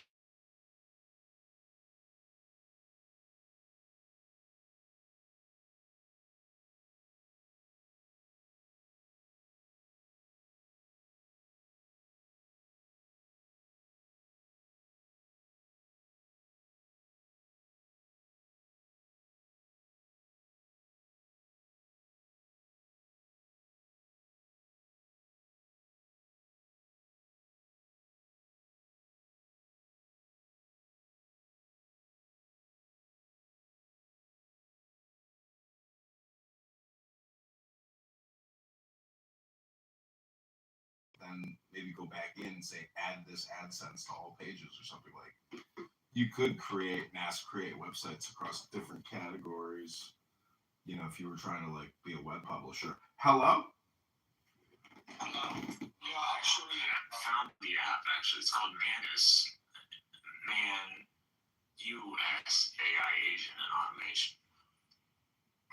You know, there's still a big market for people who sell websites.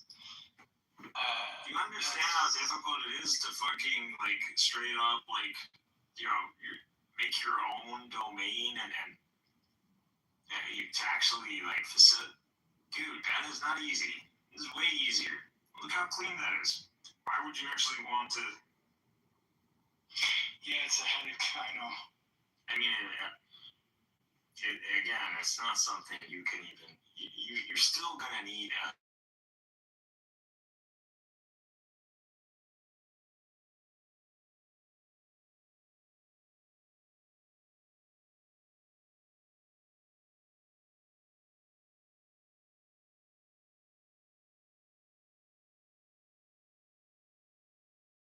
No, because I have a friend.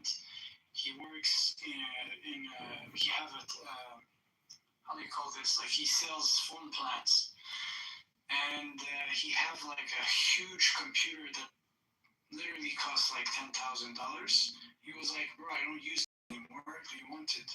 I'm like, frick, I don't have the space, but you know, I could take the equipment and literally have like my own hosting server. What the fuck about this computer that costs $10,000? You better have like a 2 GPUs. Bro, it's freaking boxes, man, and it's so heavy, man. Like it's crazy. And you have this at your place.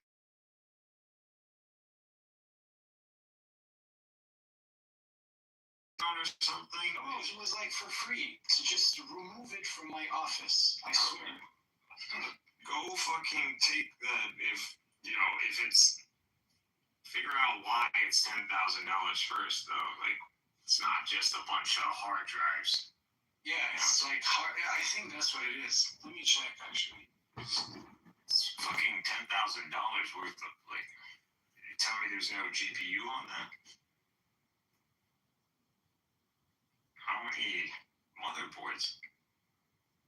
I don't even know. I've never seen a Like if I wanted to build something 10,000, like shit, that'd be like max out RAM.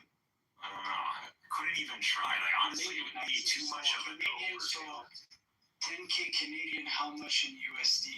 I would probably fry the computer trying to put. You would need you would need double motherboards. 7.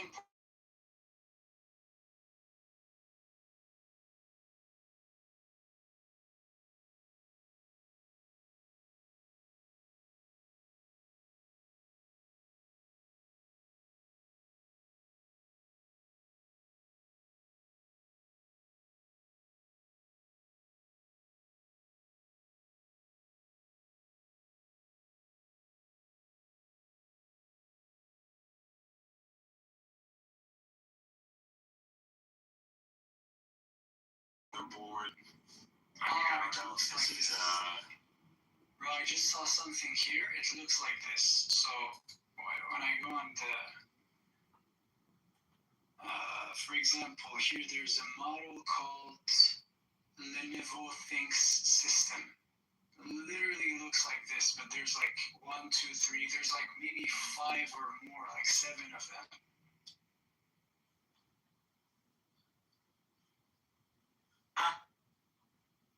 Bro, if you can't describe the specs of the PC, then forget about it. Go on Google. Like, what do you know? Do you know anything about? I don't know nothing about computer, bro. Just freaking. Okay, that's a gaming computer. I buy it. I'm gonna use it. That's it, man. That's how I think. Oh, this is a MacBook. I'm gonna use it for editing. Okay, I'm gonna buy this. I got a game.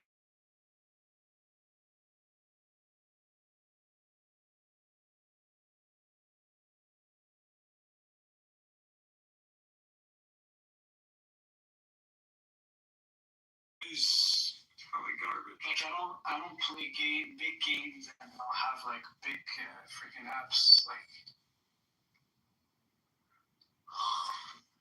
But yeah, that's the thing, right? So if you look at, for example, Lenovo Think System processor, it's not like a normal computer. It's not like it's not like the box computer you have. Like no. Nothing like that. It's just like it's a server, man. It's something you host things into, you know? So.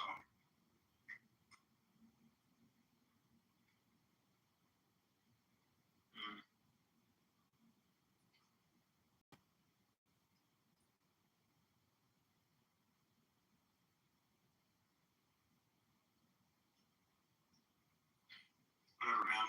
I don't know. Like, I don't see. You're gonna create a website. Like, figure out what you want to put on that website first. You want to just create a website, just do what he did. That was pretty clean, and the domain name literally reflected his name. You're not gonna get something that literally is unbeatable. That just destroyed the whole market. Like the whole web creation. I mean, not really. Stop being a thing, anyways. But he was able to pull off a domain. It's not dead. It's not dead yet, because talking about whole teams now. It's not something one person can just do in there. It's not. You can't just do a domain, bro. You have to register that. You're gonna pay money, man. Yeah. You're still gonna have to rent a server. Yeah, that's cheap. Yeah, but with this app, you don't pay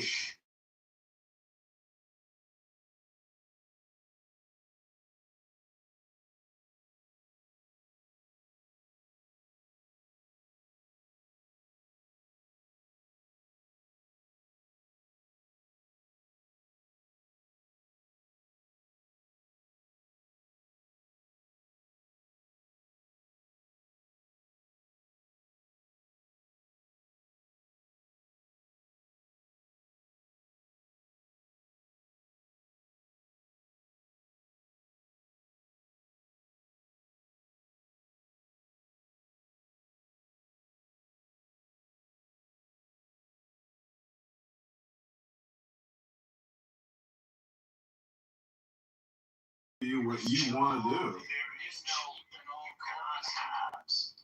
That's not how it works, man. What?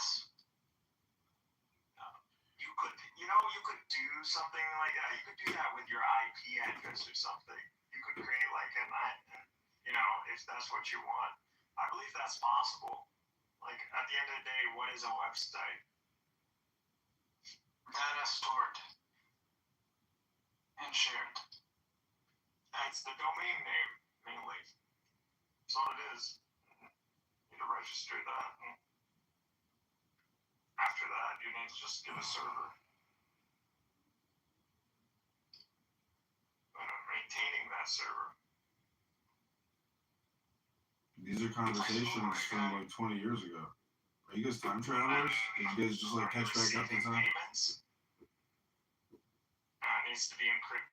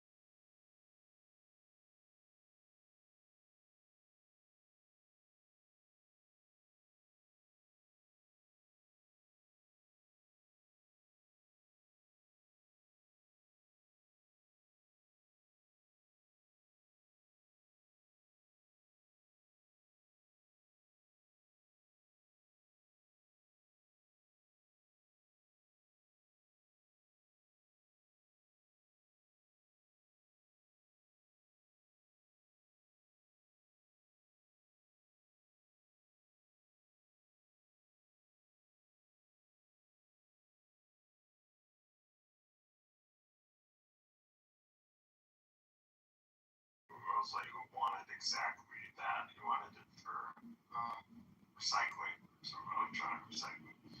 And with these, you have these websites and people who want to recycle, they would usually contact you, and they would schedule you would come to their corporate or whatever, and you grab all their shit. And so that's what he wanted. And I called up my guys and $1,000. And he still had to go and rent a server. So what he just did, that cost money, man. And he just pulled it off in minutes. That's what I'm telling you. That app is a god. That's deadly. I mean, I'm surprised that's. It's not just websites. It'll build you an app. It'll build you a slideshow. It'll build you a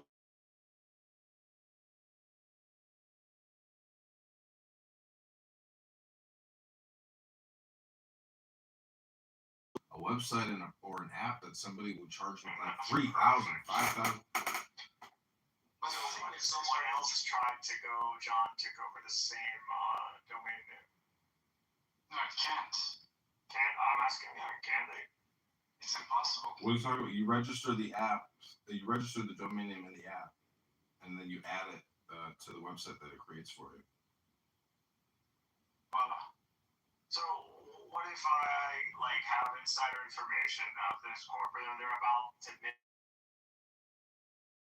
name this app? How does that work? Who would get exclusive rights over the name? So what if I want to register your exact domain outside of this app? Yeah, you can do that. Anybody can go to any registrar and register a name right now. I don't understand what you're asking. But, okay, so what now? There's two domain names with the same. No, there can only be one domain name. It's in an internet.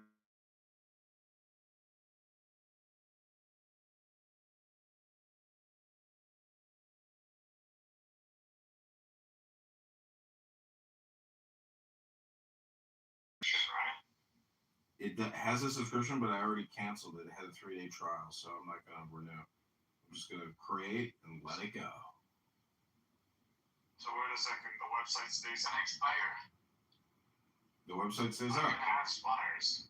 It has to expire. There's no. No, you get the registration for 1 year. Oh, okay. Yeah, but by then my mayoral campaign will be over, so I won't renew. Bye.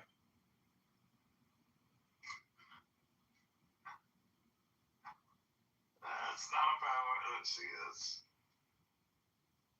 no, or you're gonna, There's no reason to keep a website up because I can just come back and do it again like immediately. Like the fucking website took me 10 minutes for the agent to build. It's like there's no reason to hang out to any of this stuff unless it has a purpose. And I made big mistakes in domain. I used to own thousands of domain names. I wasted.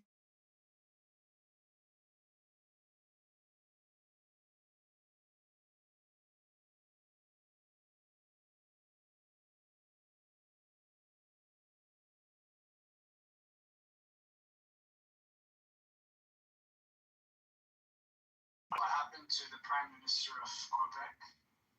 Mm-hmm. Legault, what he did. Thomas Casson, what? No, Legault, what he did. He's already a billionaire. I think he owns a flying Syrup factory. No, flying company. Like flights. But he removed himself because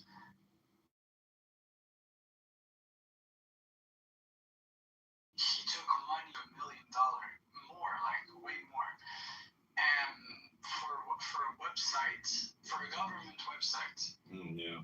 So, and then he was like saying that this money will be used to build the government website.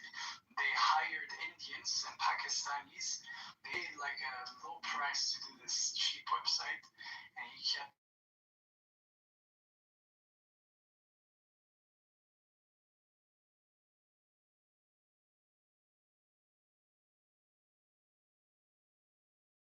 to 100% profit, like close.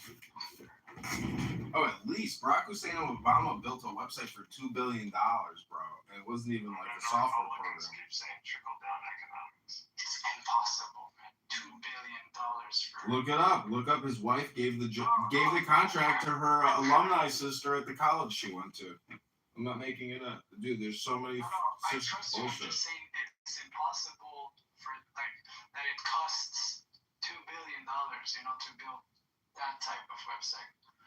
It's that. Well, I agree, obviously, but that's the price that politics pays. Into what? 2 billion for a website? For Obamacare website. Okay, that obviously that website comes with its staff and people with its whole program. Nah, bro. It's just the website.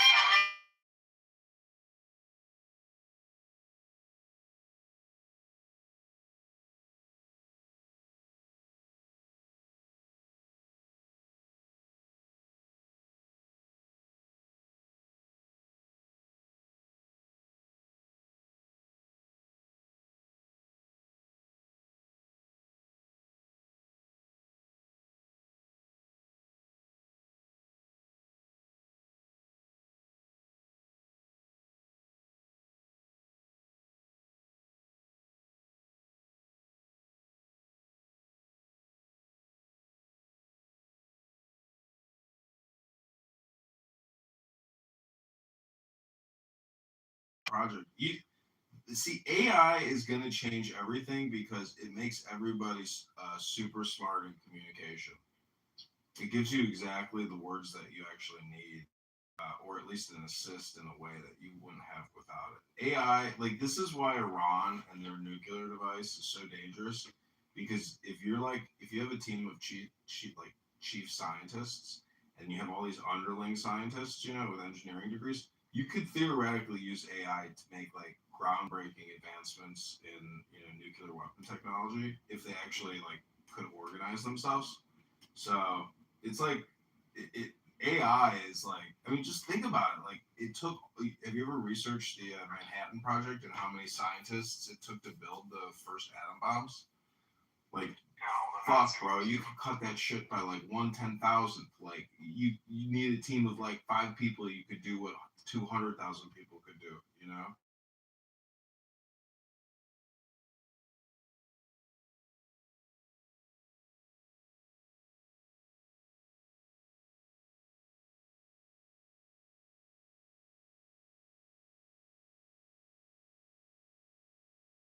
could build the bombs. Like, I don't understand. Why can't we build, like, energy? You know, why can't we build, like, unlimited energy?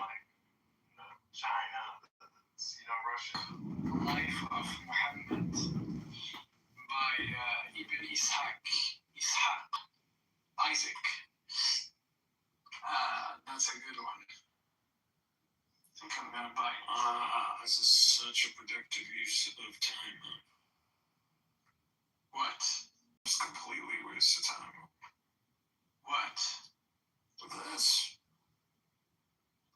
Clubhouse, yes, that's what No, you. This is just, you can't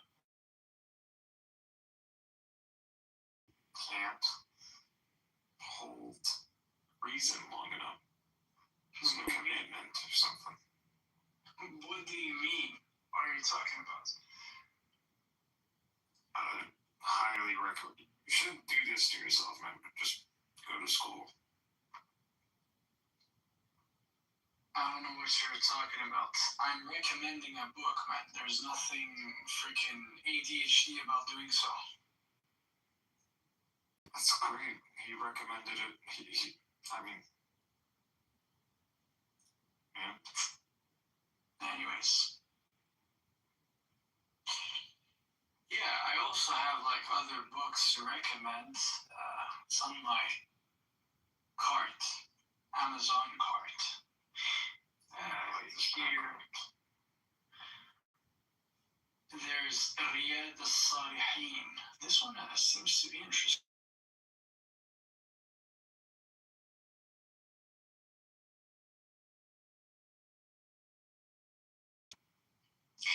Many biblical material.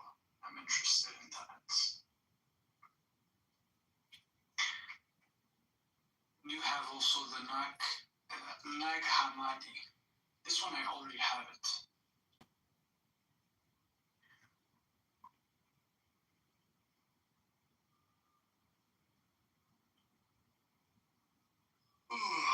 Yeah, these are like, that's the recent interest.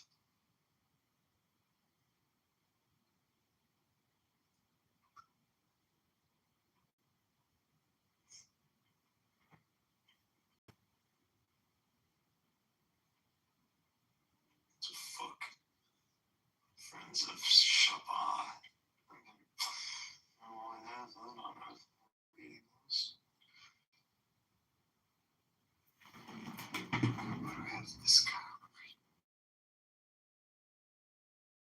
Something else that I thought about today, that like there's a certain percentage of the population which is like actually completely, mentally gone, or meaning that like they're just not there anymore. The brain stops working essentially. So there's a certain percentage of all employees, like say in the government or at Google or at Microsoft, out of all those millions of people at Walmart, etc., that like are just like brain rotted out, even if they're in high levels, positions of power, etc. Like, it's hard to detect who is like, basically R-worded out. And so throughout history, we have basically like human biological, body failure, brain failure, that like is probably responsible for a lot of shit, that could have been prevented, but the people's, and it's not a question of morality, it's just a question of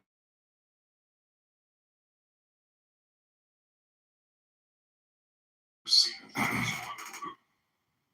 Military debt. There's so much shit.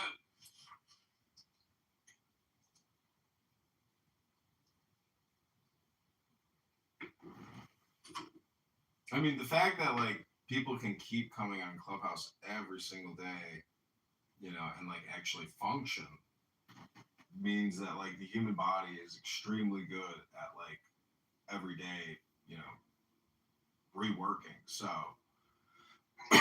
there's just a point, in your life eventually where shit will be like way more difficult than it was ever before, because your body is like, dying and breaking down. Anyways, I'm just saying it'd be cool to know the history of like error in, human progression through biological, functional You know.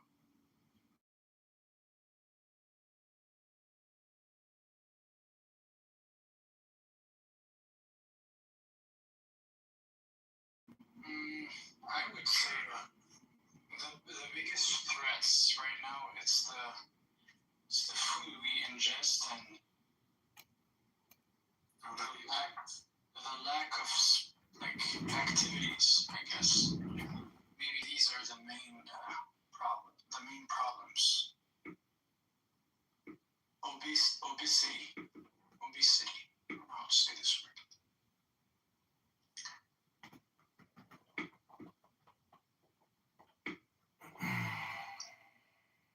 Yeah, and all the drugs like vaping. You just can't keep yourselves focused on something objective. You just have to be. It's like, seriously, y'all like dogs, you know? You remind me of this dog. Every time it's just like, all you want to do is just bark.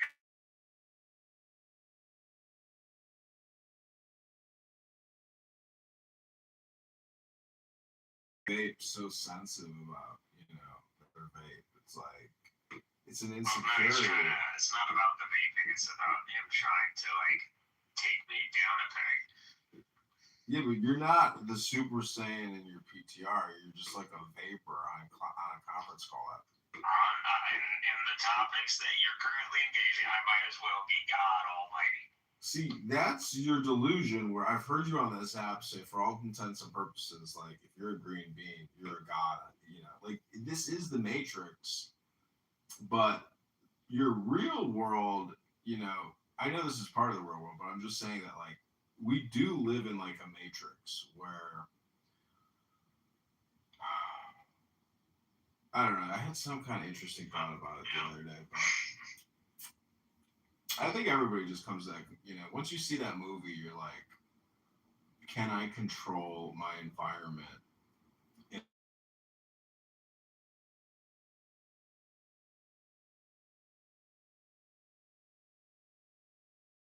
Is there like, actual, see, this is why I like religion, because it gets into like telepathy or mind control or like quantum, basically. Like a lot of these spiritual books eventually get into quantum physics and meditation and like what that can do for you, like in terms of like hypothetical, teleportation, or like but the whole thing, it really deals with your goals. Like, if you really are free Palestine and you want just social justice for Palestinian people, well, great, that's your goal. But you can use. That's not what we fucking want. It's N-word. No N-word? Really? You're gonna be that guy? Well, I'm just saying that, like, meditation, just try to keep it classy. That much of a boomer? No, I'm just saying, like, if you were to teach.